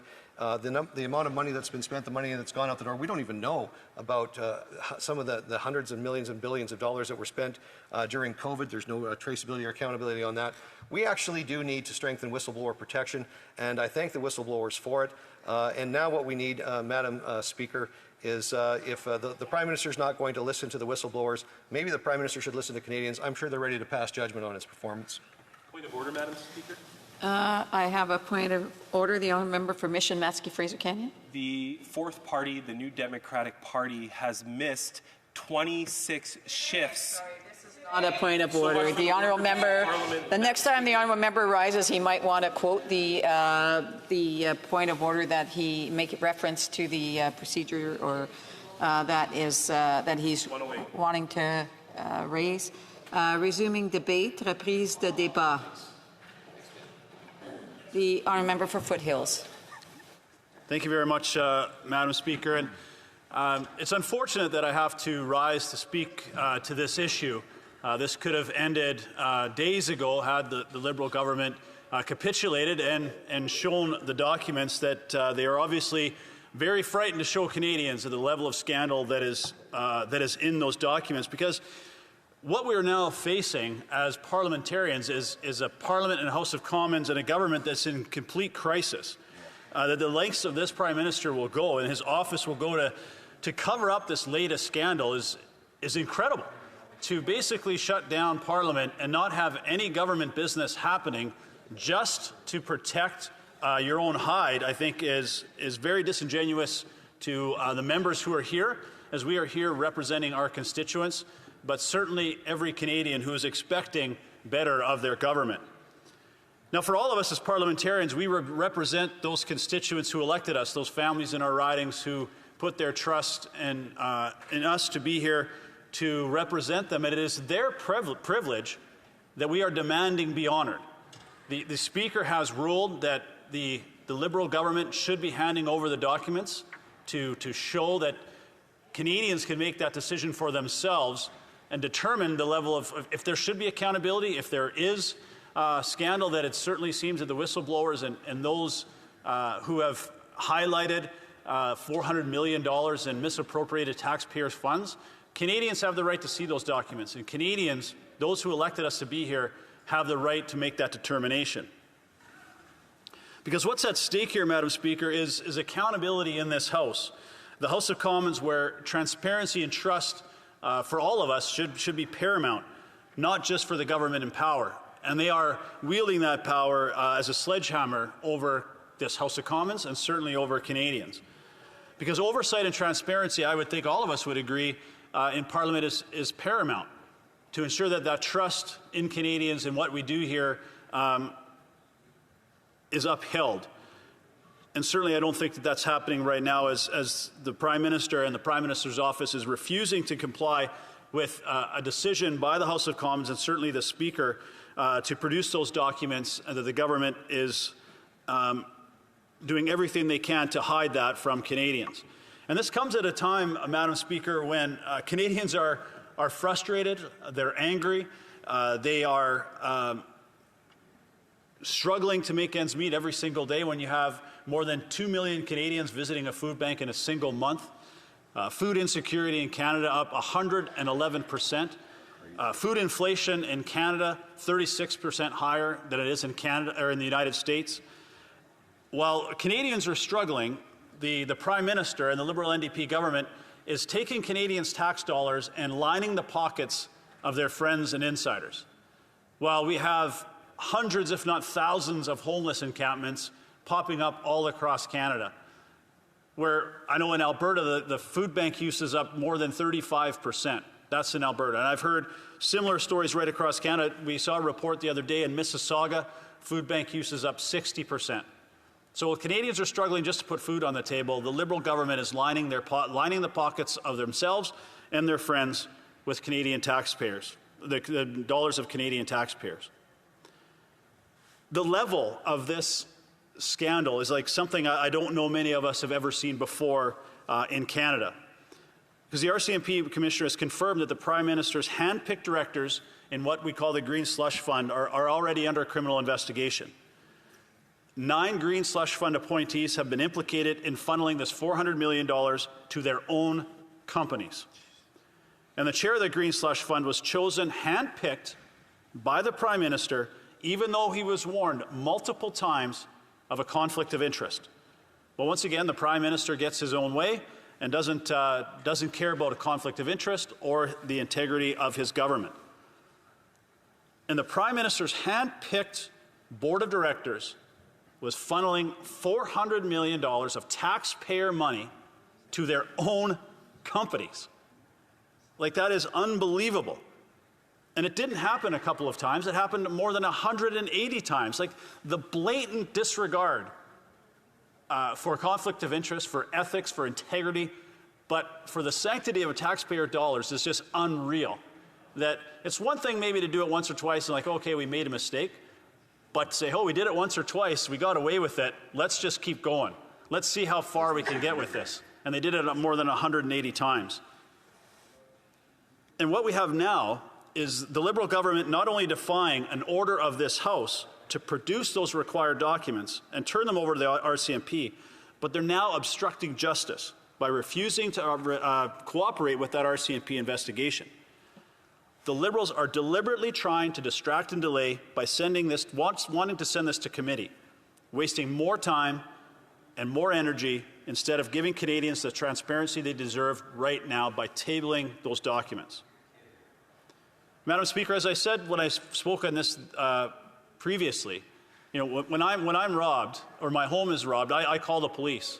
I don't ask my neighbors to get together and form a committee to discuss that robbery. And that's what Canadians are asking for. The Liberals have robbed Canadians of their tax dollars, and Canadians are asking to call the police for an investigation into the misappropriation, the mishandling of their tax dollars. And the level of this, the scale of this corruption is just disgusting, and Canadians are certainly outraged on how the Liberals are taking advantage of their position yet again. It's a story we've heard over and over and over from this Liberal government in particular of enriching their friends and their insiders. And this Prime Minister has taken scandals and conflict of interest and abuse of taxpayer money to new heights like no Prime Minister before. Insiders, bureaucrats, special interest groups have become fabulously wealthy under this Liberal government, while Canadians are struggling every single day just to put food on the table, put fuel in their car, heat their homes, and try and buy that first home. $54 million in a Arrive scam, $237 million to a former Liberal MP for unused ventilators, $150 million through SNC Lavalin for unused field hospitals, $12 million for Loblaws to buy new fridges and freezers, despite record profits on that retailer. Now, I only have 20 minutes, Madam Speaker, so it doesn't really give me enough time to go through every single scandal that the Liberals have endured into their nine years in government. But, you know, I think I'd be remiss, and I think my colleagues would really like to hear some of the greatest hits. Absolutely. This would make a best-selling K-Tel album, and I may be dating myself with K-Tel, but Hit Express was one of the best ones ever. So I'm going to give you my version of Hit Express. First, we had the Aga Khan scandal. Canada's Ethics Commission ruled that the Prime Minister had indeed broken the conflict of interest rules, accepting vacations and gifts and flights from the Aga Khan in 2016. It was the first time in our history that the Prime Minister had been found to have committed such a transgression. And he's the only Prime Minister to be found guilty of fraud, and the Prime Minister gave himself consent to break that law. That's in the criminal code. And then we'll move to the SNC-Lavalin affair. Former Justice Minister Jody Wilson-Raybould accused her own government and their officials of inappropriately pressuring her to make a decision on the SNC-Lavalin to avoid a corruption trial.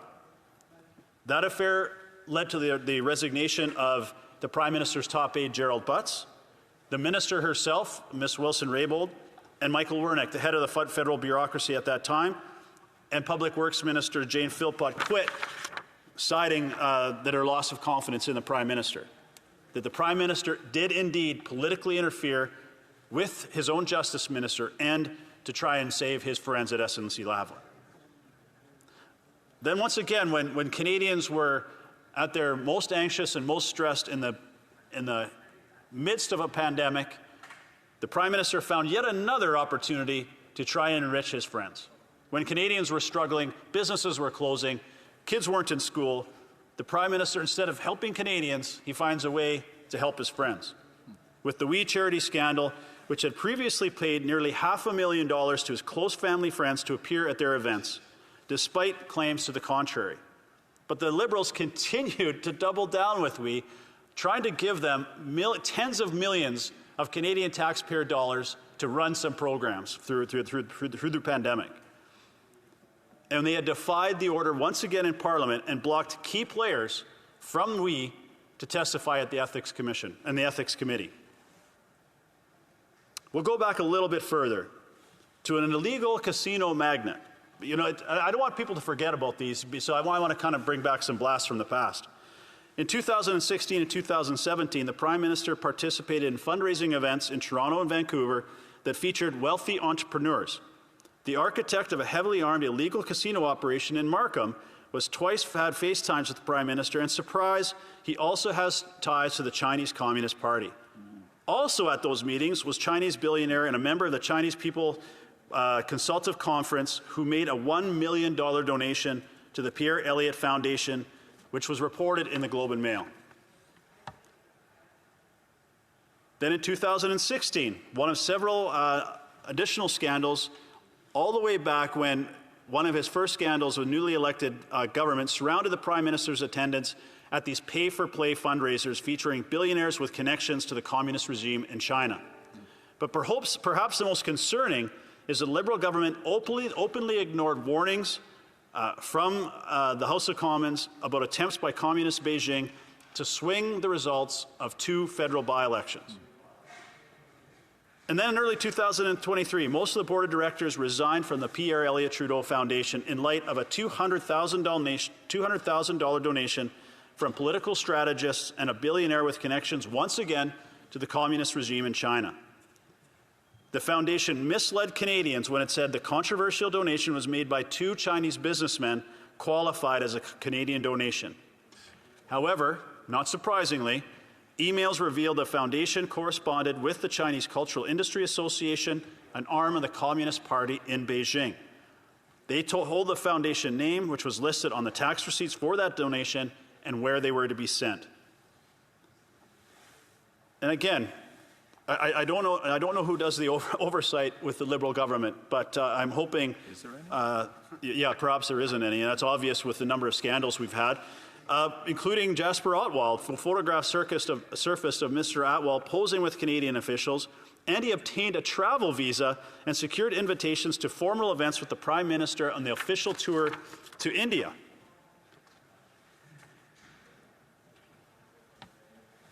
The Liberal Research Bureau, a taxpayer-funded office, pays $75,000 in public funds to Data Sciences, a company owned by Tom Pitfield, a Liberal strategist who ran the last 2 digital election campaigns for the Prime Minister and a childhood friend of the Prime Minister. Now, who could forget, Madam Speaker, the Arrive scam app?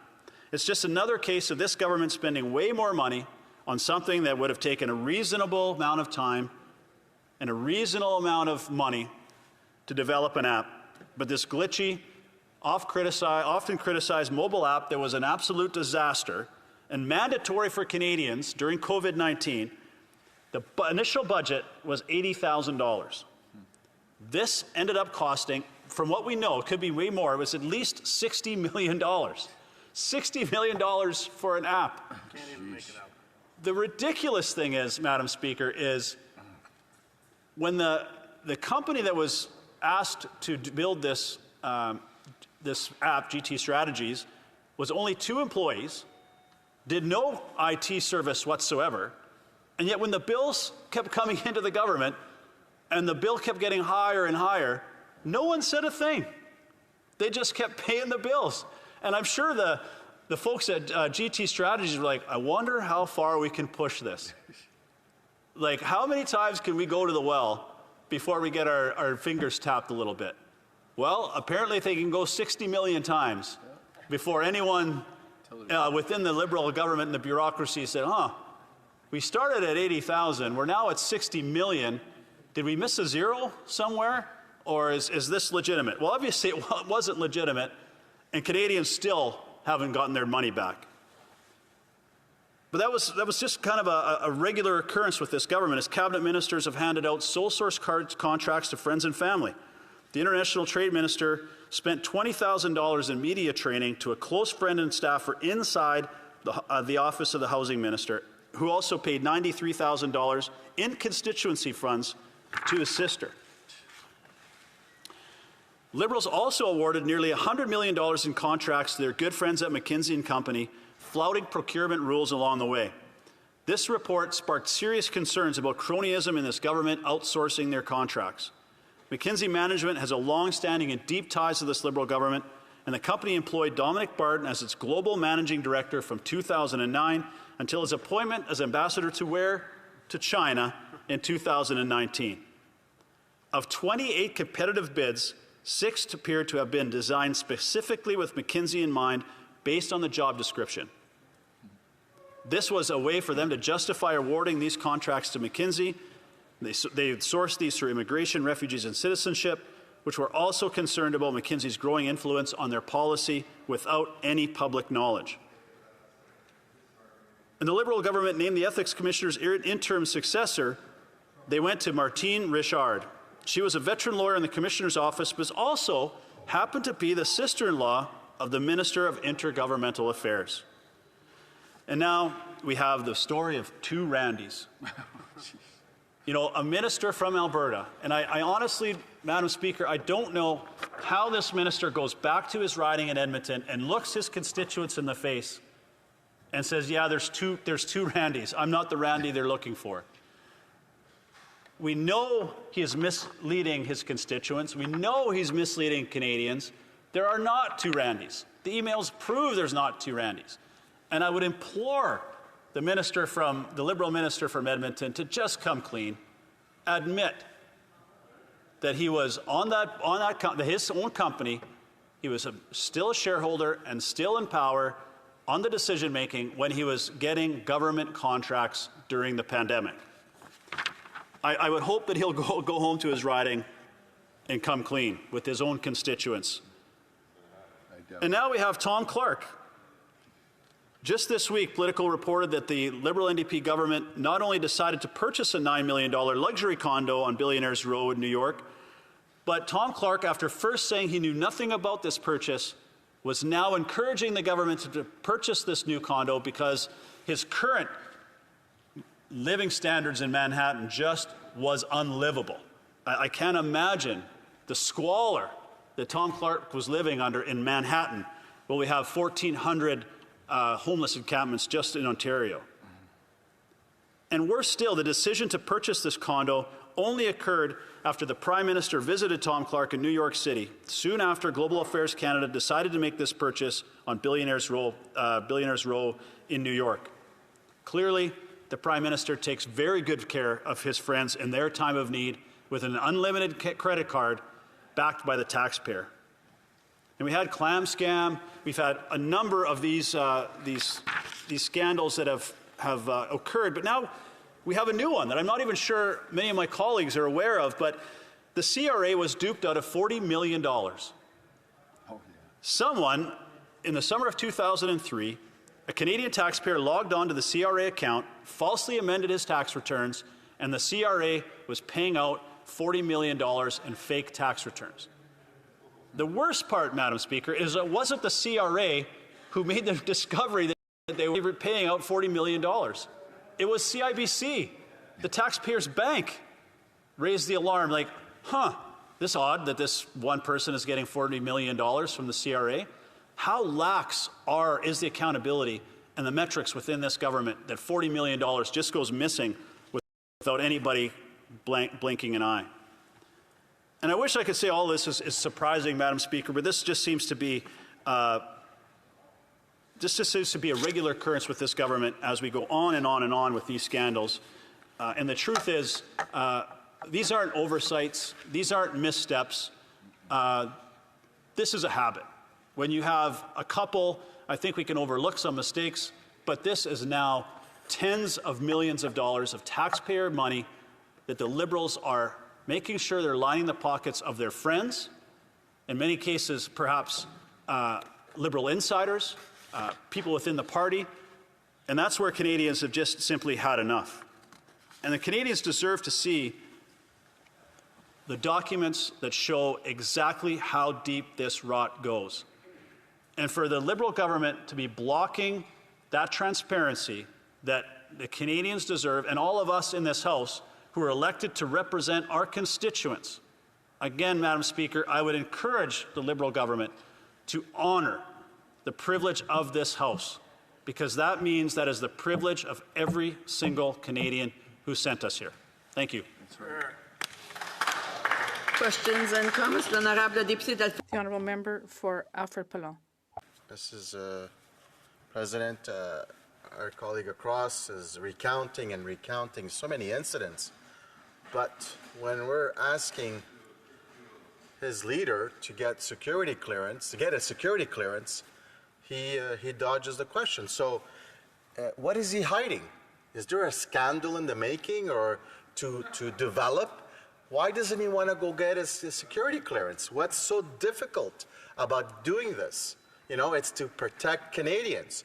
So, you know, he's trying to preach us, but his own leader doesn't want to go out and get the security clearance so that we can get to the bottom of this and get to figure out what's happening with this foreign interference. What does he have to say about that?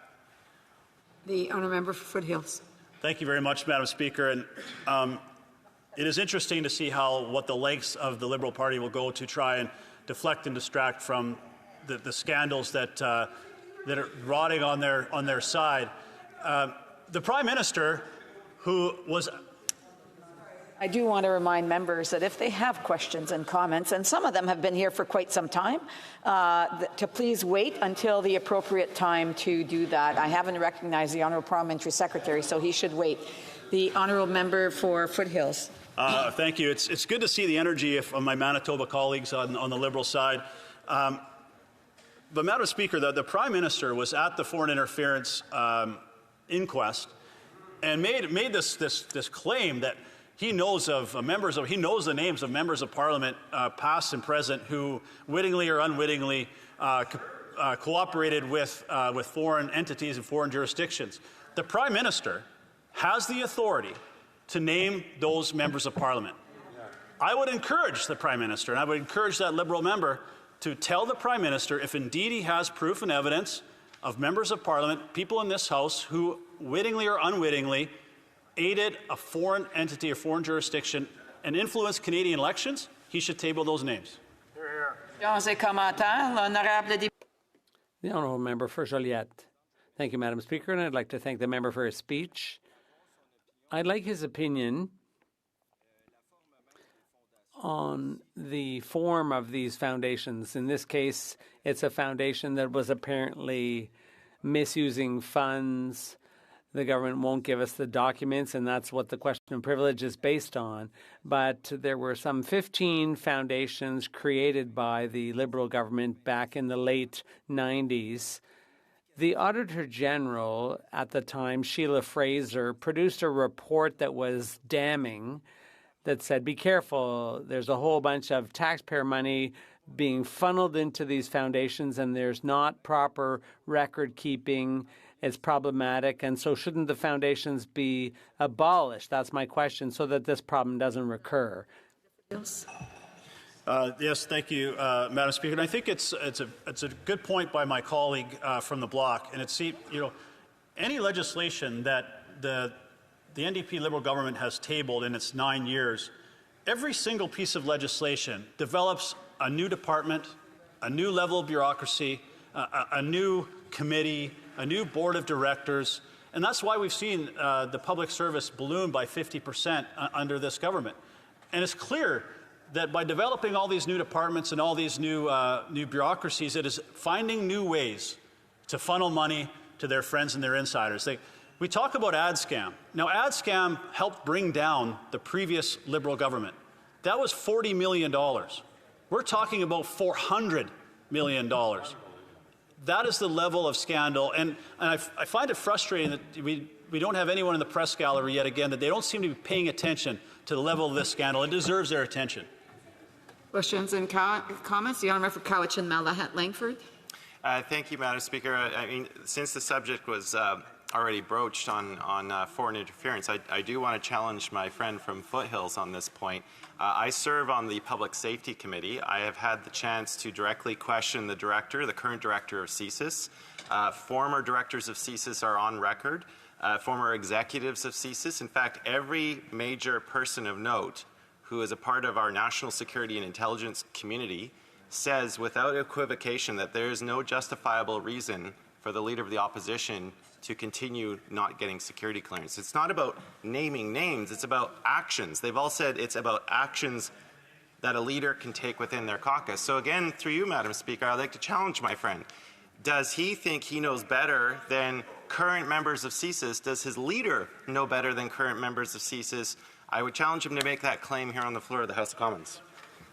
I understand that there's someone heckling, and I just want to remind that member to please wait until the appropriate time if he wishes to contribute to the conversation. The honourable member for Foothills. Thank you very much, Madam Speaker. And I have a great deal of respect for my colleague from the NDP, but I have to say I'm disappointed in that this discussion is about a level of scandal and taxpayer dollar abuse unlike we've ever seen before, and he doesn't ask a question about that. He's asking a question about foreign interference that the Leader of the Opposition, the Leader of the Opposition's Chief of Staff have all been given briefs on the foreign interference issue. I guess it's just showing that yet again, despite ripping up this coalition, ripping up this agreement, the same old marriage stands, that the Liberal and the NDP, that coalition is as strong as ever. Questions and comments? The honourable member for York Simcoe. Well, thank you, Madam Speaker, and I thank my colleague from Foothills for his speech. And the House has been seized with this issue for almost a month now. And it could end tonight if the Liberals would just produce the documents. And Madam Speaker, what's concerning is the pressing issues that we're not dealing with. And for example, my colleague from Foothill knows, that the carbon tax issue for my riding in York Simcoe, we're not eligible to the rural top-up. And we know this government loves to divide. It's dividing Canadians with the carbon tax based on geography. And Madam Speaker, also we're not dealing with, Liberal-appointed senators that are interfering with my bill, C-280, financial protection for fresh fruit and vegetable growers right across Canada. And I know the member for Winnipeg North knows how important this bill is. So I wonder if my colleague could comment on that. The honourable member for Foothills. Yeah, thank you very much to my colleague and the amazing work that he does in his riding, the Soup and Salad Bowl of Canada. And he brings up an excellent point where just this week I had a conversation with a potato farmer from PEI who was in tears with the Liberals destroying his family farm as a result of the carbon tax and decisions that are making farming that much more difficult. I had a conversation today with another farmer from BC who is organizing a ugly produce day where he had tens of thousands of people line up for hours in the pouring rain just to collect some misshapen potatoes and turnips and carrots and other vegetables because they can't afford to put food on the table. These are the issues that this House of Commons should be dealing with. the fact that we have 2 million Canadians lining up at a food bank in 1 month alone. Food insecurity up 111%. Our farmers at their very wits' end because of the carbon taxes making them uncompetitive and unsustainable. Those are the things that this House should be seized with. And it could end today if the Liberals would just swallow their pride, table the documents, and let Canadians make that decision on the level of the scandal that's in those documents.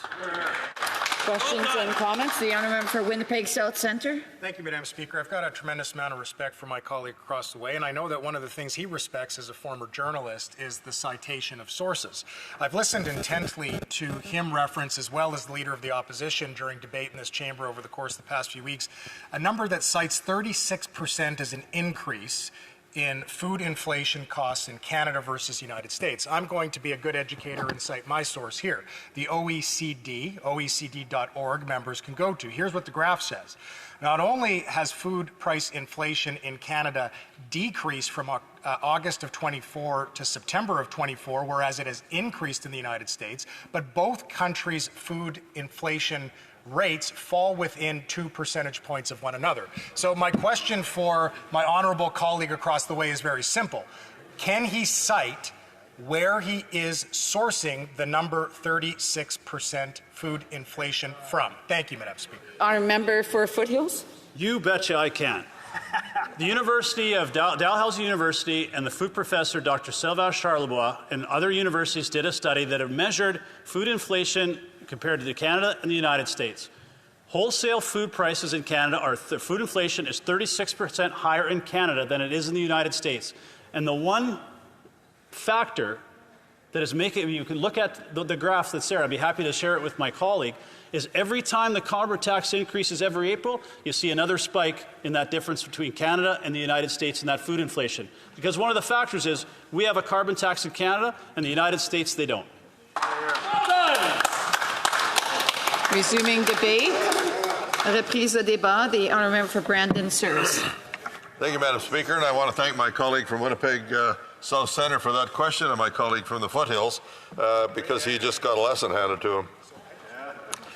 Mr. Speaker, I rise to add my voice to this important discussion we're having here to hold the Liberal government to account for the refusal to provide documents in response to a House order.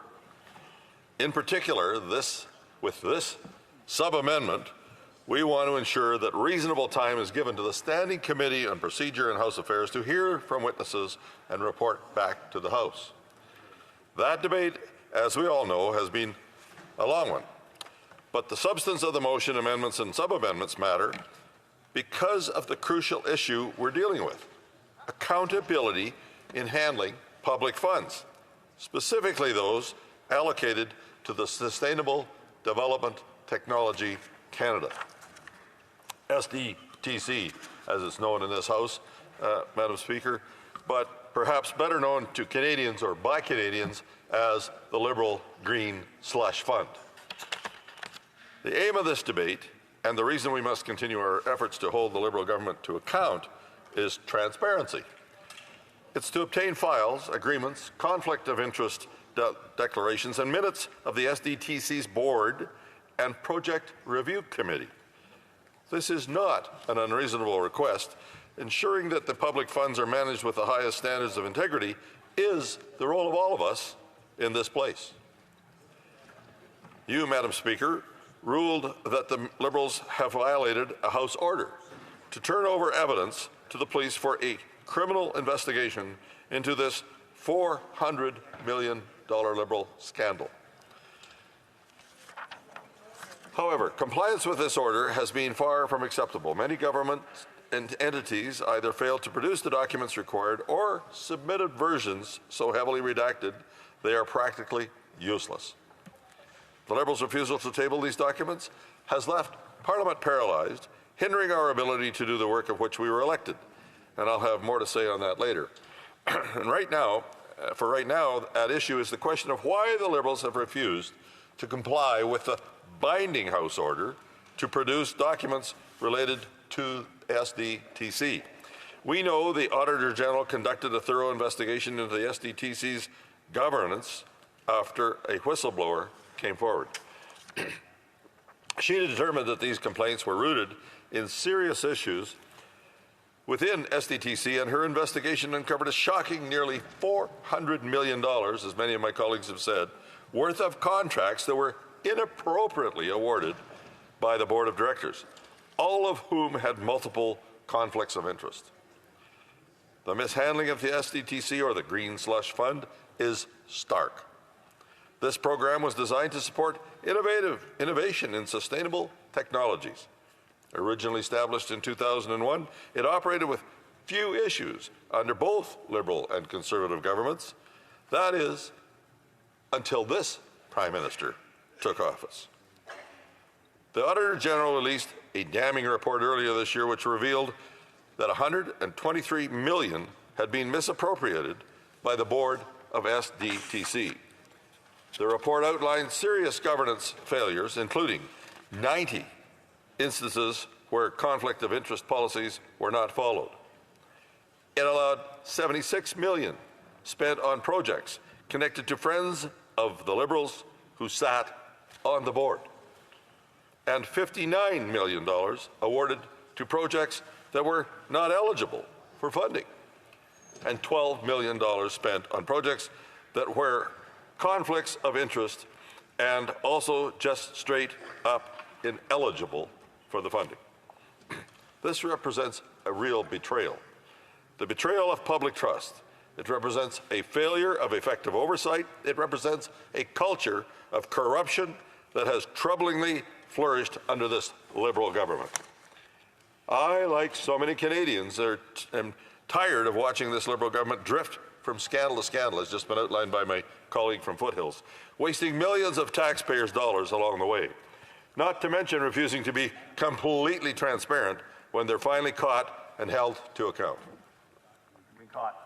We were reminded of the lack of transparency and forthrightness at the Public Accounts Committee just the other day when the former Liberal minister overseeing SDTC made little effort in meaningfully answer even the simplest of questions. Throughout his testimony, Navdeep Bains said 16 times he, quote, could not recall, end quote, or, quote, did not know, end quote, or, quote, did not receive, end quote, details about the activities of SDTC. He was only the minister in charge. With so little attention given by the minister overseeing the fund, it is almost no wonder why so much mismanagement and so many conflicts of interest have been identified. Despite what we've heard from some Liberal members, I want to emphasize that pushing for transparency is not an attack on privacy or due process. Instead, it's a call for accountability. Adding the Privacy Commissioner and other key figures as witnesses in this investigation is an important part or an important way to ensure a fair and thorough review. Former Minister Bains, choosing to ignore several warnings about her conflict of interest, proceeded with the appointment of Annette Vercheron as SDTC chair after removing the previous chair. Under the watch of this Liberal appointee, conflicts of interest were tolerated and, quote, managed, end quote, by the board. For example, board members would grant SDTC funding to companies in which they held stock or positions. Former Minister Bains appointed 5 more of the board members who engaged in similar behavior by approving funding to companies in which they held ownership or seats on the board. Meanwhile, officials from the Department of Industry, Science and Economic Development sat on the board as observers and witnessed 96 conflicts of interest, but did not intervene. In January 2021, former Minister Bains was replaced by the current minister. And on November 2022, whistleblowers began raising internal concerns with the Auditor General about the unethical practices of SDTC. In February last year, the Privy Council was briefed by whistleblowers and 2 independent reports were commissioned. Then later in September 2023, the allegations became public. But it took the industry minister a month to move to suspend funding to the organization. An Auditor General investigation followed, and her investigation made it abundantly clear that the failures uncovered by the SDTC lie squarely at the feet of the Liberal Minister of Industry, who failed to ensure proper oversight or governance. Instead, he turned a blind eye when it was revealed that public money was being funneled to Liberal insiders. Which brings us to today. The Liberals continue to cover up this scandal by not tabling the requested documents to the SDTC.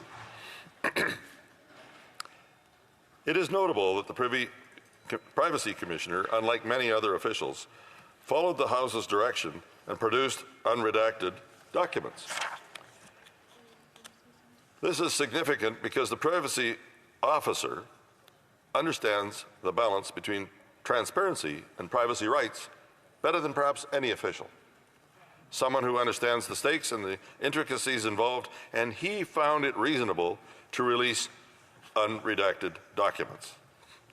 Yet we are continually met with the Liberal government's objections to these disclosures, which they claim could infringe on privacy rights or cause other harms, not to mention the harms they're already causing. But if the Privacy Commissioner, the foremost expert on such matters, deems it acceptable to release these documents, it strikes me as fair to question the sincerity of these objections. Let's return for a moment to the Auditor General's findings. They are very serious in concern. Her office randomly received a subset of SDTC's contracts and discovered troubling patterns in the majority of them. Her findings indicate that a significant portion of the funds managed by SDTC may have been misallocated, either through conflicts of interest, mismanagement, or perhaps even misconduct. Canadians have a right to know if their tax dollars are being spent appropriately and effectively. The government's reluctance to provide the full unredacted documents requested by this House should give us all pause. By bringing forward witnesses, including the Privacy Commissioner, the RCMP Commissioner, and key members of SDTC, we can deliver further transparency that Canadians deserve. The fact is this: Liberal appointees gave nearly $400 million tax dollars to their own companies involving 186 conflicts of interest. That's nearly $400 million wasted or stolen tax dollars, while so many of our fellow Canadians can't afford the cost of groceries, gas, and home heating. And I want to dwell on this point for a moment. This House continues to be paralyzed today at a time when Canadians need real results. Action on measures to improve affordability, whether we're talking about food, fuel, or housing. Action on measures to get tough on crime, Madam Speaker. The NDP Liberals are trying to create a false choice. They're telling Canadians that they shouldn't be held to account for $400 million wasted or stolen tax dollars. They're telling Canadians that Parliament can only return to other business by letting these troubling details fall by the wayside. That's the false choice. Parliament could return to other important business immediately if the Liberal government simply provided the documents it has been ordered to provide. It's that simple, Madam Speaker. Just end the cover-up and hand over the evidence to the police so Parliament can get back to work for Canadians. End the cover-up and let's talk about affordability for Canadian families. After 9 years of this Liberal government, life costs more and work doesn't pay. The Liberal carbon tax has driven up the cost of everything. Families are left to pay $700 more for food this year than they did in 2023, forcing them to eat less, skip meals, or buy less food, healthy food, just to make ends meet. End the cover-up, and let's discuss what happens when you tax the farmer who makes the food, the trucker who ships the food with a carbon tax. Spoiler alert, you end up taxing the Canadians who have to buy the food. The Canadian Trucking Alliance says the Liberal carbon tax added $2 billion to trucking costs this year, a number that will rise to $4 billion by 2030. These figures, however, only account for long-haul trucking. The total cost to the trucking industry is likely significantly higher, and these higher costs are inevitably passed on to consumers. Sorry, the honourable member will have 7.5 minutes the next time this matter is before the House. In accordance with Standing Order 38, a motion to adjourn the House is deemed to have been made and seconded at this time. Therefore, the question is that this House do now adjourn. The honourable member for Sherwood Park, Fort Saskatchewan. Thank you, Madam Speaker. Here in this House of Commons, Conservatives have been repeatedly clear about our priorities. We stand for the common sense of the common people.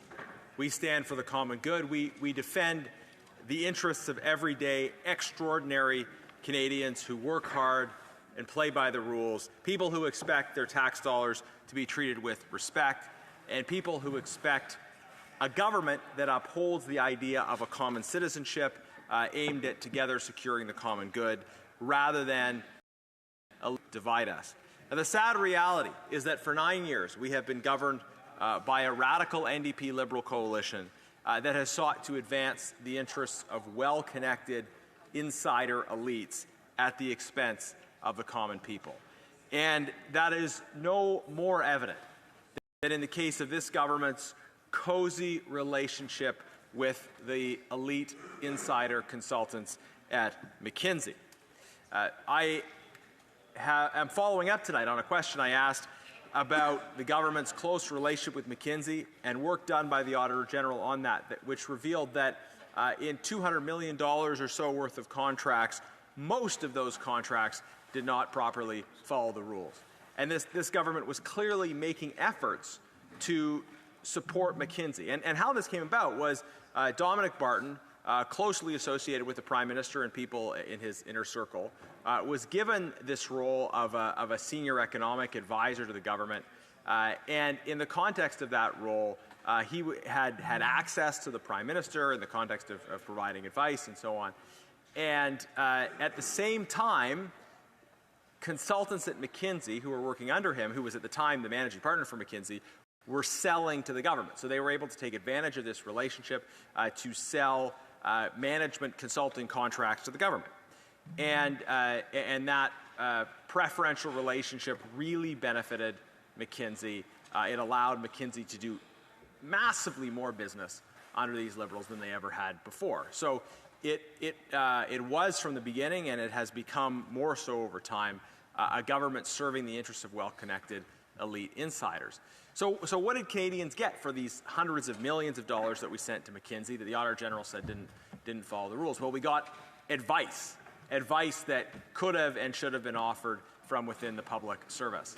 Meanwhile, who are these consultants at McKinsey? Who are these people that the Liberals have chosen to be preferred beneficiaries of these advice contracts in government? Well, McKinsey has a sordid record of involvement in scandal all over the world. Most notably, McKinsey advised Purdue Pharma on how to supercharge sales of opioids, effectively how to supercharge the opioid crisis. And this is another example, frankly, of how insider elites were able to cash in at the expense of common people. So many everyday people, in fact, disproportionately working Canadians who, as a result of maybe physical labor, were more likely to have workplace-related physical pain, were prescribed opioids as a result of the false overpromotion of these products by Purdue, aided by McKinsey. That led to addiction, and that led to so much pain and suffering that continues today. The elite insiders at Purdue and at McKinsey were able to cash in, and they're still benefiting from government policy as Purdue produces Dilaudid for government-funded safe supply, so-called programs, has benefited so much from contracts with the government. So why is this government so bent on supporting McKinsey instead of advancing the interests of the common people? It's a real shame. Honourable Parliamentary Secretary to the Minister of Justice and Attorney General. Thank you, Madam Speaker, and I want to thank the honourable member from Sherwood Park, Fort Saskatchewan, for his question. He talks about common sense. My mother used to say, common sense isn't all that common. Every time I hear him speak, I realize how right my mother was. Our government takes its responsibility as stewards of the public purse very seriously, and we are committed to making sure that government spending stands up to the highest levels of scrutiny. Madam Speaker, we welcome and accept the findings of the recommendations of the Auditor General with regards to her most recent report on procurement of professional services. The findings are very much in line with several previous internal and external reviews. Madam Speaker, let me remind the member across the way that independent audits with McKinsey found no evidence of political interference. The Joint Treasury Board and Public Services and Procurement Canada review, however, reinforced that there is always opportunities to further improve and strengthen the Government of Canada's procurement practices, and that is exactly what we have done, Madam Speaker. Madam Speaker, PSPC is the federal government's central purchasing agent and is committed to conducting procurements in an open, fair, and transparent manner. Of course, the Government of Canada already has solid regulations, procedures, and guidelines in place to make sure that happens in every department. But we're always looking for ways to continuously improve our processes, to make them more rigorous, and to ensure decisions and justifications are properly documented along the way. To that end, PSPC has already instituted several changes. These include introducing a mandatory requirement for all contracting authorities to retain all and any documents related to contractual decisions for professional services. They also include changing how the department administers non-competitive national master standing offers by ensuring justifications are on file and a challenge function occurs. In addition, the department has created a new position of Chief Contract Quality Assurance and Records Compliance.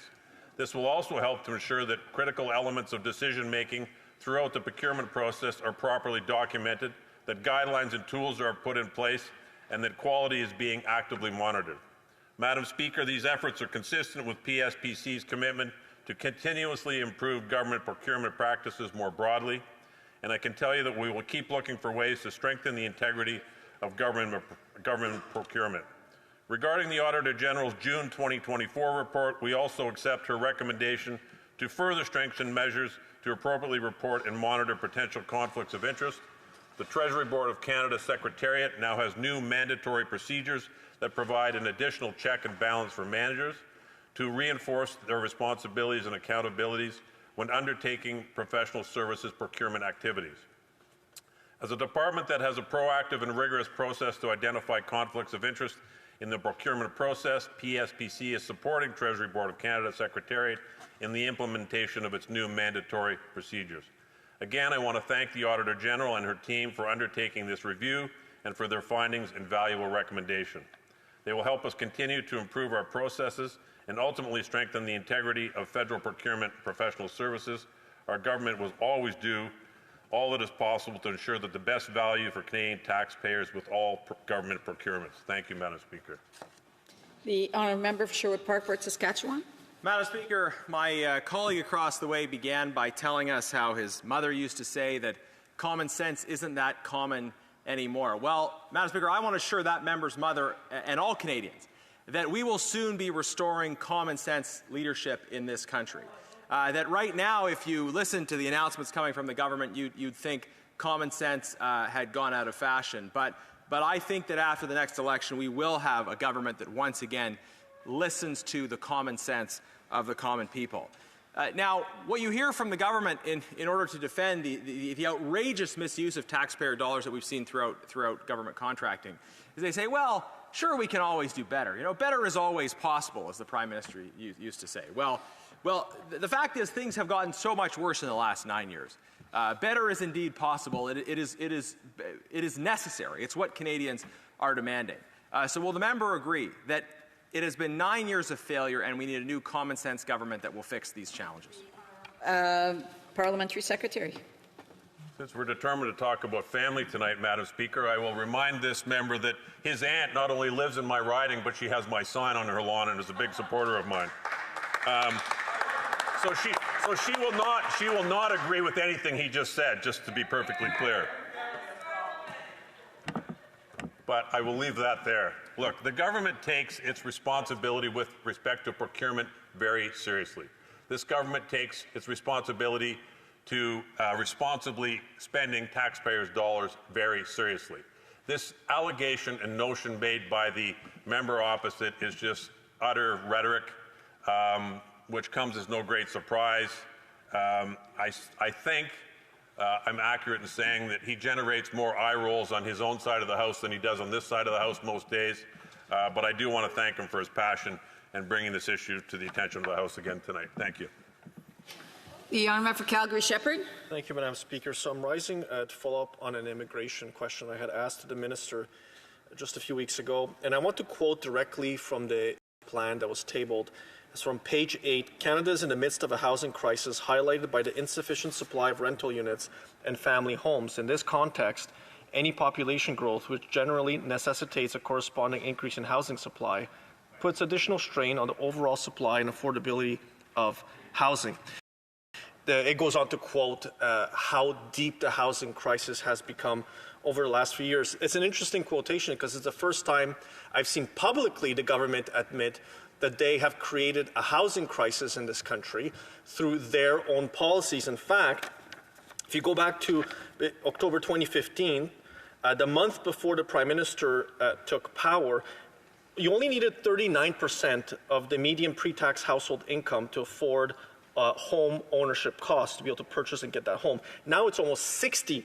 CMHC reported, and it shows that housing starts continue to decline, and the 6-month trend reveals a 1.9% decrease from 246,972 units in August to 243,759 units in September. Now, housing starts are down 15% year to year. Why did I talk about housing, Madam Speaker, when I'm talking about immigration? Because 2 years ago, in a briefing note prepared by IRCC officials to the Minister of Immigration, they warned him that repeat record highs of immigration levels in previous target plans would lead to a housing crunch. It would lead to a housing crisis. So my simple question to the Parliamentary Secretary is, why did the Immigration Minister ignore those warning of officials in 2022, and why did it take him 2 full years before he acted to reduce immigration levels from their record highs? The Honourable Parliamentary Secretary to the Minister of Immigration, Refugees and Citizenship. Madam Speaker, I thank the honourable member for his question because it gives me an opportunity to talk about how our immigration plan is adapting to the needs of our economy and communities. We are listening to Canadians and taking action as we have done since we formed government in 2015.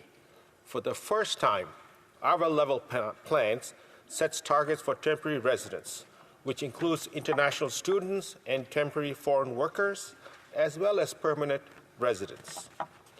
This approach to welcoming newcomers will help preserve the integrity of our immigration system while responding to community needs and positioning newcomers for success by having adequate resources to support them. Immigration is essential for our economy and accounts for nearly all of Canada's labour force growth. Following the pandemic, we brought in temporary measures when we faced severe labour shortage. The plan worked by helping our economy navigate a challenging period and recover more quickly and prevented a recession. Our level plans reaffirms our commitment to reducing temporary residence volume to 5% of Canada's population by the end of 2026. While we also reduce our permanent residence target, we will increase our focus on attracting the skilled workers we need to build our new homes and provide patient care.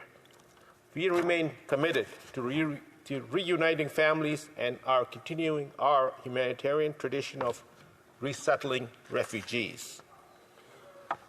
These lower targets for both temporary and permanent residents are expected to supply gap by roughly 670,000 units by the end of 2027. On that side of the House, the leader of the official opposition speaks from both sides of his mouth. 2 years ago, during the pandemic, he said he would remove gatekeepers to allow faster immigration. And just this year, he went to a community event and said, we need to end deportations. We have a worker shortage in Canada. We have a demographic problem. Our population is too old. We need these workers in our country. A few months later, he went to a different community and said the opposite. He promised different things to different people. Canadian can't trust a word he says. Madam Speaker, on this side of the House, we will always listen to Canadians all across the country. We are aware of the existing challenges and we are acting to address Canada's evolving needs. Our immigration plans will supply our economy while responding to the pressure faced by families and communities. Thank you, Madam Speaker. Calgary Shepherd. Thank you, Madam Speaker. So the Liberal government has destroyed Canada's immigration system. And I want to draw the Parliamentary Secretary's attention to the Institute for Canadian Citizenship, which just completed a survey of 20,000 newcomers and immigrants. It found that 1 in 4 newcomers are planning to leave Canada, that the likeliest of those newcomers to leave are the economic class immigrants. And the top reason for leaving, Madam Speaker, is housing. They can't find housing in this country, so they're going to leave. The top 3 urban centers are going to be leaving from Toronto, Brampton, and Vancouver. So, to the Parliamentary Secretary, now that Canadians and newcomers are suffering from this Liberal-made housing crisis, what is the government's plan going to be now? Can we expect even further desperate, chaotic flip-flops from their side?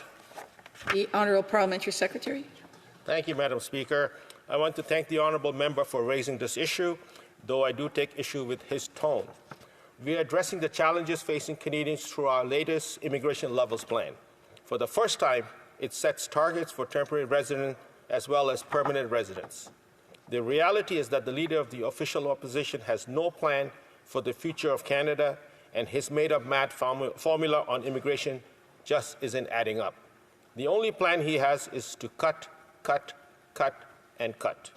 While the Conservative Party focuses on slogan, we will remain focused on building a stronger, more sustainable immigration system that works for everyone. We are supporting newcomers' immigration and giving them a fair shot in Canada. Thank you, Madam Speaker. The honourable member for Battleford, Lloydminster. Madam Speaker, we know that the cost of living in Canada has never been higher. Life has become unaffordable for far too many Canadians, and this historic cost of living crisis is not by chance. It's a direct result of this NDP Liberals government's inflationary taxes and their reckless spending. Their costly and punishing carbon tax is significantly adding to the cost of gas, groceries, home heating, and all basic necessities. Their failed carbon tax is pushing Canadians to the brink. And still, this NDP Liberal government is hell-bent on making things worse for Canadians. The NDP Liberals' plan to quadruple their carbon tax by 2030 is only going to further drive the cost of everything up. While they dive deeper and deeper into the pockets of hardworking Canadians, they have the audacity to stand in this place and tell Canadians over and over again that they are making them richer with their carbon tax. And this is simply not true. And Canadians know that this is not true. Parents who are skipping meals or who are lined up at food banks know that it's not true. Canadians who are living at unsafe or uncomfortable temperatures to save on energy costs know that it is not true. And seniors who are reportedly going without medicine to keep their heat on certainly know that it is not true. Because no matter how many times the NDP Liberal government tells them they're putting more money in their pockets, Canadians know the realities of the bills that they are facing. The NDP Liberals may want to turn a blind eye to the suffering they are causing Canadians, but the numbers will not let them. The Parliamentary Budget Office has once again confirmed that the NDP Liberal carbon tax is impoverishing Canadians. The PBO's latest report on the carbon tax proves this, and it proves it using the NDP Liberal government's own numbers. Now, of course, we all recall that these were the numbers that they desperately tried to hide.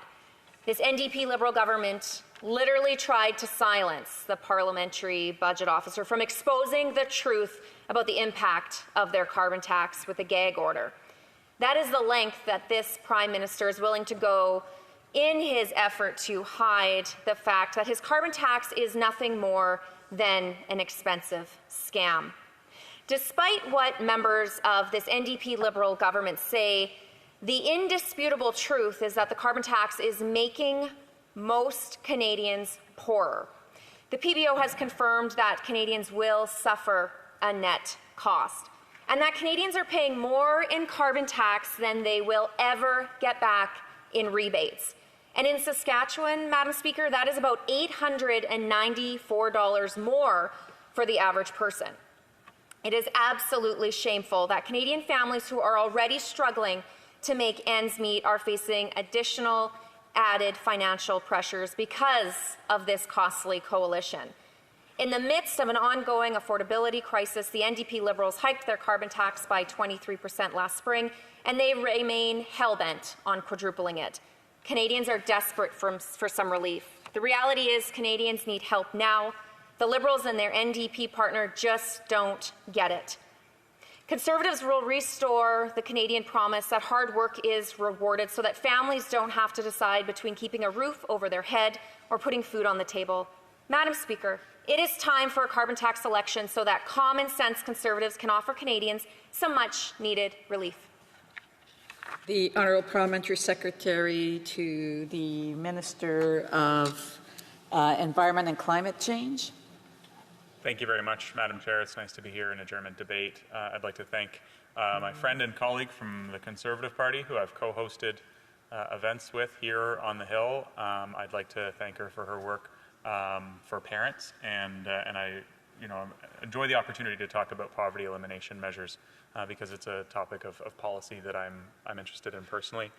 So I'm going to focus my responses through two poverty elimination experts, economists from my colleague's province of Saskatchewan. The first is Brent Dolter, who's an assistant professor in the Department of Economics at the University of Regina. He said in a recent article, even when you overlook the modeling omissions in the PBO report, the results still actually show that 20% of households with the lowest incomes still get an average of $720 more back. And the next 20% of households still get $412 back. What he's trying to indicate is that rebates are higher than the carbon tax for all poor folks in Saskatchewan. People on a lower income receive a lot more back through the Canada Carbon Rebate than they pay, and that's well documented in Saskatchewan by people that are working with folks that visit food banks. Another well-known Saskatchewan-based economics professor said that the misleading information has led to the belief that most Saskatchewan residents pay more, which is false. In addition to that article, Madam Chair, I read an anecdote from Alan Holman, who is a man from Saskatoon who is on disability assistance, and he says that without the Canada Carbon Rebate, he'd have to scale back on spending for his everyday needs. He says that the Canada Carbon Rebate that he receives 4 times a year from the federal government is crucial for his household budget. And also from Regina, Madam Chair, is Peter Gilmer, who's an advocate with the Anti-Poverty Ministry in Regina, and he says that those on low incomes rely on these rebates to pay for the essentials. For the vast majority, this is a quote, for the vast majority of low-income people, whether they're on income security programs or earn low wages, they're actually better off in terms of the bottom line when receiving the rebate and paying the carbon levy. Madam Chair, time and time again, members from the Conservative Party stand up in this House and they talk about the hunger report from Food Banks Canada. The aforementioned event that my colleague and I have co-hosted here on the Hill was Food Banks Canada. So she'll recall that every year when Food Banks Canada comes, they make 4 recommendations. In their 108-page report this year, they didn't mention carbon pricing because they know that, 1, there's no tax on groceries. As the Conservative members continually stand in this House to mislead Canadians to suggest that carbon pricing applies to food, it simply does not, Madam Chair. The Food Banks Canada, hunger report would have indicated that. If it was simply, a case of removing the carbon price from food, then that would be a simple fix. But there isn't a carbon price on food, and actually the leading driver of higher food costs in Canada is climate change itself.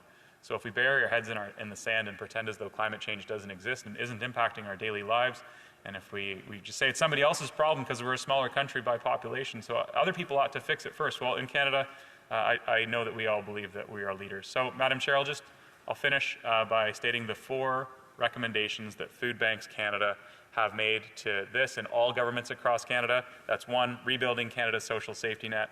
2, solving the affordability crisis. 3, helping workers with low incomes make ends meet. And 4, addressing the northern and remote food insecurity and poverty. Madam Chair, we have policy recommendations on all 4 which are addressing these key issues. We have been rebuilding Canada's social safety net. One of those things is through dental care, Madam Chair. So I just ask the member opposite, if she's going to quote Food Banks Canada, please rely on the insight and the perspective that they've shared, not their own political rhetoric. For Battleford, Lloyd-Minster. Speaker, we know that the NDP Liberal carbon tax is an expensive scam. Saskatchewanians are not receiving back more than they pay into it. We know that the Liberals have failed to meet every single one of their own environmental targets, but what they have unfortunately succeeded to do is to impoverish Canadians.